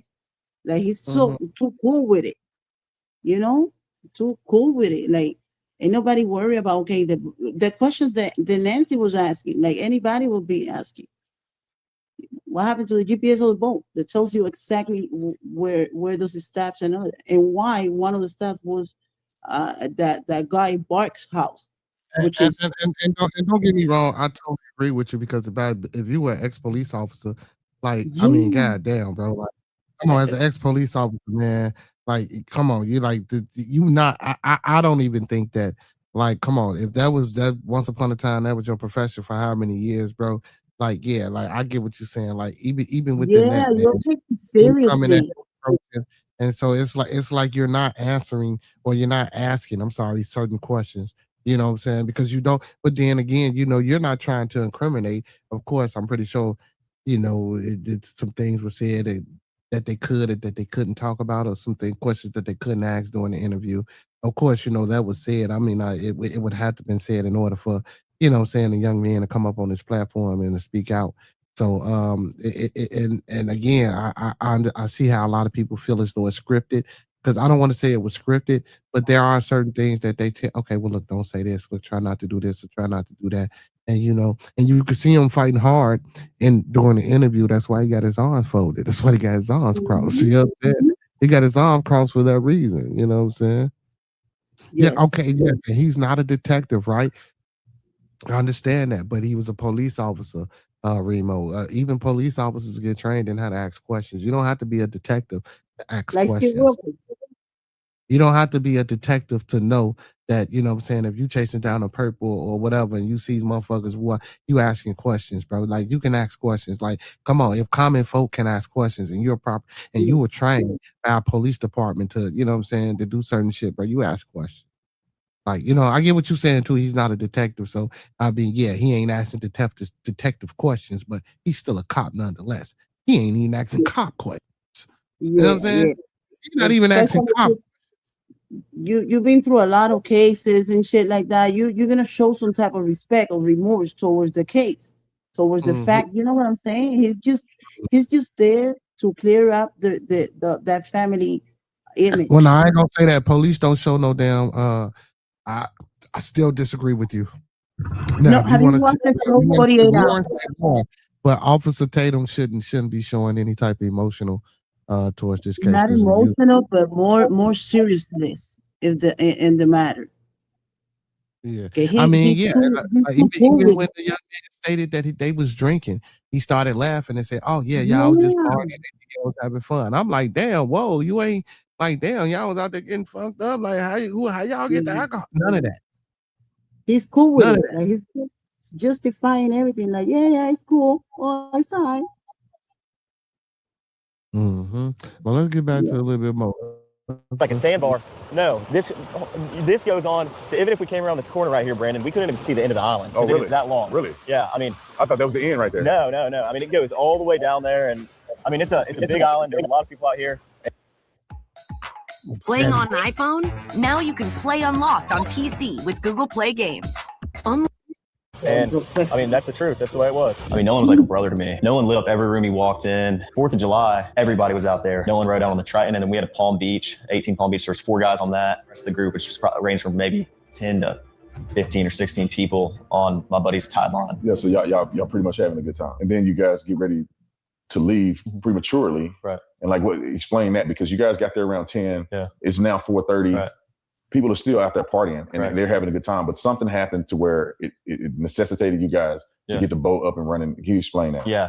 So I looked up, I had a girl come up to me and say, "Hey, your brother just got in a fight." And obviously I have a younger brother, and that's what she was talking about. And I was freaked out.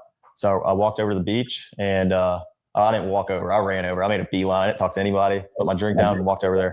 And my brother was kind of angry, and, there was a lot going on, but someone was getting pulled away. I don't know who it was. And my brother was like, "Oh, I just got in a fight, and this guy punched me in the face," and I punched him right back. And then went to the ground. My brother put him in an armbar. And was Nolan involved in any of this? Absolutely not. When I was over there, there was a bunch of younger guys like my brother's age, and I mean, Nolan. Then he said his brother put him in an armbar. So these some old MMA white. Let me stop. What's going on? Oh no. So they put arm bars and all type of shit, huh? Okay. I never saw Nolan over there. Yeah. Absolutely not. And but so you get ready to go. There's an issue with the boat. Okay, yeah. And this is what this led up to that. That's what I'm saying. So the fight happened with your brother, or a little scuffle. I'm assuming that it was cleared up. Right. You got your brother out of that situation, and then how did you find out that this boat is sinking? Well, I walk back over, and like we're probably around each other for a little bit. I mean, I wasn't thinking anything about it. I told my brother, I pulled my brother off the beach, and I was just like, "Listen, get in the water, hang out with us, calm down." I mean, he was calm, but I didn't want anything else to happen, And so once I got back over the boat, I got on the Triton, and the Triton had probably about 6 inches of water up to the transom. And I was freaked out because I'm good friends with Wyatt, and that was his boat. And, no water's coming out, no access water's coming out. And, it was a big issue, because I think the reason was because there were so many people getting on and off the boat. And at some point the boat was very, very crowded, and there was just a lot of people on, so that it drags water in. And eventually, I think over time, we were out there for a couple hours, the boat just started filling up with water. So I popped the starboard side hatch, and the battery was completely underwater. And so the motor wouldn't trim down. I mean, my buddy would go to trim it down from the console, and it'd trim down, and then it'd come right back up. And so Wyatt's trying to throw a rear anchor, so we're caught, and he's, yelling at people. Everybody's kind of freaking out. And eventually I'm like yelling at other people, trying to tell them, calm down. Like, the boat could possibly sink, and I'm not paying attention to everyone around me. I was paying attention to my buddy's boat. And that's what all my other friends that were on that boat were doing, trying to solve the problem. So you're on the boat now. The water's getting up to the point where the boat may be disabled to where you couldn't get it out from Horn Island. So what happens after that? Wyatt jumps in the water, tries to throw a rear anchor, and my buddy and I are sitting looking, trying to pull trash out the bilge. And the bilge is basically a pump that pulls the access water out the boat. So the bilge was failing to work. So any excess water was just sitting in the boat. It wasn't getting pumped out. And I looked over the gunnel, and I looked at the release hole for the bilge, and it was even with the water. So, I mean, we're all freaking out. All of our, we're not focused on anything else other than the boat.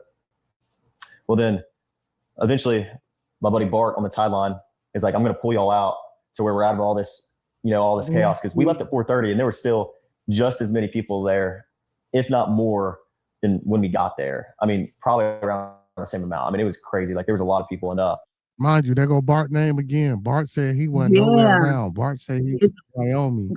Bart said anything happens, he wouldn't ask for help to any of the boat people. Anybody would have helped. Bart said he didn't know nothing about nothing, but he keeps saying Bart. He keeps saying the man's name, though. Mm-hmm. I mean, eventually Bart pulls us out. We left at 4:30, but we really weren't pulled out away from everybody. We were probably about a quarter mile out, and we had the towing strap. Hey man. You talking about detectives don't ask the same question as beat cops. Brother, miss me with that respectfully, brother. I again, because I said, brother, we know detectives and cops are two different fucking things, right? We understand that, man. It ain't about the questions that a detective or a beat cop asks, brother. We talking about asking questions, period, bro. He a fucking cop. I know you're not on his side, but what I'm saying is, bro, like regardless of whether you a fucking detective or a cop, bro, you ask questions, bro. Like I guarantee you, we ain't gonna ask the same questions as no damn detective, but we got questions.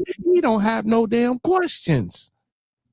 Even as a cop, he ain't even got cop questions, is what I'm saying. Are you not listening, bro? You can't ask this young man not one cop question, bro. I'm talking about as a beat cop, as a cop who I don't know where he did his police work at, but let's just say if you was a cop in a rural fucking area or you a cop in the so-called black community, come on, man, the way they fucking question you, bro, like, bro, he didn't ask not one cop question, bro. And then did you see how he went to smiling and laughing and giggling when they said they was drinking? You a cop, an ex-cop, you know this little motherfucker ain't 21. I'd have been like, even if I was interviewing and I was just trying to push it on, well, but you can't do that, because if you do that, now you're going to stir up a different fucking narrative. Because if I was the one interviewing, I'm like, hold on, damn, what'd you say y'all was drinking? What you mean drinking? Y'all 21. You that type of, even that simple questioning leads you down a different area. You know what I'm saying? It gets you to asking different questions and different things. You feel me, big bro? So I get it. He not a detective, and he was a beat cop, but he not even asking beat cop questions. He just on this motherfucker like they just reading a book to him. They trying to put him to sleep with a fucking fairy tale. Pulled from, Bart's port side cleat or starboard side cleat, and he was on our starboard side bow, and so it was rubbing on his power pole. So Bart turned around, pulled up next to our boat, and we were just trying to get it situated. So that's when Wyatt called Cito.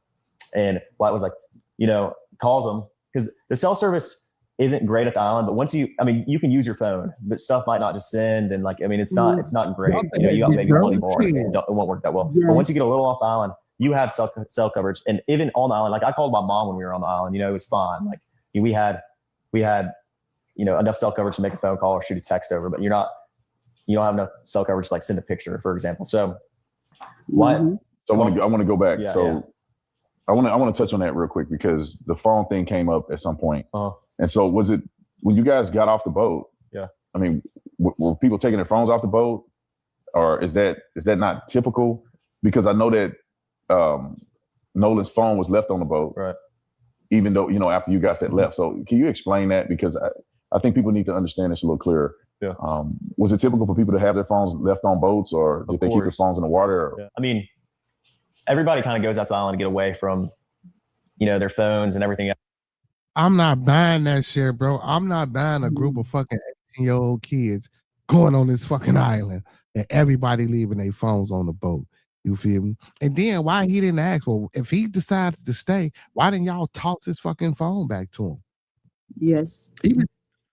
Because guess what? Because they say he couldn't get no reception, so it wasn't like he was gonna really be able to make a clear, good phone call. Why not just toss his phone back to eyes, you stupid motherfucker? You want to stay here? Huh, here go your phone and shit. Like you get back how you get back. You know what I'm saying? Yeah. Like why your boat is sinking, and you're not gonna leave it there until the help gets there. You just take it off while it's sinking. That makes no sense. Come on, man. And then my boy Chris says he grew up on boats.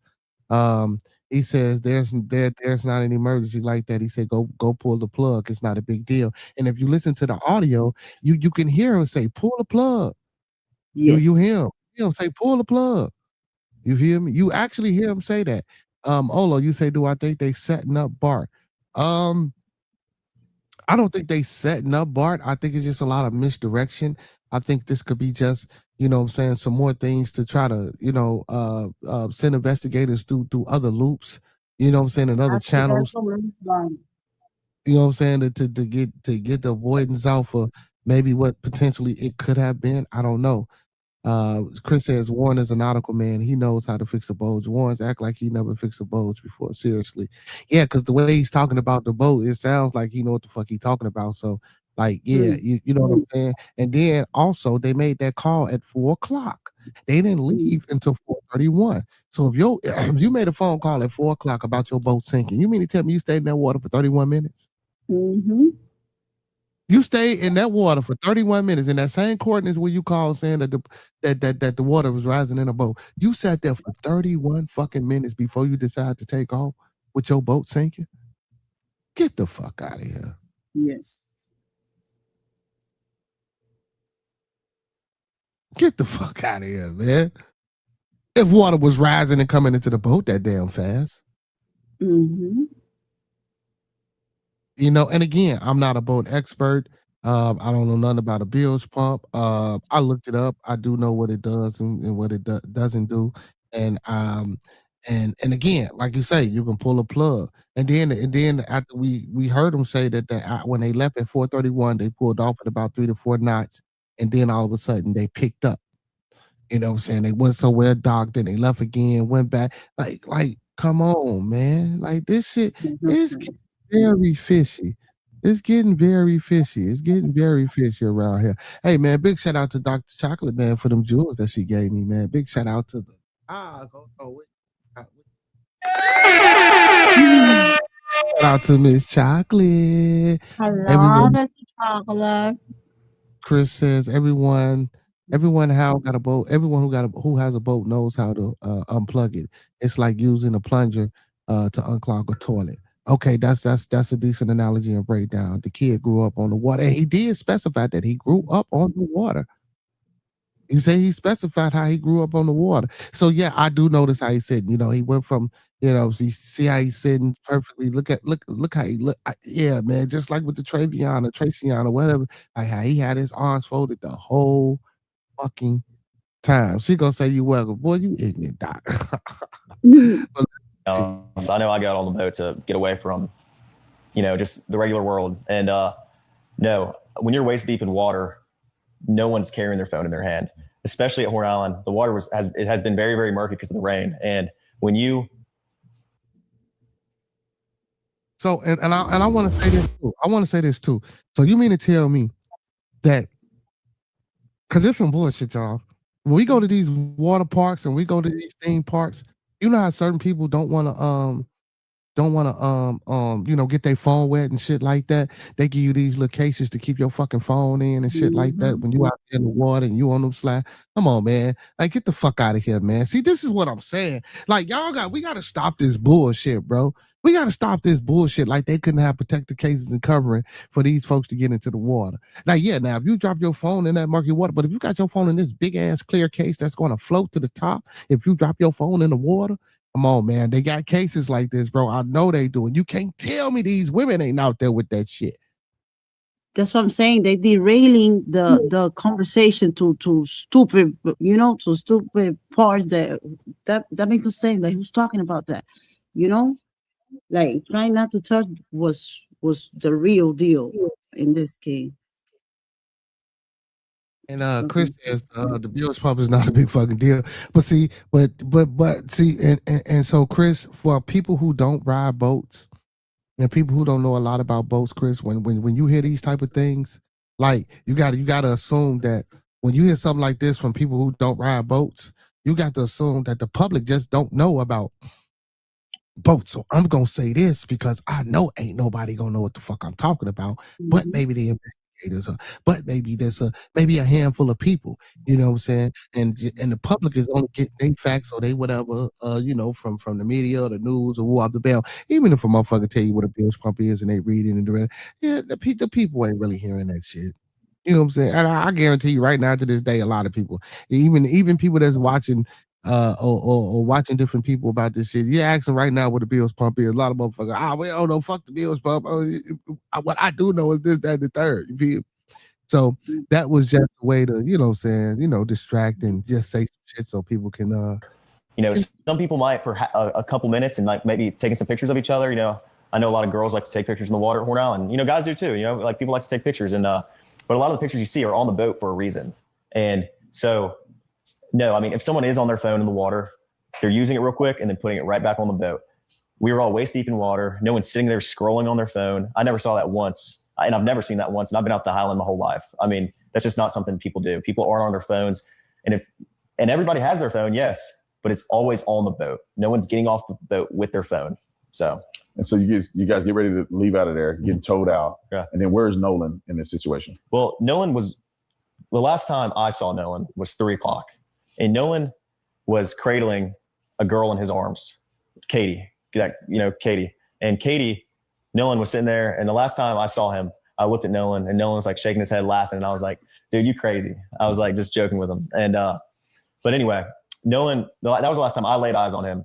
But when we were leaving, obviously, no one is getting left at the island that came with us unless they demanded to, be there and asked, this is a very common thing at Horn Island. When you're out there, a lot of people ride out there with someone and in with somebody else all the time. I've done that 100 times. It's a very common thing, but Nolan was sitting by the boat with that Katie girl, and my buddy yelled for Nolan, get on the boat. We're leaving. The boat's having issues. And no, he didn't say that, but he was panicking. Nolan, get the F on the boat. Get on the boat. And Nolan said, no, I'm staying out here. I'm going to ride it with somebody else. All right, and first of all, let me tell y'all something, man. If y'all boat sinking, why the fuck do I want to get on the boat that's sinking? Exactly. Why you want to move the boat? Did you hear this shit, bro? Y'all talking about some get the fuck on the boat. Get on the fucking boat. If that motherfucker's sinking, why do you want me on this motherfucking boat that's sinking? Plus 30 minutes past. 30 minutes past. You crazy, But you crazy. So Professor says all phones are waterproof as a standard. Now, Professor, all phones are not waterproof. Now, they might be making phones waterproof, but all phones are not waterproof, Professor. That's not true. That's not true.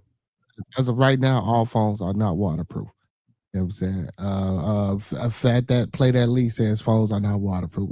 So they do have some versions of phones that's waterproof, but again, that depends upon the submersion level. When I say waterproof, I'm talking about being able to throw your motherfucking phone in the middle of the ocean, let that bitch sit there for about 15, 20 minutes, going to get that motherfucker, bringing it back, wiping it down, and getting back on that motherfucker and making a phone call. That's waterproof. You feel me? Phones are not waterproof. Phones that do that? You say what? There's phones that you can do that with them? No, you can't. That's what I'm just explaining. When I say waterproof, that's waterproof for me. If I could throw my phone in water resistance. Yeah. You know what I'm saying? Now you do have, even with the water resistance, that it's still only to a certain submersion degree, meaning, you know what I'm saying, how deep or how long that is left, or you know what I'm saying, how big or how much water that your device is sitting in. You feel me? So yeah. He say Warren's job is trying to come off like an expert, which he is. He says the white privileged kids are relying on the fact that it's just not people, but black folks aren't familiar with boating. But everybody go boat. So, and again, it's a lot of these things, a lot of this shit is just simple knowledge and simple understanding. You know what I'm saying? Like, I'd have been on a boat before, but do I know the inners and outings and work? No, I don't. He said maybe we thinking it's now or never in terms of leaving. I don't understand what you're talking about. Man, you gotta come to my house. I get what you're saying. No, he said maybe they thinking now it's now or never in terms of leaving, telling Nolan to come on. I get what you're saying, because like they say, the boat did come back to life. But I'm not gonna lie, if the boat's sinking and my homie is already on land, I'm trying to either get back to the land, because I don't even want to be in the fucking water with the boat while I'm waiting on the goddamn Coast Guard. I want to try to get this boat to land so we can get off this motherfucker. And then when they get there, we can get on a Coast Guard boat and they can tow my boat back, or the sea tow boat. We can get on that boat and they can tow us back. I'm not even trying to sit in the water. Let's be for real. Because it's not a big deal. I told you. He said alibi bullshit call to divert attention for the 30 minutes to cover up Nolan's death. I get you, Chris. I know what you said, Chris, but I still gotta, we gotta play into everything. And it's not uncommon to hear, but it's not like my buddy asked him one time. My buddy asked Nolan multiple times to get on the boat. Nolan, get on the boat. Get on the boat. We're leaving. If you're coming, you got to come now. And Nolan made a decision to stay out on the island. And like he said, how many people heard that? Were there at least just a five. few, or? I mean, everyone that was on our boat right there, because the Palm Beach had already left. My buddy went ahead and went home on the Palm Beach, and three guys.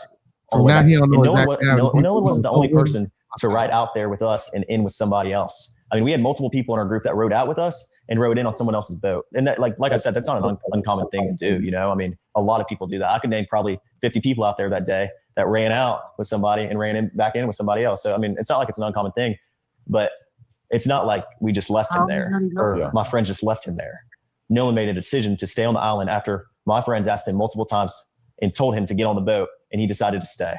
And I heard the girl that he was with, Katie, had text somebody that she heard people yelling for Nolan to get on it. Is that true? And I have a picture of that. She texted my buddy, and the next day everybody was panicking and everybody's texting Katie, you know, because she was obviously seen with Nolan the whole day at the island. Katie sent a message to my buddy the next day and said, you know, this is the last time I saw him, you know, he's really sweet. But she also mentioned that the last time she saw Nolan was when my buddy was yelling at him to get on the boat. And she was right there to see that Nolan decided not to. Yeah. So you guys get in the boat, you start to get towed in, and you make it back. That's bullshit, because she didn't say so. If that's the case, why didn't she say that Nolan stayed on the fucking island? She said that Nolan told her he was going to get on the boat with his friend. So apparently Nolan had to leave from around her if that's what he told her. Now, unless she comes out and say, yes, I exactly seen Nolan get on that boat, and I seen his friends. So where's these messages? Show these messages. Show the messages. They showed her statement that she claimed that she told her sister that Nolan told her that he was going to get on the boat. This is what I'm saying. See, and that's why I say it's just a bunch of foolery, man. Like from saying he was with her, from saying that your buddy Bart told y'all to come on, man. It's just a whole But bunch of not bullshit. even from saying they're the only one that are talking. Supposedly he didn't live with them. They don't know nothing. But then the only one that have something to say. Yeah. He said people go on boats. 9 out of 10 people have no clue how to locate the bilge. Yeah. He said these kids been anchoring, selling, tying up boats, cleats since they were damn near born. And I can believe that. So yeah. So and then again. So Chris. So what Chris is trying to say is that whatever problem that could have aroused on that boat, unless it was a fucking hole in that boat, these kids either knew how to fix, could fix, or had the resources available to them while they was on that motherfucking water to fix that boat. Now, I'm not saying that that's true, because I don't know their history with with boats and what they're doing. But from you know what I'm saying? But I understand what Chris trying to say. Chris trying to say that these little motherfuckers grew up on these boats. They know these boats. They know how to fix these boats. They know everything about these goddamn boats. Unless it was just out of the grace of motherfucking the universe, it was just a big ass hole in the boat and they didn't have nothing to pass the boat on with. Anything mechanically or that could have went wrong, they could have made a quick assessment or probably could have figured some shit out. Okay, all right, well, this was what's wrong. All right, well, we'd be able to push and get the boat back to land and for us to call and woo off the band. But to say that the boat was sinking because of the bilge pump is insane. Now explain how did you get to the point where you were concerned about Nolan? Because obviously you said, hey, Nolan, y'all need to, or somebody, not When you, did I get but to that point? you guys had made mention Nolan need to get on a boat. Yeah. You didn't. Yeah. You guys get back to wherever you're going. Right. Explain that. Did you guys go back to somebody's house, or you guys like what happened there?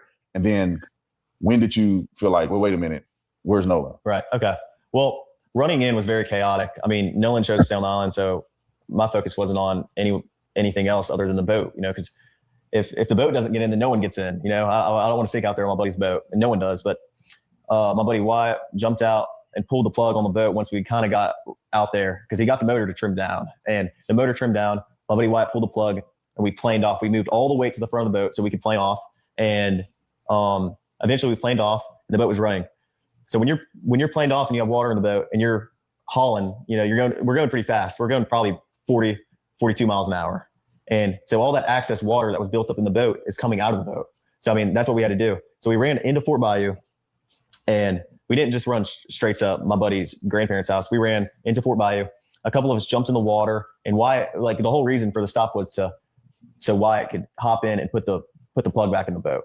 So then after that, we went and docked it, and I went back to my buddy's house and we ate and napped for a little bit. It was a long day at the island, so we were all tired, and eventually we go over to a girlfriend of mine.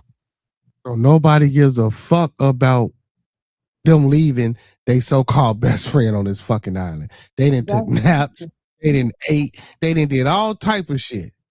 And his only concern was that goddamn boat. She was having people over for 4th of July. We were doing like fireworks and stuff. So we all went over there to swim and hang out. And I was this infamous picture that I've seen online of Nolan in the water in the swimming pool. Yeah. Yep. Where is this picture associated with? Because you said you guys went back to swim. Nolan wasn't with you. Yeah. So where's this picture at? Like, what is it? What's the context around that picture that's been floating? That picture is taken on June 27th, a week before the 4th of July. We all went to a friend of ours in Pass Christian. We got a lot of friends from Bay St. Louis, Pass Christian. We all went over there to hang out, and And Nolan was in that picture. Nolan was in that picture, and if you look in the picture, my arm is around Nolan in that picture. And I mean that was a week before. And we can also however that picture was took, if it was taken through a phone or whatever type of device that picture was took, I want to say they can get a date of when it was taken, because a lot of people at first were saying that picture could have been AI or could have been fake, so that the picture that was circulating about him being in a pool was a real picture, but he was trying to say that it was taken like a week prior and not later that day, because it was some things going on that, okay, well, maybe Nolan got unalived or something happened to him while he was at that pool party, or got jumped on while he was at that pool party. So that's the picture that they're talking about. The 4th of July. So that picture is not associated within even the same. I mean, that was like a week before. So yeah. So you guys are now at swimming and having a good time at a lady friend's house. Right. I never got to the pool. I talked to her dad for a while, and I mean, all my friends were downstairs. I went upstairs, talked to her dad. We were talking about boats and stuff, and I've been with my friends all day. I was just talking to everybody. But so you talked to the young lady's dad, and then how long was it before you realized, or you guys realized that, well, where's Nolan at? I mean, I went back downstairs, and all my friends were just hanging out, and my buddy Wyatt had a dress, talking about Nolan, and I was like, well, where is Nolan? Have y'all heard from him? And he was like, no, we haven't. And I was like, okay, well, it's a little concerning. Man, get the fuck out of here. If you just said y'all left him on the fucking island and y'all got his phone, how you expect to hear from him? How you don't know where he at? If you saying that you left him on the island. Like, I mean, I'm not freaking out or anything, but like, I'm trying to find out where Nolan is. So I texted Javon and I was like, hey, and also a couple other buddies that I had at the island. I was like, hey, have y'all seen Nolan? Did he ride in with y'all? And all the buddies were like, no. Well, I texted Javon and I was like, hey, can you send me Miss Christine's number? Because I haven't heard from Nolan. And if she hasn't heard from Nolan, then I'm calling the Coast Guard. And so eventually Javon sends me her number. Who is her? That's Miss Christine. Miss Christine is Nolan's mom. Yeah. And I walked down to the dock because, I mean, there was a lot of people at it. It was not a lot, but, there was probably 15 of our friends there. And I was just like, walk down to the dock with a couple of my buddies. And I got on the phone. I called Miss Christine, called her the first time. She didn't answer. I called her a second time. And I got on the phone with her, and I asked her if she had heard from Nolan. She said no. And I said, all right, well, don't freak out. I'm going to call the Coast Guard. And this was at about 11 o'clock. So what's your intent in calling the Coast Guard, right? Because right now, Nolan could be with a chick. He could be with somebody else. Right. He could have gone back with somebody else. What made you concerned enough that you felt like you couldn't weigh it out anymore? You had to call the Coast Guard. Well, I mean, like I said, my friends and I have been on the water our whole life. Stuff happens. People die all the time. I know people that have died out there. And, it's a fun place to be, but it's also a very, very dangerous place to be if you're not. So, and another thing, just like Chris keeps saying, these little motherfuckers knew how to pull themselves since they was fucking born. Did you listen to how he talks about, like, bro, for y'all to just automatically just assume that the boat was fucked up and the bills pumps was fucked up and y'all been on the boat. Then did you just hear first he said, well, I ain't get out the water. Then he said, I get out the water, and I went upstairs and I was talking to the girl's father, and we were just talking about boats. Like, goddamn, all you do is fuck with boats and talk about boats, but you ain't know that your boat wasn't sick. Never mind. Let's keep going. He said that the handling it reason right. And go ahead. What'd you say, Ms. Gia? he said the reason they had to stop by his friend's boathouse was so he could put the plug back in. If you take that thing off the boat you're not gonna be able to go far because the water is gonna start coming in. Like it makes no sense. Nah, but he said that it started kicking the water back out when they started driving. He said as they started riding, it came on and it was kicking the water back out. So I guess that's why it was okay for them to get to where they was getting to. So when they got to where they got to, they had to stop so they can plug it back up. So wasn't no more excess water coming in the boat. You know what I'm saying? Now they plugging it back up. So you know what I'm saying? Because they stationary now. They don't want to come back out and the boat just be gone, I guess, according to how he's trying to tell the story. But let's listen. 60% of sales on Amazon come from independent sellers like John from Blue Corn Beeswax Candles. Like John. I'm the founder of Mudwater, and a lot of Like John. I hate these damn commercials. So unprofessional. That's what Nolan, I was. so I hadn't heard from him, and obviously I'm thinking I'd way rather be safe than sorry. I mean, I would rather call the Coast Guard 100 times and lose my mind over it, and my buddy be okay, than not, and me not know where he is and him not be okay. And so I called the Coast Guard and I talked to them on the phone for like 20 minutes, gave him a description, what Nolan was wearing, the last place we were at, the last time I saw him, who were we with, what boat we were on, the conditions of the water, just a summary. And I called Miss Christine back after and I talked to her and I said, I got to contact the Coast Guard. I'm not sure who she called or, what she did, but I think she said she was going to make a couple phone calls to either DMR or Jackson County Sheriff's Office. And I was thinking worst case scenario. Like, I would way rather be safe than sorry about this, Yeah. So you called. So it seems like you called mom immediately. Right. Probably the first phone call that she got from anybody. That's the first phone call, like at least I made. And I would assume that's the first phone call she got from anybody because Javon hadn't called her. And, there's nothing wrong with that, but Javon hadn't called her. And I was just worried about my friend. Stuff happens out there, boat problems, it could be anything. But there's a lot of stuff that happens out there. And I was just worried about my friend. And so you guys made that call, nothing that night. And I'm assuming you wake up the next day and then what happens? I wake up the next day at about 7:30 and my dad had texted me because obviously Nolan's photo was all over Facebook. And, I just saw it everywhere and I was freaked out because I was like, oh my gosh, I assumed, Nolan's just, we had been drinking all day and that he's just sleeping somewhere and, that he's okay. But I didn't want to believe that if we didn't know for sure. So, next day I woke up and my stepdad walked in my room. He said, hey, have they heard anything about Nolan? What's going on? Cause I hadn't spoke to him and he was like, I was like, yeah, no, I don't know. I had just gotten up and he was like, all right, well, we're going to get on the boat and looking for him. And I was like, okay, yeah. So I got my buddy Ricky, I got my buddy Brooks, I got my buddy Jax. My mom came on the boat with my stepdad and I, and we all went out there and looked.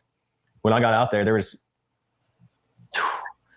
dozens of DMR boats, helicopters, planes flying over Horn Island. And this wasn't just Horn Island. Wow. There was also Ship Island they were looking at, I'm sure, and Chandelier Island, Petty Boy. It wasn't just Horn Island specifically, but where I was at Horn, there were boats everywhere and not just random boats, but marine resource boats and, cops and, the whole nine. It wasn't like there was just a couple boats looking for Nolan. There was planes and helicopters and, everybody. So. And then after this, obviously they didn't find Nolan that day. Right. And so what was your reaction like when you heard the news, or how did you hear the news that they found Nolan's body? Well, the next day, it got to be about 1 o'clock on July 5th. And I was like, my mind started to turn. I was like, man, if he's not awake yet, where is he? I got very, very worried. And, I was with my buddy Brooks the next day and we're driving and my buddies were texting my group chat. They were like, hey, listen, and then I got a phone call from my buddy Trace and he was like, hey man, they just found his body. And I was like, I wanted to have hope, but it was really, really hard to have hope when they haven't found your buddy in the last 2 days. And, but there's still a little bit of hope there, maybe, he's not gone and maybe, he's okay.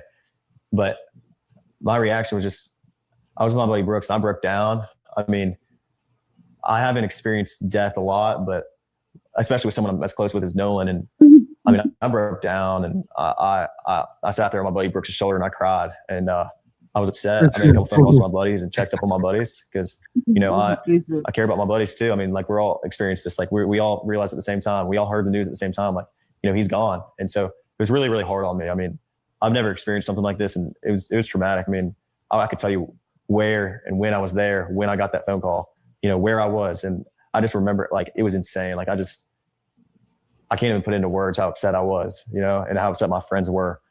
So You don't look like And then comes the stories and the backlash and the craziness. I mean, you guys are now hearing that you're responsible for it. You did it. You killed Nolan. So what was the next step? Did you guys ever engage with police or? Yeah. So the first time I talked to the police was July 7th. I talked to the lead investigator and I told him my whole story, top to bottom. Dotted every I, crossed every T. I told him everything I knew. So first of all, the first time he talked to the police was July 7th. God damn it. Why didn't y'all? So apparently, why didn't y'all call the motherfucking police the next day when y'all realized he wasn't with you? Why did it take fucking 3 days for y'all to even talk to the police, to give a statement or to say any fucking thing? Y'all knew that boy didn't come back with y'all that the next fucking day. Or not even, y'all knew he didn't come back that night with y'all. And nobody thought to call the fucking authorities, and nobody thought to talk to the authorities. Now they say they called the police at about around the time when the mom and shit came to pick up the phone. But as you can clearly hear him say, he didn't talk to the police until the 7th. I'm just listening. I'm just going off of what he just said.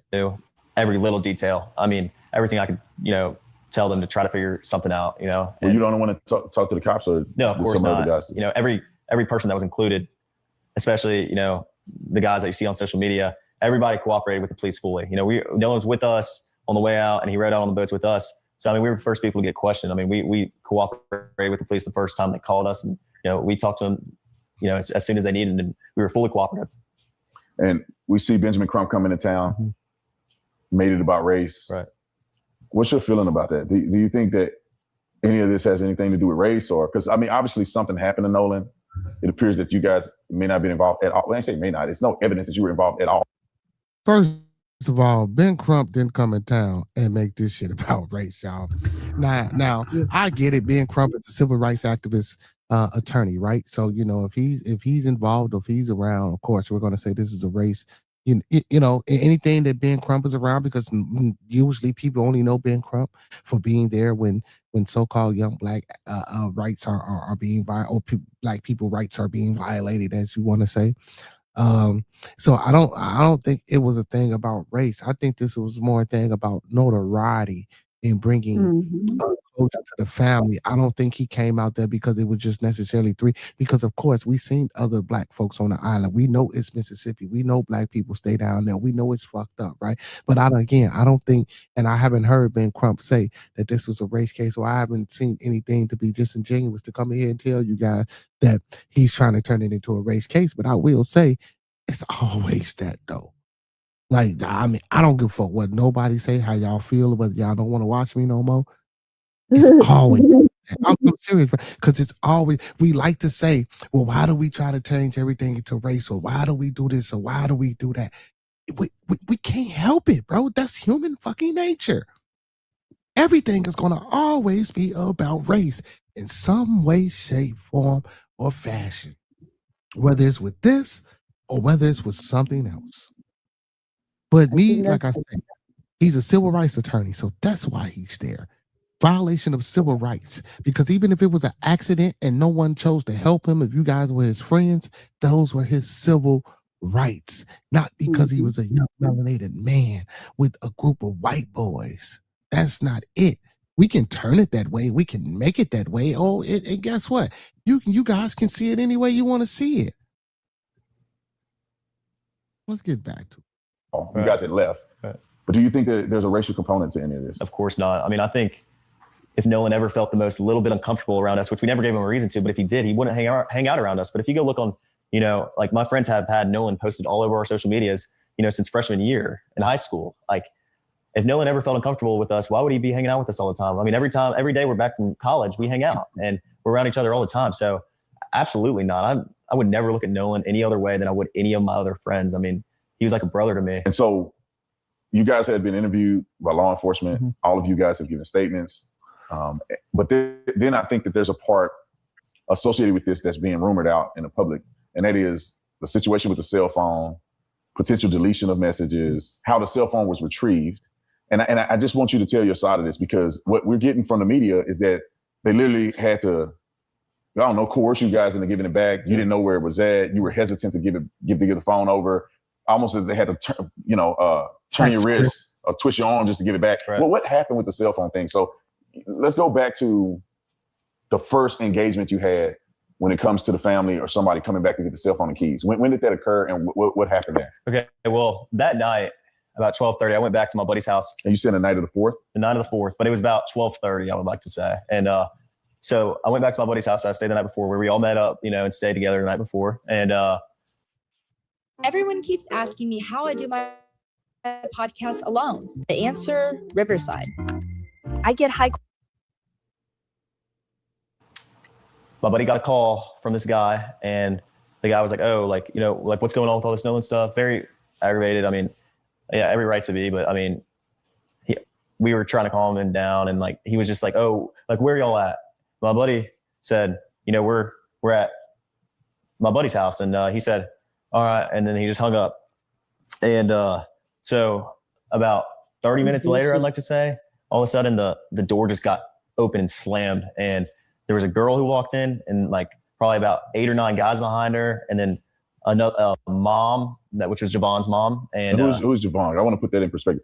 Who is Javon? Javon is one of Nolan's good friends. He's a friend of mine too. Great guy, and his mom and their family is very close with the Wells family. And I mean, so I don't know why she was there, what was going on, but I was very surprised about this. I was like, you just basically kicked the door open.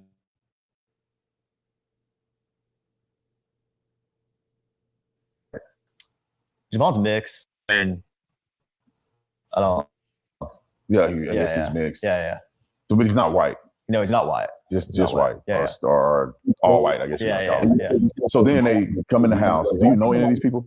And you said the mom, but do you know anybody else? I've seen the mom before, and I know most of them. Most of the guys went to high school with me, and I'm friends with some of the guys. I mean, I know some of them. So eventually, things started to get heated, and I was just like, a guy I was friends with in high school.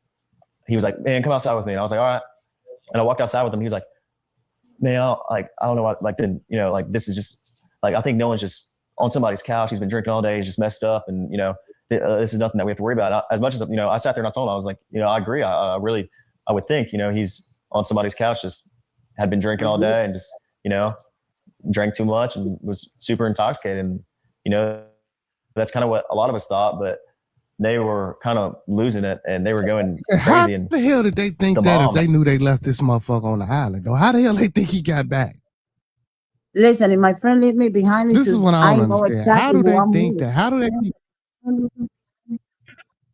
They had to know who he stayed with.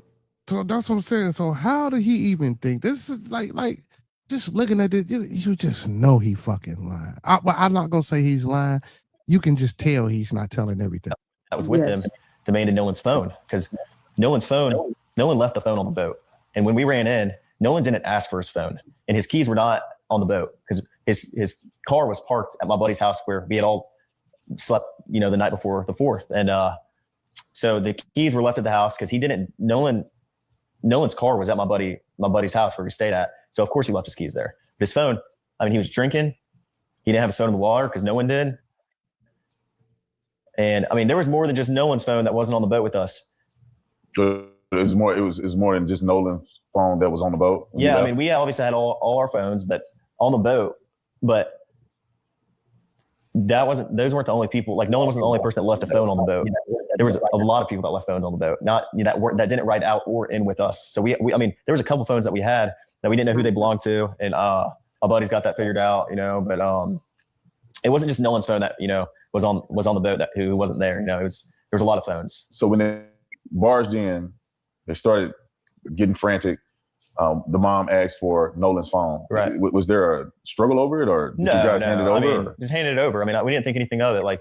She asked for Nolan's phone. We knew they were close friends with, the Wells family, and my buddy went out to his truck and handed the phone over. No complications, no issue, nothing. But I mean, I told Miss Christine that we had his phone and he had left it in our possession on the boat. When did you? Miss Christine is Nolan's mom. Correct. When did you talk to her about that? When I was on, no, I didn't talk to her once. it was like 12:30. I mean, I might have texted her a couple times and like, you know, talked briefly about a couple things, but I told her on the phone before I called the Coast Guard that we had Nolan's phone. Before I called Miss Christine, I asked, I was like, oh, well, where's his location at? Because Nolan had his Snapchat location on for me. And he said, you know, it's why I said it's, you know, in my truck. Like, because everybody who left stuff. Wait a minute. So now you mean to tell me, wait a minute.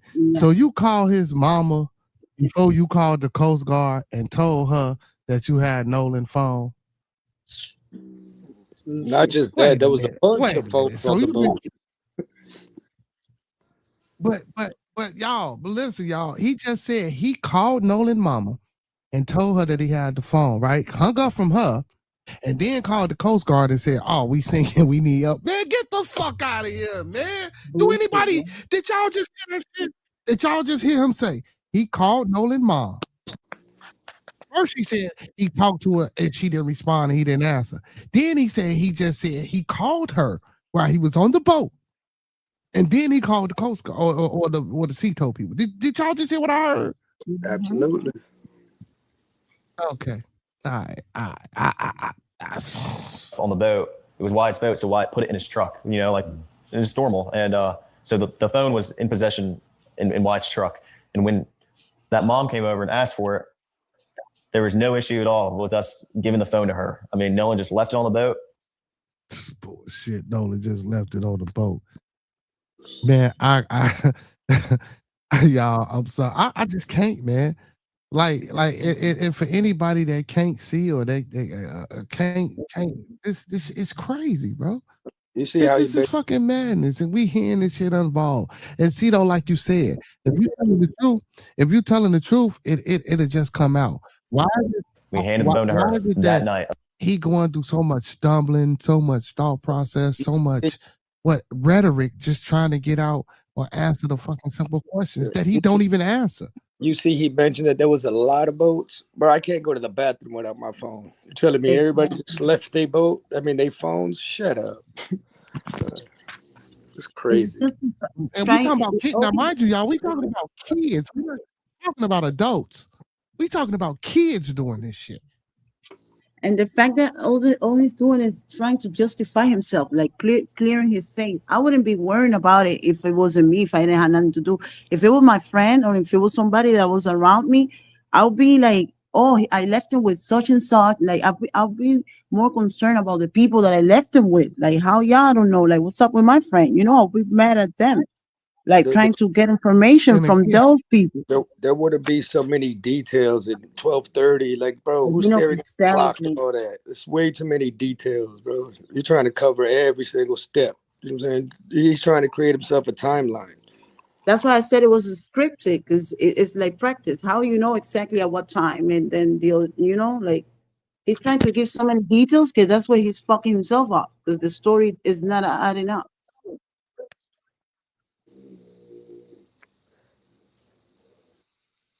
And Chris said, and left it in the truck and then bring it in the house. Right. They didn't charge it. He said, we're done. He's like, we haven't experienced real life. Oh my God, man. But hey, this is one story, y'all. Of the 4th of July.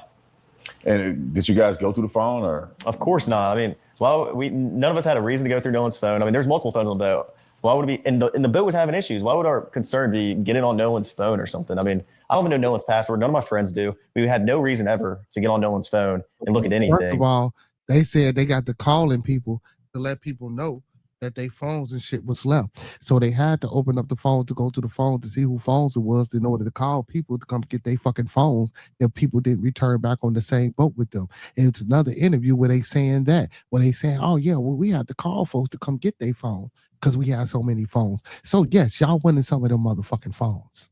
I didn't touch Nolan's phone. None of us touched Nolan's phone until somebody took it off the boat, put it in Wyatt's truck, and then no one. And I'm saying that because how the fuck do they know it was Nolan's phone?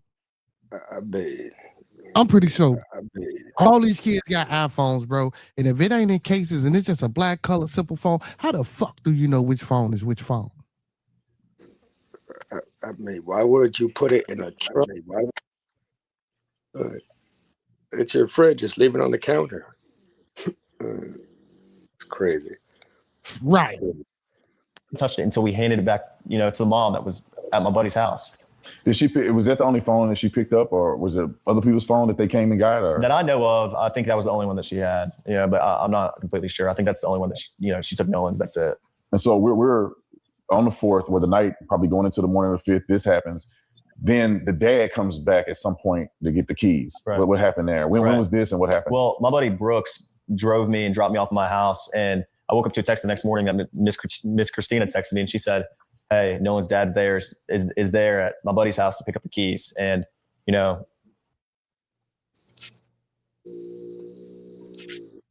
So why didn't they get the keys back when they gave the phone back?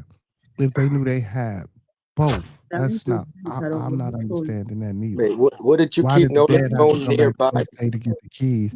I'm not saying that's a major thing, but why wouldn't you give everything? You know what I'm saying? Like, well, damn, you here to pick up the keys, the phone. Let me give you it.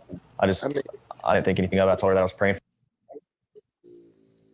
Dude, like if Nolan is gonna call, if he know no phone numbers, he knows his own numbers. Would you keep the phone close?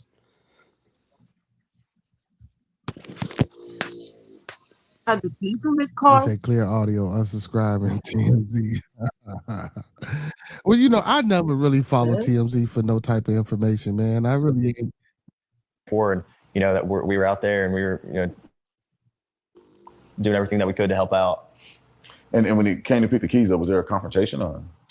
Because I could have that when he came to pick the keys up, it was almost like an altercation because you guys didn't want to get the keys over, or you said you didn't know where the keys were at. I mean, no, absolutely not. So how did he hear about an altercation and now you saying absolutely not? So see, I don't know, Taylor. I mean, I wasn't there, but from what my friend told me, they just had to look for Nolan's keys. It's not like, why would we be hiding Nolan's keys? Nah, look, we've been doing good though. There's no reason to hide anything. This is our friend. We have nothing to hide. I mean, we were trying to do everything that we could to help out. All right, so I want to be clear with this one thing, because I know you mentioned before that you have no reason to touch the phone. Obviously, you didn't touch the phone. Right. But is there any chance or any knowledge that you have that anybody deleted stuff from his phone? Absolutely not. I mean, like I said, there was no reason for us to get on Nolan's phone. No one touched Nolan's phone, but nothing. If none of us had touched Nolan's phone, then there's no reason for anything to be deleted. I mean, no one even was in contact with his phone until it was moved from the boat to the truck.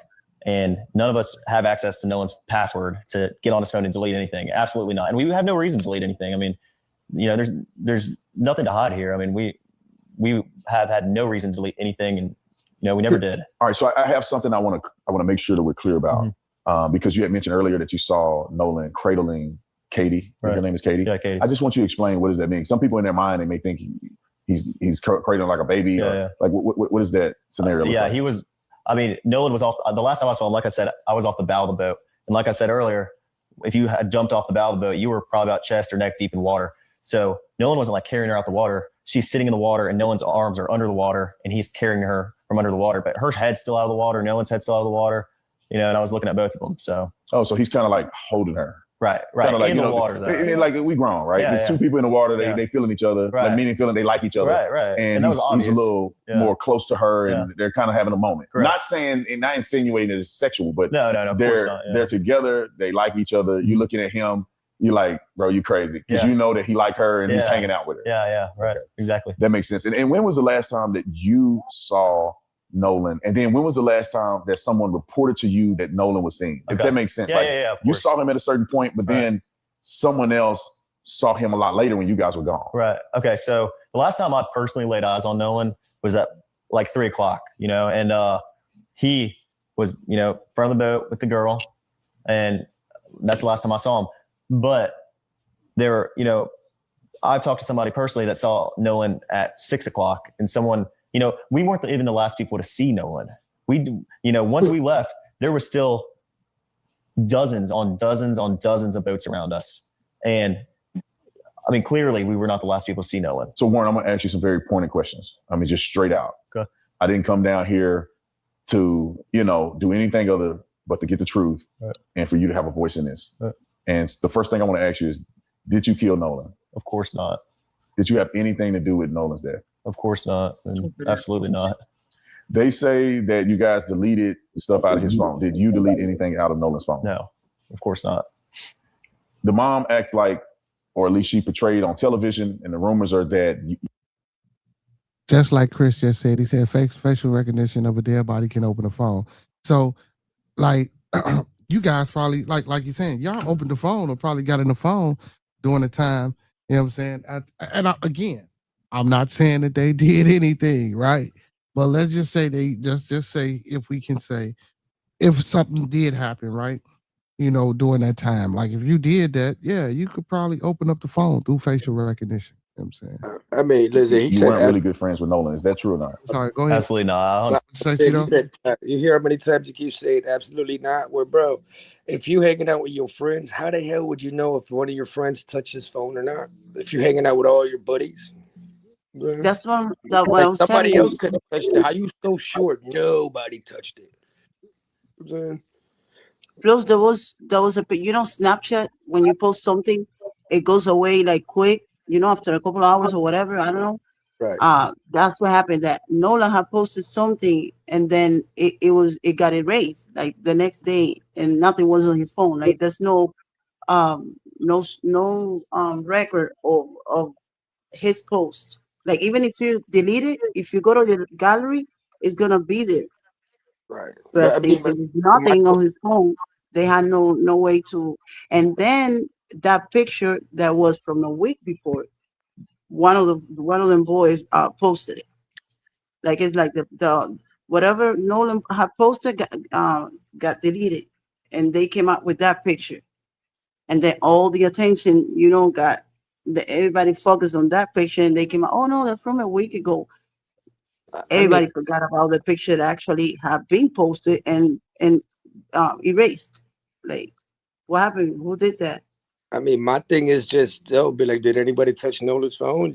I don't know, because you can't speak for everybody, but you standing on it. Nobody touched it. Yeah, that's what he should have said. I don't know. So, and Chris, for your comment, and Chris, for your comment about dead bodies, no, generally, no, you generally cannot unlock a modern smartphone using the face of a deceased person. While it sounds like a lot of plot point from a movie, real world biometric security systems are explicitly designed to prevent this.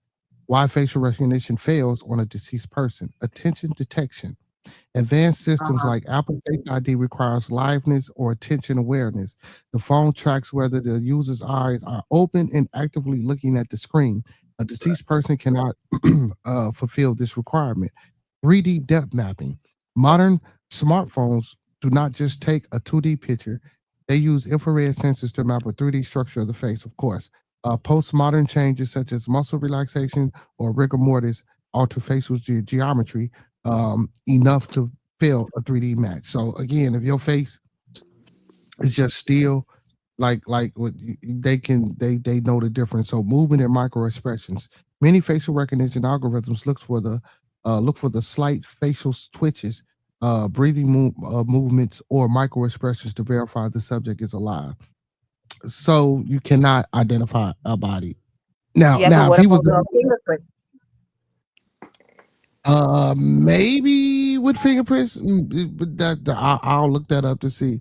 Tracy had admitted that Nolan called him twice that morning. If those phone calls are erased, they played with his phone. So I'm gonna check on the fingerprint thing for you, but let's finish. I hung out with Nolan probably like 3 days a week. I mean, seriously, at least. Some days my friends would hang out every single day, and Nolan was always there. So, and obviously people may see this and know the facts later that you weren't able to go to the funeral or the memorial service. Right. Why didn't you go? What was that? Well, I mean, with everything going on social media right now, with people saying the crazy things that they're saying, I would never want to take the attention off of Nolan and his family. They don't deserve that. And,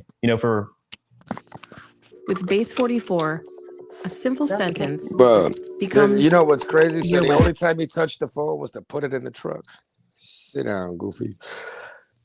And you notice how much he keeps mentioning we hung out 3 times a week. You see, he keeps like standing on, we were buddies. He's making sure that comes across. We hung out 3 times a week. Especially if your buddy, you know who he stayed with. And you don't go to his funeral? You're comfortable leaving him behind, even if especially being the first time that he does that. if you're comfortable leaving your buddy behind, no, let's go. No, We they gotta say go. No, I'm staying. I'm staying. they You're say not you gonna take get your keys, your car fingerprint. keys, or on your phone. Yeah, you can't even use fingerprints over their body to I mean, unlock a phone. listen, you could even guess his password. It's probably his birthday. Geniuses, stop it. You know what I mean? It's not gonna be too difficult of a code. It's your friend. You could figure it out. That's crazy. This shit sound guilty as fuck to me. I I mean, don't know. a lot of details And for nothing. altercation gone wrong. A lot of details for nothing. Shit ain't got shit. Own personal reasons. I mean, I've gotten thousands of death threats. My family's got thousands of death threats, and for my own safety, Now, mind you, he's saying thousands of death threats, right? Now it's down there 1,500 people. I rounded it off to 1,000. It's between 1,380 and 1,420 black folks that stay in Ocean Spring, and a place that has 18,000. I think what it was 760 cents to residents, and out of those residents, only 1,500 are black folks. I rounded it up to 2,000. Who the fuck sending y'all the death threats? I mean, my brother, you didn't go to his funeral. Because that's where they were gonna beat you up. That's where they were. And y'all, and listen, let's not do that shit neither. Come on, man. Of course you're not going. I'm not even letting you in the fucking funeral. Come on, y'all. Let's be for real. If I think y'all had something to do with it, friends or not, or whatever the fuck, come on, man. They mom and daddies ain't letting them in the funeral. That's Even fine, if you wanted to go. that's fine, but then don't let me in. But if that's my friend, I gotta show face. You ain't got to show shit. You can call my motherfucking phone and tell me whatever you want to woo out the damn. Like, bro, I'm pretty sure. They not letting them motherfucker. I'm just being real. They not letting them motherfucker in that funeral, bro. They don't look concerned. I wouldn't. You feel me? Right, but he said for his own safety. I mean, bro, if you ain't got nothing to worry about, you show Exactly. face. You know what I'm saying? If they don't let you in, they don't let you in. But if this your friend and you ain't got nothing to worry about, you at least attempt it.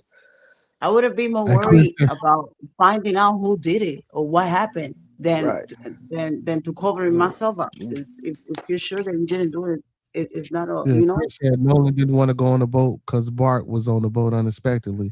He said Nolan gut instinct kicked in. That's why he called Tracion to get a ride to the island. Nolan had plans to see Katie. and Katie is ex with Bart. And again, I don't know that. That's the narrative that's trying to be pushed out. So maybe, and again, Monk always said, man, at first, we were trying to say Nolan was maybe, saying the guy that had everything. But now, and we thought it could have been an accident. Now, is this a case of the jealousies? You feel me? It's because of the chick. Somebody told Bart. Yeah, somebody told Bart that Nolan was messing with his girl, and now when he pull up, they see Bart with him, and he like, oh no, I ain't fucking with y'all. No, I'm cool. I ain't getting on the boat. I'm staying here, type shit. You feel me? They like, But man, Bart, get the fuck on the boat. Wasn't Bart with them from the beginning? Yeah, but Bart, it was so to speak, but let them tell it they wasn't with him until they needed help to get the boat towed. But if Nolan was gonna stay behind, you don't think he'd be like, "Yo, can y'all pass me my phone? I'm good." Yes, and my car keys. Right, I'm good, dog. I'm gonna stay here. He didn't have the car keys out there. The car keys wasn't out there. The phone was out there, not the car keys. I wouldn't. Well, shit, I don't know, did he? Because I'm not in my car. Where the fuck where else am I gonna keep my car key? Right. I mean, that just sounds crazy, though. And then he said he specifically seen him cradling the girl at 3:00, and then he said, "I personally saw him at 3." Well, boy, you was giving yourself timelines: 12:30, 3:00, 30 minutes. Fuck out of here. And if you're gonna stay behind, and because we know for sure if they phones ain't waterproof, that these motherfuckers have on watches out there. But it is 2026, bro. Most phones is water resistant. Yeah, enough to, like I say, I'd have had my hands up in the water walking if Right, I or you put that shit in like that little plastic pouch. That's what I did. Come on, bro. Shit, crazy as fuck, bro. Once again, to me, it's just so many details of what, bro. Like, man, just be like, I don't know, man. My friend's missing, whatever. You're supposed to be in panic. You're not. Yeah. It's just sad, bro. Let's finish it off. I'm not going to put my own health and safety at risk. It breaks my heart that I can't go, and it hurt me more than anything because obviously I want to say my last goodbyes to one of my best friends, but oh my God. I mean, if I'm getting thousands of death threats of people saying they're going to kill me and do crazy things to my family and I couldn't bring myself to go because, I got to put my own safety first. And even if that means, missing my friend's funeral, I mean, it's horrible and I wish I could have been there, but that's what's been going on, And, you guys, I think this is the first time that you've publicly gave a statement about this. Mm-hmm. Yeah. And obviously you're doing it with me. We're going to. At Amazon, skills training I and got a apprenticeships question. can empower Did any of the other friends go? Not this guy's friends, but did any other of the friends go? Go well. To the funeral. Yeah. I mean, I'm pretty sure he wasn't the only one threatened. The world. Why Again, Lucido, not to say it to you like this, that's a dumbass question, bro. I'm not letting none of them motherfuckers come. I'm just saying if it was me and I was the parent, Cito, I'm not letting none of them motherfuckers come. Right. Well, I'm not speaking about the 3 guys. I'm talking about people from school. You know what I'm saying? He said that a whole bunch of them went to fight him. Now that I don't know. That I don't know. And I don't know. And then again, not all funerals are public like that. You feel me? Right. Yeah. But didn't he say didn't he say that a group of them showed up at the other guy's house? Like they were mad and shit. 9 of them. And they were mixed. Yeah, we ain't talking about nobody's house. We're talking about the No. funeral. I'm saying before that, they were already mad at them. Like why they look suspicious? Yeah, Like, why be they- so they- mad? Like why you mad at somebody else for being mad because whooped the bam and y'all outside talking about he probably on somebody else's couch drunk or some shit like that. Yeah, why y'all why be frustrated like that if you know he alive if y'all left him alive? Right. Why you even talking like that? Like, yeah. Why you even talking like that? I mean, he asked them, he said, was there an altercation when you gave the keys? Why would there be an altercation? He said, absolutely not. I mean, Well, dude, see, just had the obviously keys. he heard that it was an altercation. That's why he brought it up. But then he said that it wasn't. So Right. He said, absolutely not. You know what I'm saying? Not a small altercation, maybe, right? Where you trying to be right. Yeah, he's just trying to cover his image up, like to clean up. And all of them sat down and came up with this story together. Yep. All of them. And then like Chris said, and he told Nolan he was crazy because Bart was around. And then even if you hit the other friend that got interviewed, he spoke about kind of hinted towards like, damn, you fucking with Katie type shit. Like, That's exactly the motive behind it. Well, he took your bitch. Sorry. And even though you got the issue with that guy, you're gonna lose your car. Right. Okay. Well, Officer Tatum, I've been watching you for a good while now, and I think you're a great guy. You've kind of, ever since things got really hot, you've kind of been on my friends and I's side, and I really like that about you. I mean, I thought you were very confident and well spoken, and I really enjoyed that. And all my friends and I watch you. We all think you're great. We love your faith with the Lord. He's pulling the race card. First of all, these little motherfuckers is 18 years old. I guarantee you they are not watching this man. They pulling the race card. They trying to give the back man I some props. guarantee you they are not watching this man content. Isn't his mom the judge? I guarantee you. I don't know who mama was the judge or whose mother the judge. And also, I heard that the hotline, and I don't know how true this is because it's a lot of bullshit that come out in these YouTube streets. So just in the media period, they trying to say the hotline number that you call, the number goes straight to her.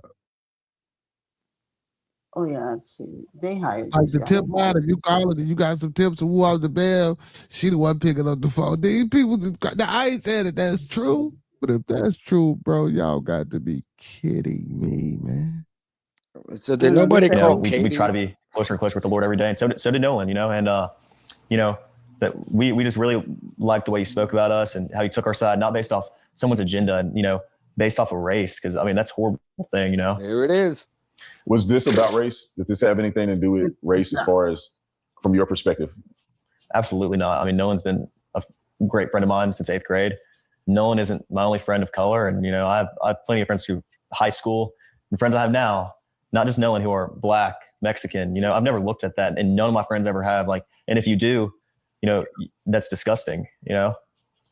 And if you had a chance to, you know, tell the world that have painted this picture of you and your friends as being potential murderers of Nolan, white supremacists, racists, what would you want the world to know if you can summarize to them in a very short paragraph or a few sentences? Yeah. What would you want to say to them if you had the opportunity? I would want to say to them that my family and I are praying for y'all. You know, I can never bring myself to tell somebody that I'm going to kill them, and that I'm going to, you know, I've received, and my family's received, absolutely horrible threats about this. And, you know, I want people to know that our faith with the Lord is stronger and means more to us than anything. And we all trust in the Lord, and for the Lord to reveal the truth. And I know that's what will happen because I have faith and my family has faith. But I want people to know that I'm praying for them. That's hilarious because so was the motherfucker that was hanging black folks. They faith in the Lord was serious as hell too. Right. And when they was burning women, talking about some they was witches, they had real faith in the Lord. Y'all will get that shit out of here. So Chris says Bart approached Nolan on the boat. 911 call when we heard, damn it, Bart. So when we heard, so now let's just say Nolan did get on the boat, right? Somebody might have said something to him, or he might have seen. Because some people say that Nolan and Katie got on the same boat, and that Katie was sitting on his lap. And when Bart came to help their ass out, he seen what the fuck was going on, blew out the bell. And let's just say they did panic and didn't know what was happening during the 911 call. But when Bart pulled up to help tow the boat, and that's why they canceled the damn tow, Bart seen either he seen Katie sitting on his lap, or he either seen Nolan on the boat with them, and somebody said something about, or he heard around on the island that Nolan was, you know what I'm saying, could have been potentially messing with somebody that he used to mess with or still messing with. And when you hear that, damn it, Bart, he could have went up to him and did some old goofy shit. Like, I don't know. I don't even want to say it because I don't want to paint out. That's the reason why they don't want to give that part of his body, that organ, because I'm pretty sure that's the only way that they're gonna figure it out, if it was actually, because if you get drowned, that part is gonna be full of water. Right. But if he got strangled. if you got strength, like it's a little bone, you know, like on the back of the neck, like if you get strangled or if you get hit with something and it gets broken, that's the only way. Right, because if you drown, your lungs are gonna be full of water. So but they gave the body without that. The only part that was missing was that part from the throat that goes to the stomach. strangulation. Who gets out a body without an organ? That's ridiculous. That whole case is ridiculous. I mean, once you bring in God into it, be like, my faith in God is stronger. Where was God when you were looking for your friend, bro? It just has to do with anything, yeah. Shit's sad. You heard the updates about the Anthony, the other, what's the name? The other black kid. Ted, what you talking about, Ted? You say F that, who pulling up? Who pulling up where? What you talking about, Ted? What, you want to get some flights? You want to go out there and you want to do some things? You know what I'm saying? I'm with you, Ted. What you got our ticket? We on our way to Mississippi. You know what's crazy? If they get off, they're gonna do a civil suit for defamation of character. America's crazy though. Yeah, but see, that's why. So this guy Bart, the guy that played for Wyoming, the punter who's sponsored by ESPN, is supposed to have a potential prominent punter career in the NFL. You know, that's why he came out with the statement that said he's suing people. You know, for anybody saying that, you know, he unalived this young man or had anything to do with the unaliving of this young man. You feel me? So he came out. He had his lawyer come out and make a statement. And then I think they have actually went after somebody. I forgot her name or whatever the case may be, but I don't think it's that serious. This might sound crazy, but if he's the punter, he's already like insecure. You know what I'm saying? You know that about football. I was thinking that earlier, but I just never said it. You know what I'm saying? I ain't want to paint that picture of that narrative. I ain't want to make it seem like the, you know what I'm saying? I'm still not gonna do that. You know what I'm saying? I got you. Because I know some punters that'll whoop your ass. You feel me? They No, just right. punt. Listen, Bart could fight, Mhm. right? But he just ain't. He ain't the quarterback, the wide receiver, the linebacker. Not for the right reason. Right. These white boys are terrified of Bart. Yup. They covering up. And why nobody talks to the girl? Ah, man. Well, the girl, she came out with a statement. I don't know if they terrified of Bart. Ah, man. Yeah, 10:05 p.m. on July 4th, Bart filed a missing persons report on Nolan Wells. Did you know that? See, Right? now I didn't know. I didn't Bart know. filed it. He did, yeah. First And, one to and, know somebody was missing. and he was the owner of that boathouse when where they made the stop. Like why? Oh, to put the thing on the plug back in the boat. If that thing is open, if anybody knows about boat, they can confirm what I'm saying. If that thing is open and you start you going in the boat, you're not gonna go far because all the water is gonna start coming in. You're gonna notice it. It's not like if you go fast, the water doesn't come in. No, yes, it will. It will. Bearded, can you clarify something for me? You said something earlier about that they said damn Bart or something like that. Well, what was that concept? Yeah, that was on the phone call. That was on the phone call of the audio. After he With the told coat. everybody to shut the fuck up, you would hear him saying, "Damn, Bart." Yeah. Right. This is crazy. Damn it, Bart. No, he say, "Damn it, Bart." Well, Caucasian. You know what I'm saying? I mean, that could have been in frustration of the boat sinking. I don't know, but I think it was a response to something that he did. Absolutely. Right. But I don't. But I can't Allegedly. say. Allegedly. I know it ain't allegedly because I can't say what he did had anything to do with Nolan if they supposedly left him on the island. You feel me? So how could that be? Even if they was talking to Bart, they left him on the island. Remember, so we can't make that speculation and say that he did anything to Nolan if Nolan was left on the island, according to them. Right? I'm just saying. No, you got a point. I'm just saying, you know. So we still have to figure out and find a way to put Nolan on the boat. You know what I'm saying? Like, did Katie absolutely see Nolan get on the boat? You know what I'm saying? Did the people or the police do they have the boat? Is the boat at like you know what I'm saying? Like, where's the boat right now? Right. Is the boat at right. the motherfucking police headquarters getting stripped from top to bottom? Because if it I was heard any that blood, they did clean it the next day when they went to pick it up. They had detailed cleaning the car, yeah, but the boat. but you know, even within that, sometime if you detail clean, sometimes you know motherfuckers miss some things. You feel me? Sometimes you can miss some shit. You know what I'm saying? So that's why I say, do they have this boat? You know, even though it was detailed and cleaned and woo up the bam, like, do the investigators have this boat? Are they taking this boat apart? Are they looking in the nooks, crevices, and crannies of this motherfucking boat? Are they analyzing every fucking piece and area of the boat where this could have potentially happened?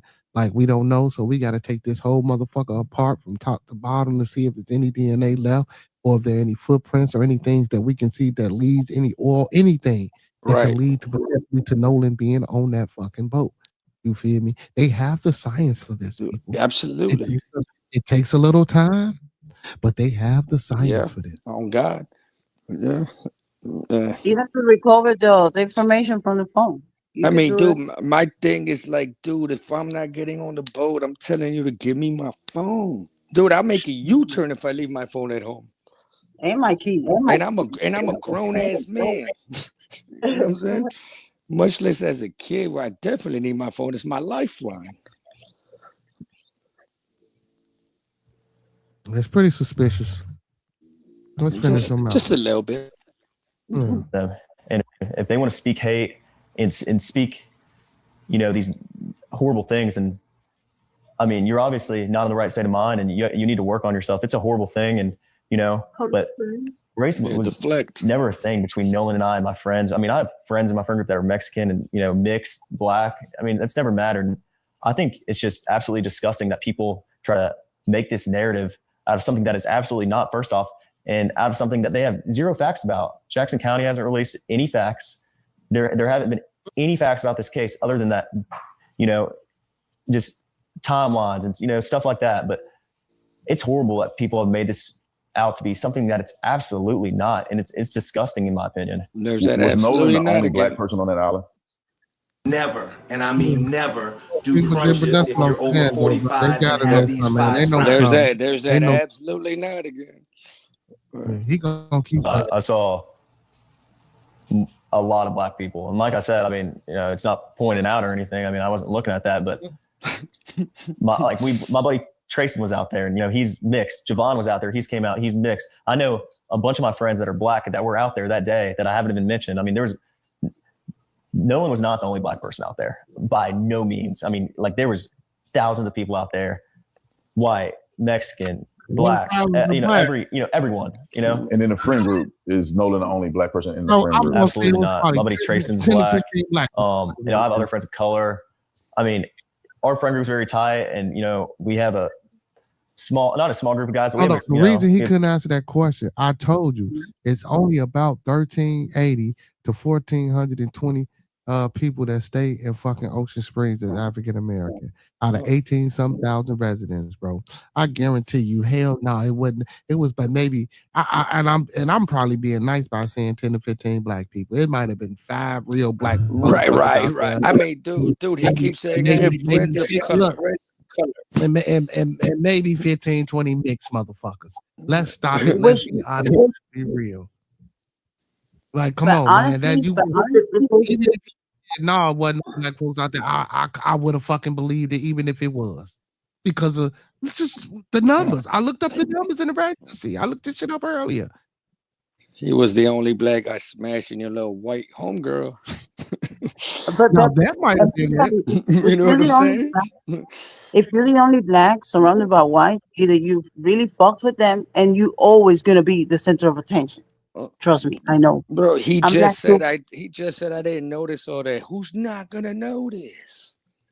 Like remember, like out of the Bart friends, for example, I was the only black one, and I was mainly like the leader without wanting to, but yeah, it's always like you become like the center of attention. Like if you go missing, they gonna notice. They know how come out of the 1,000 people that were there, only them know something, and they don't know nothing, but only they can see. If they can say anything, especially if you're the only black one, if you would have stayed behind, somebody would have at least a picture or something to say. I know if I'm hanging out with Bearded, and he leaves his phone behind, the first conversation I'm having is like, oh shit, this nigga left his phone. Yeah. Oh man. And this 10 to 12 guys in my friend group, and we're all from Ocean Springs, and we grew up together. But Nolan is not the only black guy in my friend group by any means, and everybody knows that. There's controversy around the CETO, right? You guys called it in. Right. They have that record of you guys, making that emergency call. Right. But then there's this, I guess, graphic of you guys traveling at a slow speed, and all of a sudden you accelerate. Right. People are saying that that's an indication of something afoot or foul play going on in that timeline. What do you have to say to the naysayers who are mentioning that something must have happened, that you guys were going slow, then you accelerated all of a sudden? Yeah, I mean, absolutely not. We got towed probably a quarter mile. Like I said, my buddy Bart drove his boat up next to ours after he pulled us out away from the island. And then he towed us a little more while we were trying to get the motor figured out. I mean, the motor would trim down. So then eventually, and the motor wouldn't trim down. And so eventually we figured out if you held the manual trim on the motor will stay in the water even when you start to accelerate. Because when my buddy would put the boat in gear and forward, the motor would come right back up. So it trimmed down, but then it'd come right back up when you went to go put it in forward and drive off. So yeah, we stopped at one point. My buddy pulled the plug out the boat, got back in the boat, the captain of the boat, got in the water, pulled the plug out the boat, got back in the boat. and hit it. And like I said earlier, we all transferred our weight to the front. So, because there was so much water in the back of the boat that when my buddy had it pinned out all the way, trying to go as fast as we can, and the boat was still sitting like this on the water. Wouldn't even plan out. So we had to move all the way to the front of the boat. Everybody had to get on the bow, and eventually we planed. Everybody got sat back. And when you're on plane and you're going, water starts coming out the boat. Like that's the whole reason he pulled the plug. Because when you come out the water and you're on plane and the boat's level, water starts coming out the boat. So, I mean, that's why we came to a stop so he could jump in the water, pull the plug, and then we hauled in. There was no stopping because if you do stop, the water starts coming back in the boat because the plug's out. So there's nothing nefarious there. It's just a formality of trying to unplug the boat and absolutely get not. It docked properly. Correct. I mean, we were just trying to, solve the boat's issues because we wouldn't have ever gone anywhere if the boat wasn't figured out. So and Nolan being a really good friend of yours, really good friend of all of you guys. Some of you guys have been accused of killing him. I mean, obviously he was somebody you knew, somebody you spent a lot of time with. With all that has gone on, if Nolan was here, what do you think he would say about all this? I think Nolan, fuck you guys, has one of the most. I mean, Nolan's one of the best men I've ever met. I mean, he has an amazing heart, and like I said in the beginning, I mean, Nolan is one of the nicest and sweetest people I've ever met. I mean, seriously, he had no hate in his heart whatsoever. I think if Nolan knew this was going on, right there, he'd be sick to his stomach. I mean, Nolan hated all hate and arguing and drama. He didn't like any of that. So, I mean, I think if Nolan knew this was going on, he'd be very, very upset. I mean, it's horrible. If he knew his friends were getting these threats and, we were, felt threatened for our lives, I mean, Nolan would be traumatized if he was here. Like, and if he knew that, like, I mean, he was a person of no violence and, he had a really good heart. He would hate it. Do you think your friendship with Nolan inspired you to want to speak out? Of course. I mean, I know Nolan. And like I said, I've been really tight with Nolan since 8th grade. And remind us he's again. a best friend of mine. He's like a brother. And Nolan's the type of guy to fight back for what's right and fight for the truth. And I know Nolan would tell me if he was here to fight back and make sure the truth is out and make sure your word is out, because that's what matters most. So after all that's been said in this interview, do you have any theories about what could have possibly happened to Nolan? My buddies and I have talked about it, and he has Drew, watch brother. this. He has Drew An epic directly. Mortal Kombat style arena battle made entirely with Dream Eater. Yeah, like just give a fucking ass. Right. Why He you asked and him your what buddies Nolan talk- say. like I said, What the I've been fuck on you water talking about? He's my entire best life. friend. My friends have. It's not like we're unexperienced in this, but Nolan was my best friend, and he was my There you friend's go. best friends. And well, he was like a brother to me. Like, And more hey, than look, anything, right. and the thing that's most important is what happened to him. And I want to know just as much as anybody else. I mean, that's all. Like my friends haven't stopped talking about that. Like what happened, and like just trying to figure it out. But I would never want to put it on somebody else because of the hate that I've received for just being out there around them, and my name getting brought up because I called the Coast Guard. I was the first one to call the Coast Guard. I mean, I don't know, and I want to know more than anybody. I mean, my friends and I are have been wondering this for a while, and we just want to know as much as anybody else what happened to him. But I would never want to sit here and blame anybody else and put this on anybody else because of the hate and death threats that my family and my friends have received. It's horrible, and I would never want someone else to experience that. Yeah, especially if there's no evidence to it. Exactly. So I got two more things I want to address directly. Mm-hmm. It's been said out there that you guys immediately delete your social media, lawyered up, as if you were in some type of fear that you would be implicated in this. What do you say to that? I mean, of course we lawyered up, and of course, I deleted my social media. I was getting death threats before anything ever came out because I was the one that called the Coast Guard. I mean, people put this all on me because I was the one that called. I was the one that was, worried. My friends were just as well. I mean, of course I deleted all my social media. I was getting insane death threats, like stuff I couldn't even believe 2 days after. And, we went straight to the police. I wanted the police to come and ask questions. I wanted them to know and have all of my information.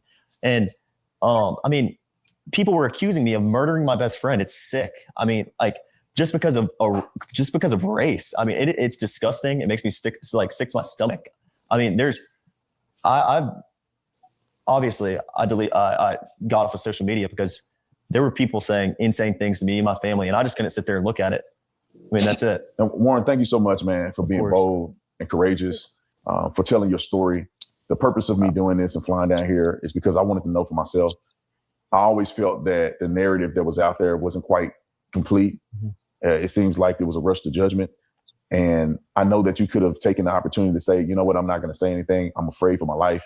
And I'm just not going to put my neck out there. Right. But I applaud you and appreciate you for stepping up, for doing what Nolan will be proud of you doing. And that is putting the word out there and not letting the naysayers run with the narrative. Of course. And you being a young guy, I'm much older than you. I could take the punches. Right. You know, he's proud of how hard I worked. He's proud of me going overseas to go play ball. That was my guy. Like, that was. So this is both interviews played into one. I played the other interview, but we can pause on that real quick. So, family, tell me what y'all think. Listen, Doug, to me, I don't know nothing. What the fuck I need a lawyer for? You feel me? The same way you did this interview, you could have, what you mean you wanted the police to ask you? You're supposed to go talk to them. I don't know. I don't buy it. I don't buy it, bro. I feel way too many details, and like you kept trying to prove something to me. We're like, that was my best friend. I have other colored friends. Shut the fuck up. It makes me sick to my stomach that they think it's race. I mean, dude, listen, your homie Bart was jealous. Dude, if you're in a boat, how many people are sitting next to the captain? Nobody. It's a fucking party. You're drunk. Like, y'all accelerated. Be like, I didn't even realize we accelerated. How you got an answer to everything?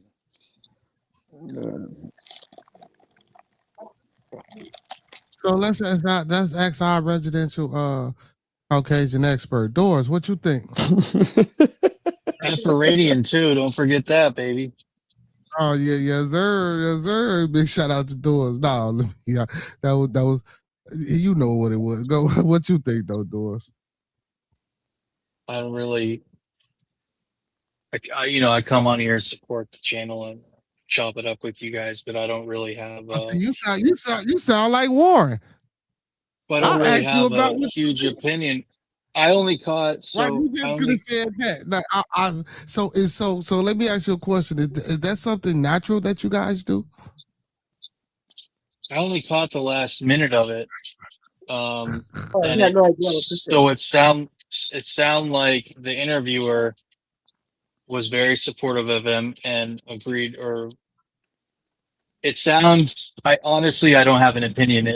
It sounds, all I heard him say was, I deleted social media. I didn't do anything wrong. No one would be proud of me. He portrayed himself very well. It was good optics. I have no idea if he's guilty or not. I have no idea what happened. Exactly. And I have no allegiance to these white people because they're white. I don't care. I just want justice to be done. It's not that I don't care about what happened to Nolan, but it's not like, bro, I just want justice. Yeah. Like some people may think, oh, because you're white, he's siding with them. No, I want justice to be done. Right is right, wrong is wrong. Yes. Look, I don't think this guy, I think he knows. I don't think he did it. I think he knows.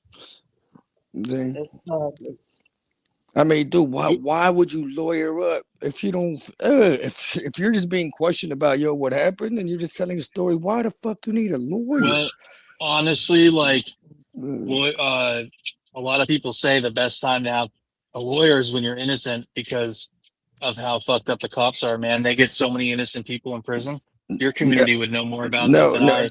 I understand. You always really want an attorney when you talk to the police. Listen, to be honest. Listen now, bro. Listen, not if you're there to explain that your friend is missing. There's no reason to lawyer up until they start questioning you. We're like, did you do this? Did you do that? Then you can feel. So you're saying you're saying he got a lawyer before, as soon as he even reported the missing, he had an attorney? I don't think that's true. I thought when did he get an attorney bearded? You know? Well, they say they had the motherfucking attorneys called in before they got to the mainland. That's the stories being told. Can we verify that or check on that? Because if that is true, that's pretty suspicious. I don't know if we can. I don't know if we can exactly verify that. But I can say we do know that one of their parents is a judge.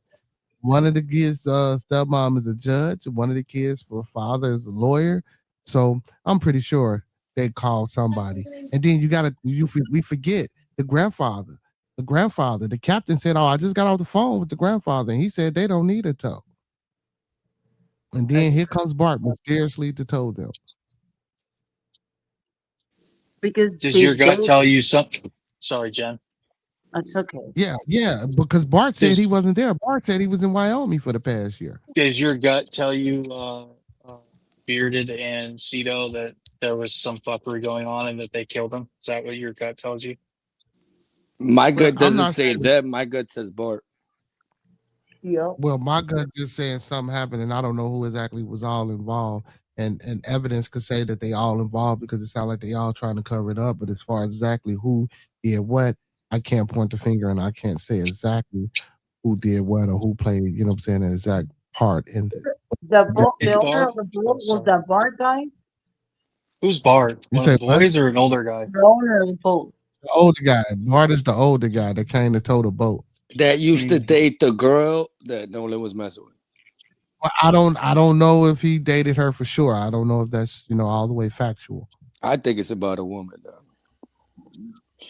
In my opinion, I'm saying that's just what my gut tells me. It's about a chick.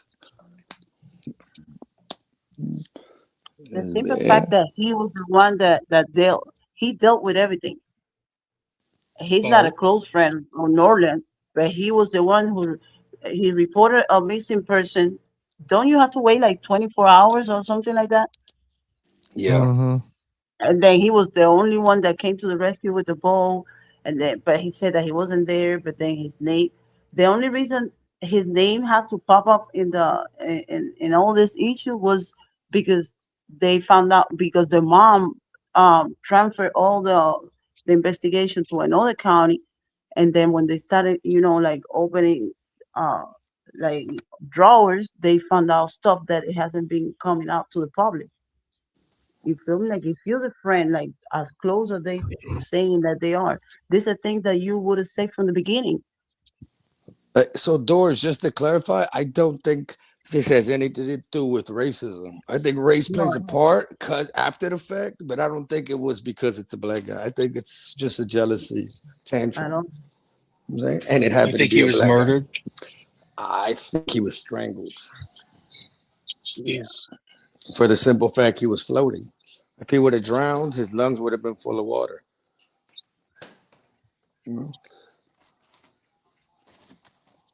But I don't really think it was a racial thing. I think it turned racial after the jealousy kicked in, and then it was a black guy. But I don't think it was like fuck the black guys. I think it was more like, oh man, that long to find the body, right? Where they found the body? In the water, no floating. I know, but where? Like close to that area? Yeah, they say they found the body at the same coordinates where they made the call from. Exactly. So all the people that were there when nobody saw that, all in boats coming back, whatever, and they left early. He got killed in that boat and got dropped off. Yeah, I think that was a fight that went wrong. And I say this like to the fact where I'm still on the phone thing. Well, bro, if Bart's on the boat and I don't want to be on the boat because I don't want to be around Bart, I'm telling you, let me get my phone. It's your only lifeline. And my car key. No, right. But I'm just saying with the phone thing, right? Like, come on, bro. What? It's just your lifeline where everything you do nowadays you need. And if you only know one phone number in your life, it's gonna be your own. You feel me? So if you stranded, you're gonna call your phone. If you can't remember your friend's phone, you're gonna call your own phone. Look, I'd have left the keys to see if they was gonna start riding this car. I'd have left the keys and see if they was gonna start riding that bitch. I'd have let that shit play all the way out. Oh, man. I still don't understand. We're like, so you put the phone in the truck? Who the fuck does that? Before they left, and he has a car. Before they left, the island, they said that they stayed there for a little bit trying to fix the boat. With all that commotion with the people that you came with, you're not gonna come, like to help. Hey, what happened? What's up? You know what I'm saying? Right. Everybody gonna try to help you with the boat. Yeah, I've been in an island before. I know how it is when you have a problem. Everybody, everybody knows. Everybody wants to be a captain. Well, Jen, us living in Miami, how many times do you see the refugees that get picked up by boaters? Or they see them in a raft, they're like, get on the boat, bro. What are you doing? Yeah. You know what I'm saying? That's why I know that that boat thing that told the boat that was towing them. Because first he said that the friend was towing them, pulling them,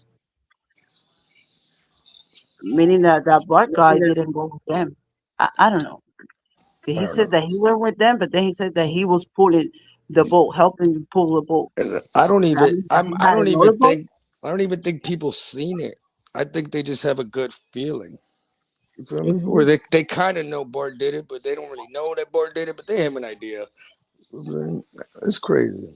And like I said, that whole thing, it was just way too many details. And to the, dude, listen, they asked the man at the end where if Nolan was here, what do you think he would tell you? And he was like, oh, that's my best friend. Shut up. What do you think he would have told you? Fuck out of here. I don't know. No, he asked. Now the last question was, do you have a theory about? Do he have a theory about what could have happened or what could have No, possibly right. happened? So the second to last question, he asked him if Nolan was here, what do you think he would say? And then it turned into like, that's my best friend, and we're not into race. And he would have told me, keep pushing. Shut up. I think Nolan would have said, like, damn, dog, y'all niggas left with my phone. And he didn't say nothing about being concerned about what happened. Nothing. It's like, Dude, you're supposed to be crying, not scared if that's your friend. yeah, like, bro, I left you there. Like, it's the first time that he comes with us, and he's your friend.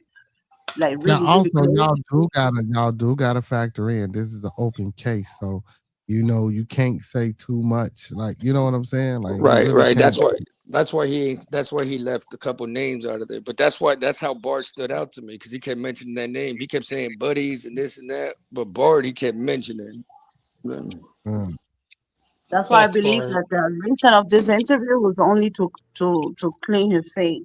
Like, I mean, clean his face. Well, you got to take the interview because if not, you guilty type I'm deal. so Or it's sorry, just but weird. You know what I'm saying.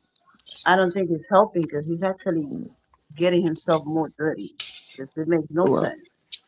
I think as an investigator, where he kept giving timelines, if you noticed that, like he was specific, 12:30, 3 o'clock, or you catch him. I watch enough First 48. Where you catch him and lie like that. I mean, who's looking at a watch and a clock all this time? I don't know. And if you're keeping track of all of those unimportant points, how you don't know about what's really important? You don't know who he stayed with. You don't know who he was hanging out with. You don't know that what's important. You don't know. But Right, because you didn't tell me he ain't say, "Oh man, I'm finna go fuck with woo woo." Y'all go ahead. I'm gonna ride back woo woo. Y'all his friends. I'm Right. like, nigga, like motherfucker, how you getting back? Nigga, like we Right. finna go. Normal fucking conversations. And it's the first Like time that you. that's what Yeah, I'm but saying. They bring could it back. oh man, he told us he was gonna ride back with such and such and such and such a catch a ride Right. woo woo. I Like, mean, come on, man, this your boy. You trying to really figure out how he getting back if y'all leaving. Bearded, you know how excited it would be for me to come to you and be like, yo, dog, I'm a dip with Katie. Yeah. You feel me? Right. Oh, I'm gonna go smash, nigga. Right. Come on. He wasn't that drunk. Yeah, he definitely drank. And then if you get worried, you would have called them people. Hey, what's up? You seen such and such? And he said that he was staying with y'all. You would have had people who you're gonna call. I mean, the first Whoever he person you stayed call was with, Katie. or whoever they stayed with, because you know each other. If Right, Nolan but stayed but with but what them, I'm Katie's saying, a whore. what I'm saying, he's hanging out with Katie. Last time you seen him was with Katie in the water. They Katie though. Nolan's still yeah. with you. But you know why they don't mention her much? Because when she got interviewed, that's why nobody mentioned only them. They're the only one that brought her name up. Because when she got interviewed, she said that he left with them. I don't. He didn't stay with her. So Yes, there's a gap. If I shit's tell like you, no, I'm leaving, I'm not staying with her, then and she's saying, no, he didn't stay with me. right. She can't be she doesn't know if he actually left with them or not. But her part was clean, like he didn't stay with me, and I'm pretty sure Katie wasn't there by herself. So she was with a whole other group that could confirm that. They will have to like interview like all of them people that would supposedly he I don't. stayed. I personally don't think anybody's seen nothing. Everybody just has a gut feeling. They kind of know who did it.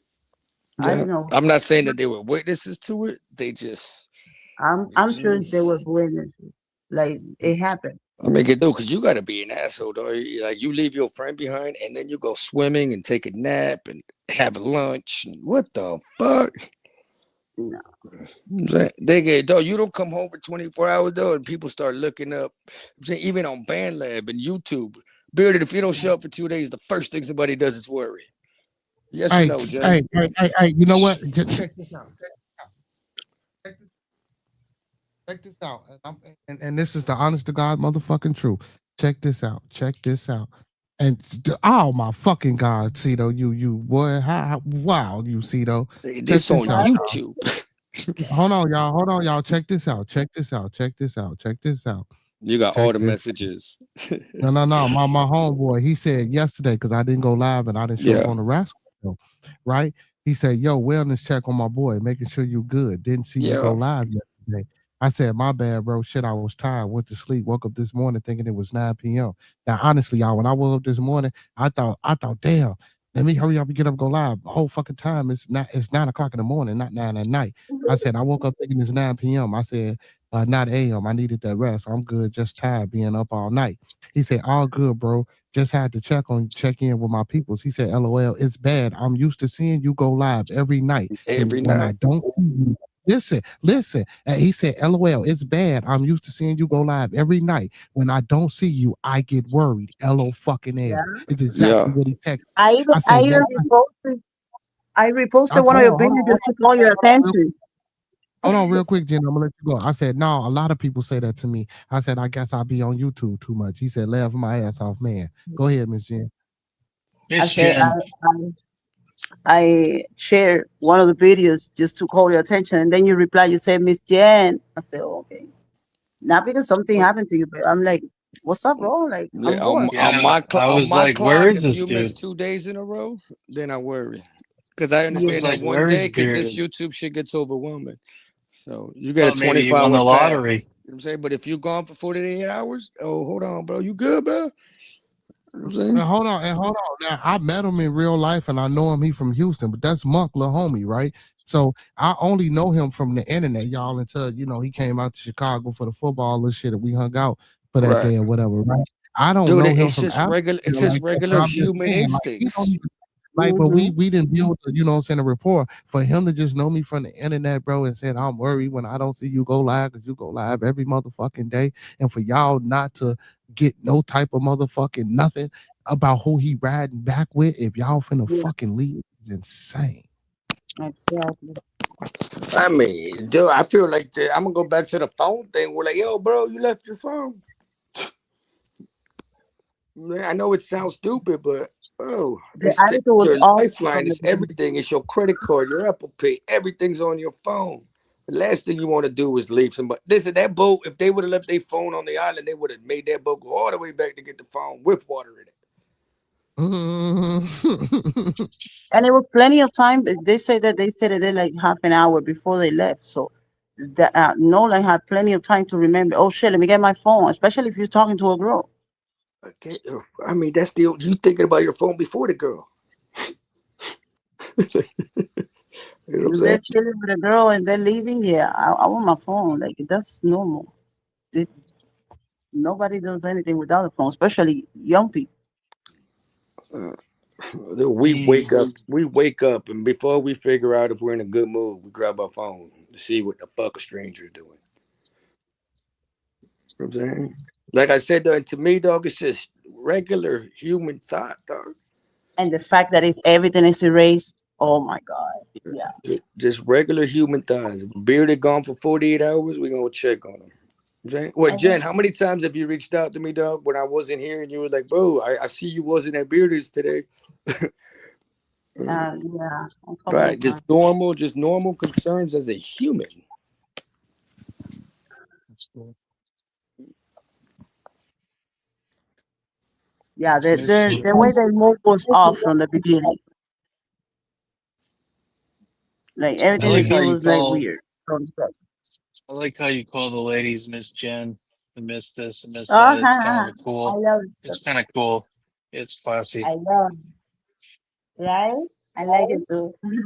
You like when Hey, they nah, call it Miss? some of You them, gonna pay hey, Paul some of the George? ladies get on me. Some of them, I ain't. Oh, why you calling me Miss? I'd be like, wow, He like, said miss, not ma'am. yeah. Miss. I know, Miss. man, but some man, yeah, man. It's just You know sometimes who? yeah, the world I don't like crazy. that, man. You know So who's you gotta gonna be like, miss? okay, bitch, what's up? You know who's gonna miss? Paul George. You Man, say, that man. you say what? I said Paul George gonna be missed. I just had to hit doors with that real quick. Oh, George. No, he ain't gonna be missed. He gonna be loved. He over there on Boston. Nah, he No, gonna he be said missed who's out. gonna miss? Who's gonna miss? Mr. Big Pun. You I know. hater. I was doing funny trying to try. I was He's trying. angry because he didn't get LeBron. A little bit. I can't I believe wouldn't it. be angry. I don't understand why he went with the Sixers. He's not winning shit. If he had gone to Miami, he won a title. That's stupid. Yo, Bearded, can we move the combo? Can I ask him something? All right, okay, all right, yeah, okay. Y'all can Like, move the combo, man. no, hold on. Listen, I'm just saying, One what like, question dude. before So you is guys. LeBron a journeyman now? Hold on. Wait, go ahead, Miss Jen. I was gonna ask you, do you read about the update from Carmelo Anthony case? Like that kid that stopped the other one? No, I ain't heard up. So only thing I heard about Carmelo is that they got a new judge. So they gonna be Yes. trying to You case. know what? You know what? The lawyer came up with some proof there that they had to like release him immediately. They had to like either release him or reopen the case and do it Really? in his county. 'Cause to begin with, the case was treated on a whole other county that had nothing to do with the county that the problem happened. So it was all wrong from the beginning. And they Biased. managed to, Let me look that Well, up. That's big news. I'm gonna do a yeah. little digging on that, and I'm gonna find some information on that, and we can talk about that tomorrow. Thank That's you, what Miss Jen. happened when you read my emails.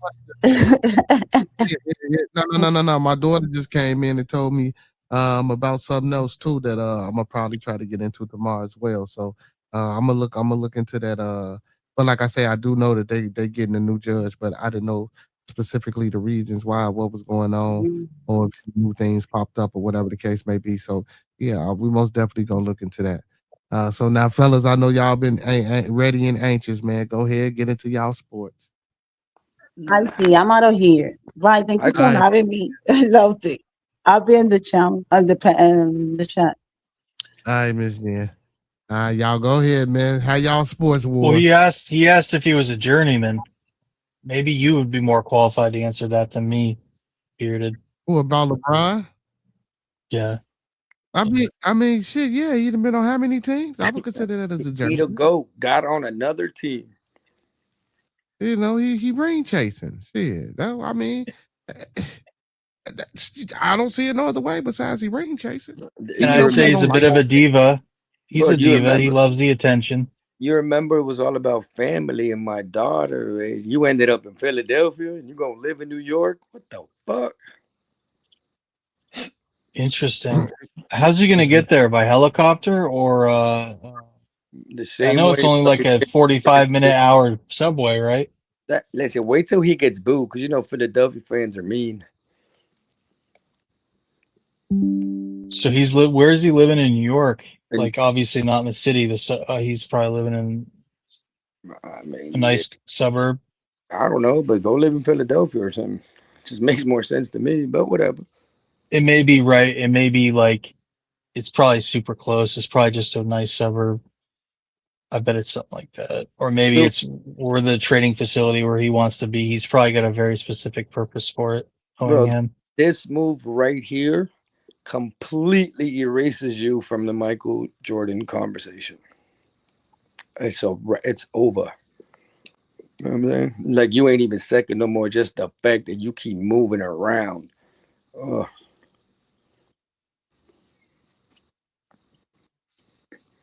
Like till 2026. Man, he chasing the ring, man. He finna get up out of there.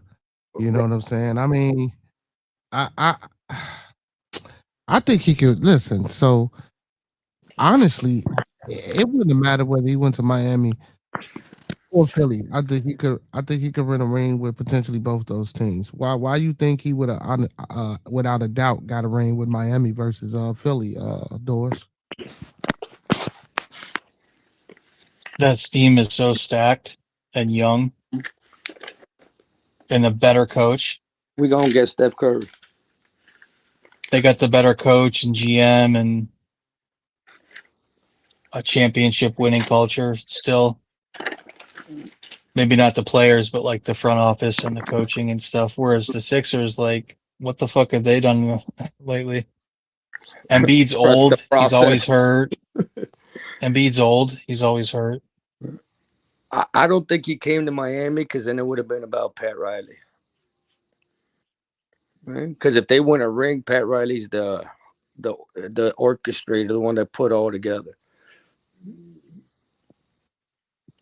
You think the attention wouldn't be on LeBron? Is that what you're saying? No, the attention would have been on him, but Pat Riley, remember, he's trying to get a ring before he retires too. So it would have been him.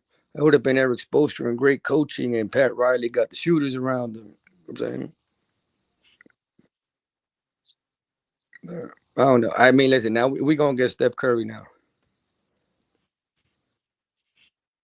You really think that can happen? I think so, because already the Golden State already mentioned that they already thinking about the post, you know what I'm saying, the post Curry era.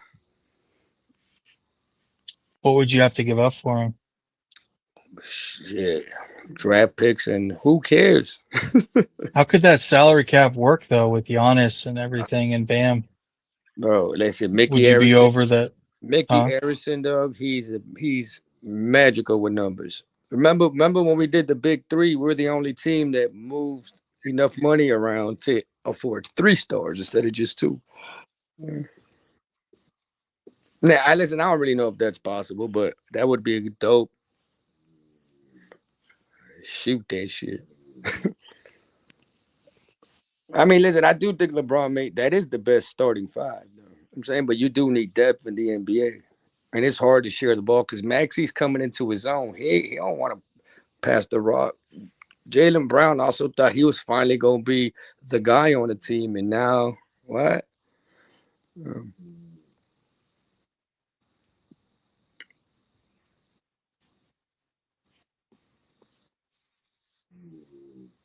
Damn, that's all y'all got to say? You wanted to move the conversation?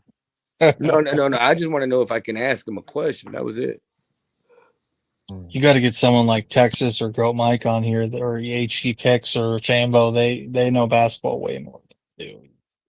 I know Bearded knows it well, and you do, but I mean, yeah, but I really don't care about LeBron right now. You know what I'm saying? Honestly, I don't think I do either. He's not as impactful as people want to make him out to be at this point. Well, yeah, I don't know. I don't know if you saw it, but last year the cheapest ticket was like $67, and now the cheapest ticket is like $122 or some shit. He's an economy, bro. But I wonder, even if he wins, who the hell is going to be like, oh, you're the first guy to win on 4 different teams? Who gives a fuck?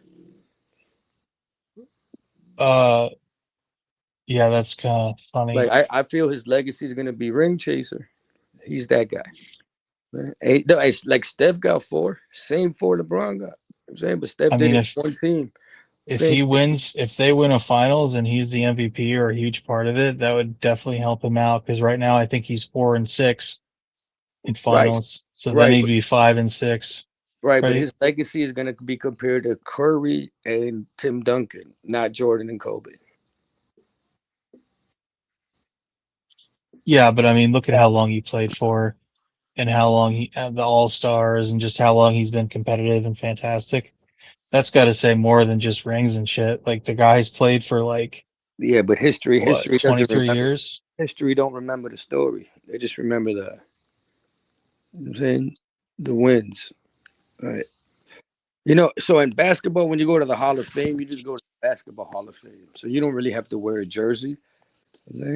But as a star, a stud, bro, like listen, like Chicago, it's Michael Jordan. Scottie Pippen, you don't remember he played for the Rockets and all that shit. All right, he's a bull. Dwayne Wade, Heat. You think of Shaq, you think Lakers. You think Kobe, you think Lakers. You know what I'm saying? He's got way more money than Kobe did when he retired. Oh, way more money. I mean, this guy, shit. You know how crazy it is? We're like, man, you got him for $4 million. That's a deal. Oh, that. Well, I mean, he's making so much money off apparel and endorsements and stuff. Like, it's hard. It's hard to, dude. It's like splitting hairs about the GOAT conversation. What? I know people love to do that, the GOAT conversation and all that stuff, but it's like he's a success story. He's extremely rich, influential. Like he did everything he wanted. He got his son to the NBA. Like, I mean, like for real, I feel like it's just today's generation. Yeah. Like it's just a different era, and right, and this is like normalized now. yeah, people aren't going to stay with one franchise forever. I Well, think I mean, Patrick. but that's Maybe what if they they're Tom try to Brady do. or Pat Mahomes. Right, but that's what they try to do in basketball. That's why they give you the max if you stay with a team.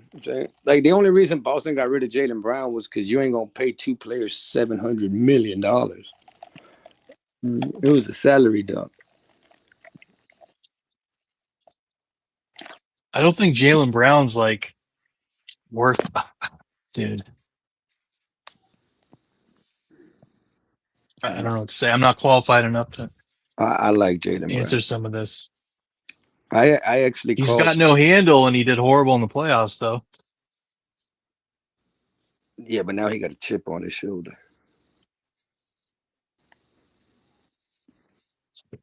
Yeah, but what the fuck's he's getting? Yeah, I mean that team is pretty stacked, isn't it? I mean, I wouldn't want to pass Jason Tatum the ball either.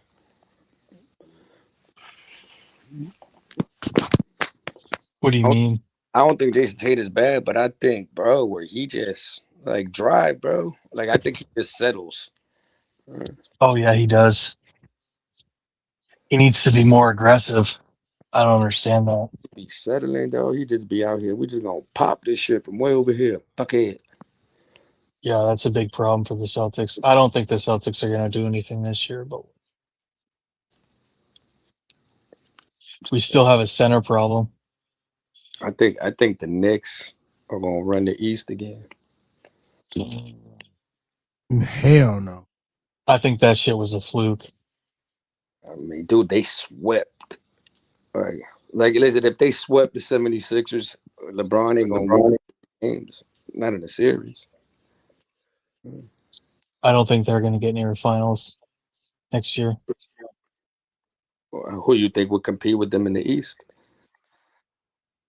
Miami, the Sixers.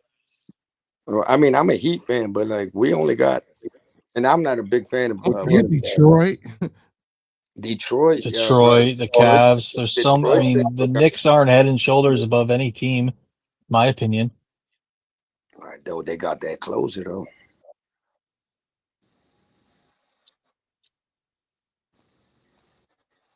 If anything, on paper, if them Philly boys stay healthy, on paper, this is like the team. You know what I'm saying? If Embiid can stay healthy, if Embiid can stay healthy and LeBron can stay healthy, even though LeBron really don't have a big thing about not being healthy, but if Embiid can stay healthy, oh my goodness. You know what I do if I'm It's such a deep team. They have so many playmakers. Edgecombe. If I'm the 76ers, bro, I don't bring Embiid until the All-Star break. Do the Shaq thing and let him warm up during the season. Yeah, That's such a deep team.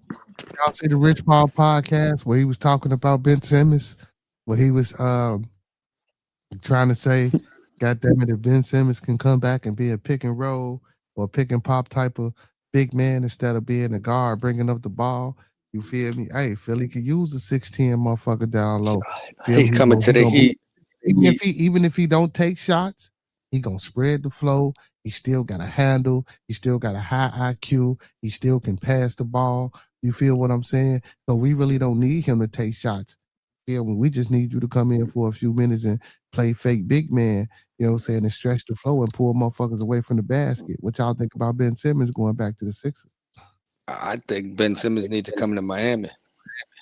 That Steph Curry said I was joking, but I really think he should come to Heat. He's a big, tall defender, but I mean, I don't know if he's built. I don't know, because dude, to be in that paint, you got to have some kind of heart. You feel me? I think that's what Ben Simmons is lacking. But don't nobody play in the paint, though. Like we talking about today's NBA, they not really playing in the paint. Yeah. You're kind of right. Hold on, but a couple elbows to the chest, like you dealing with you dealing with a different type of man. Nah, Ben Simmons strong. You crazy as hell. That's bullshit. Right. I'm not talking physical. I'm talking like, you know what I'm saying, on a mental aspect. Well, shit, he say he ready to come back. Let's see. He was fishing. Yeah, they say he won some fishing champions. Fishing. And that's him getting, that was him getting his mental back. You feel? Come to Miami. We got oceans. So you don't want to see him in Miami for real? No, I do. I would love for him to be our point guard. Listen, I feel if he got a chance to win, it's because we're going to play defense and take it into the mud like Pat Riley used to do in the 90s. You know what I'm saying? 87, 84.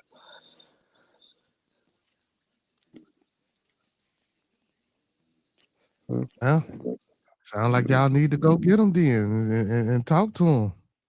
Shit. I mean, listen, and a strategic point, I don't understand. Like either that or Bam is out here shooting threes all off season, because I don't know how they both gonna fit. Well, see, that's what Bam is gonna do. So Bam is so Bam supposedly, well, I ain't gonna say supposedly, Bam is just a slighter better shooter than your boy Giannis. So and we know how Giannis finna play. Right. So that means Bam get the hell out the way. I think that's what they're gonna do. They're gonna use him like they did Chris Paul. Yeah.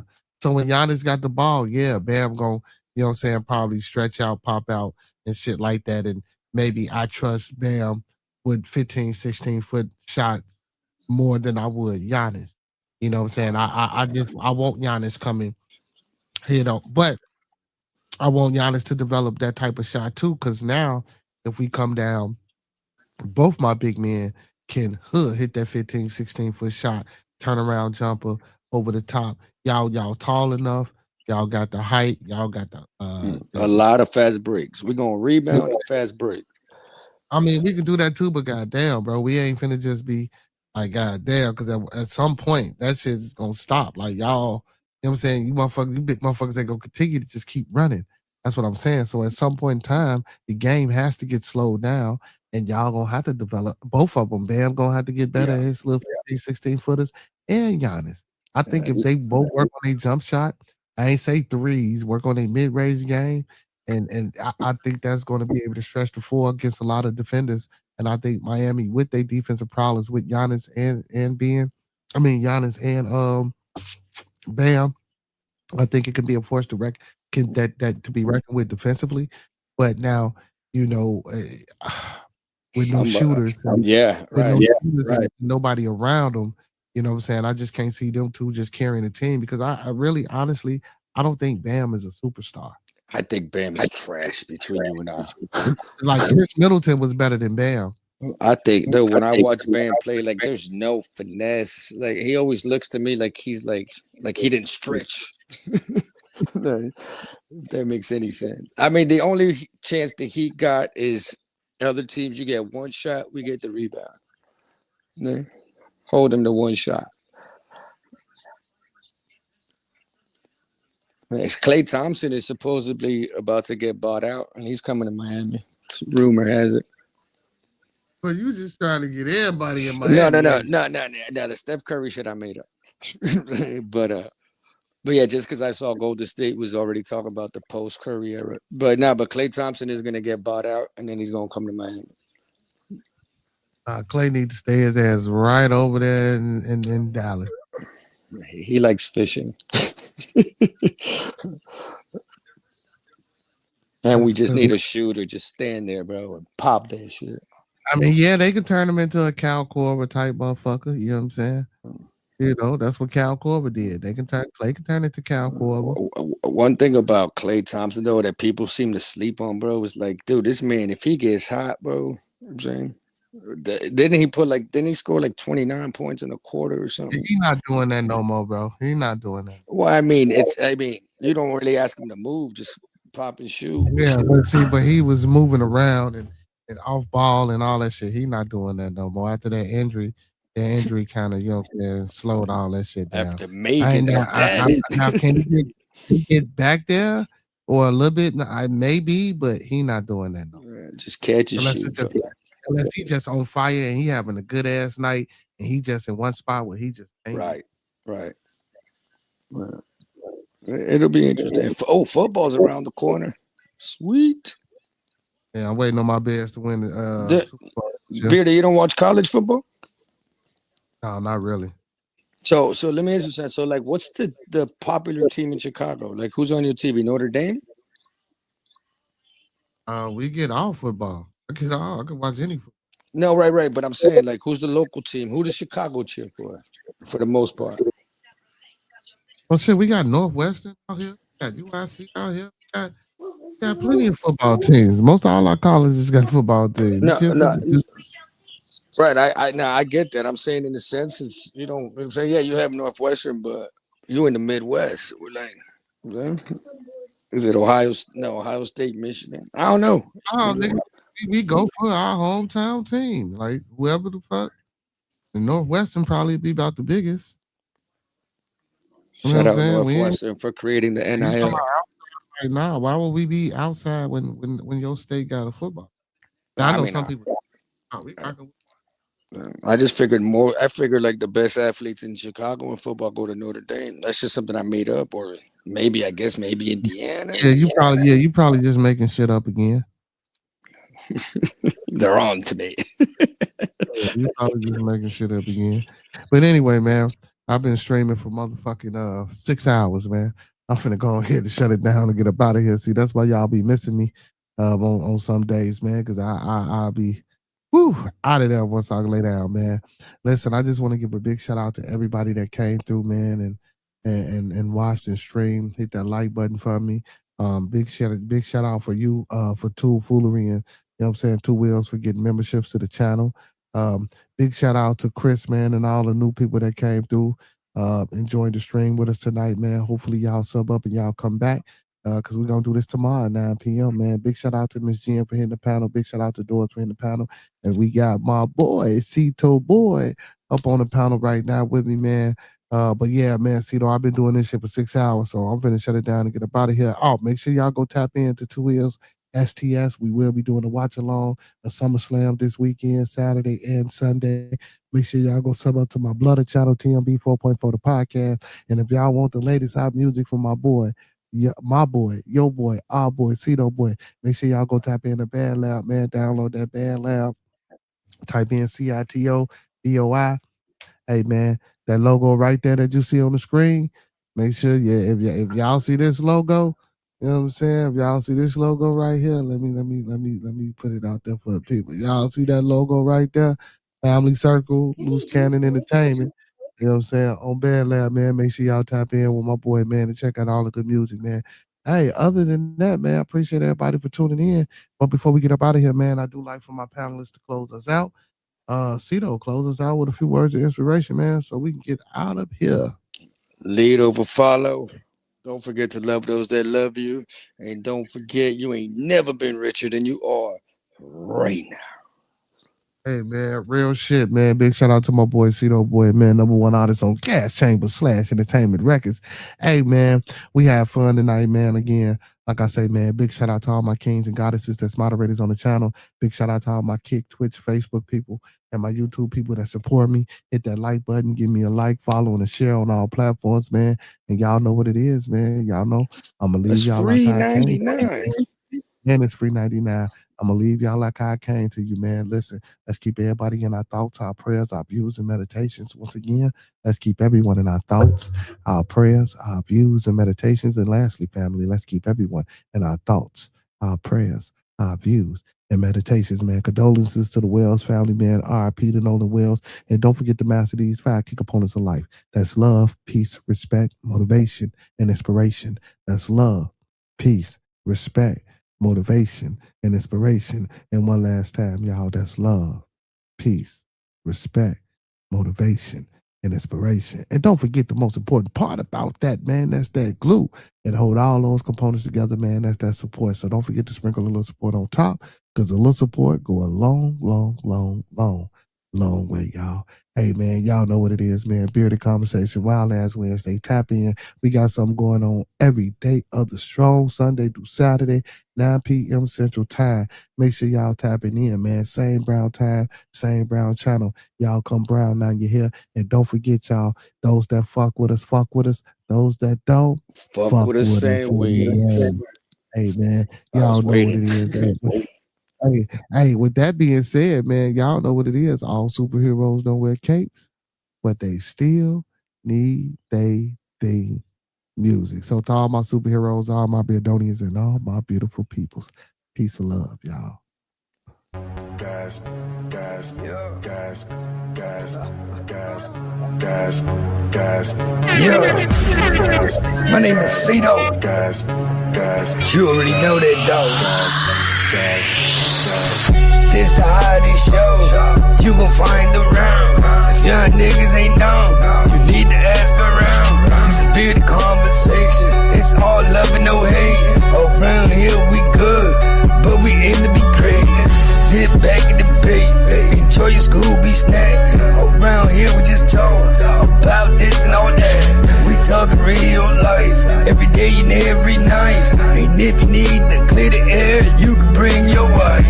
We got church on Sunday, that's on the west side. We got virtual reality, in case you're scared of outside. See, we got what you need, and that's a guarantee. The best thing about it, it's absolutely free. Bearded conversations, all love ain't no haters. Enjoy Scooby snacks, while we get back to the business. Don't matter if you black or white, who you think is wrong or who is right. These are just opinions, some inside from a different walk of life. Yeah, see, my name is Cito. Hit that like button, share, subscribe, buy this man a coffee. Don't forget to lead over follow. Don't forget to love those that love you. And don't ever forget that you ain't never been richer than you are right now.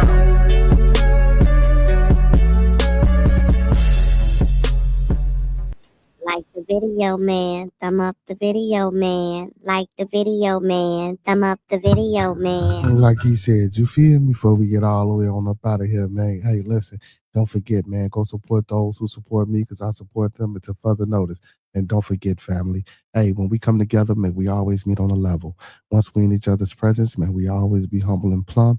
And when we leave each other's presence, man, we always part on the square. Some more to be, some more to be, some more to be. So may it be, family. Peace, man. Y'all come back now. Yeah. We out.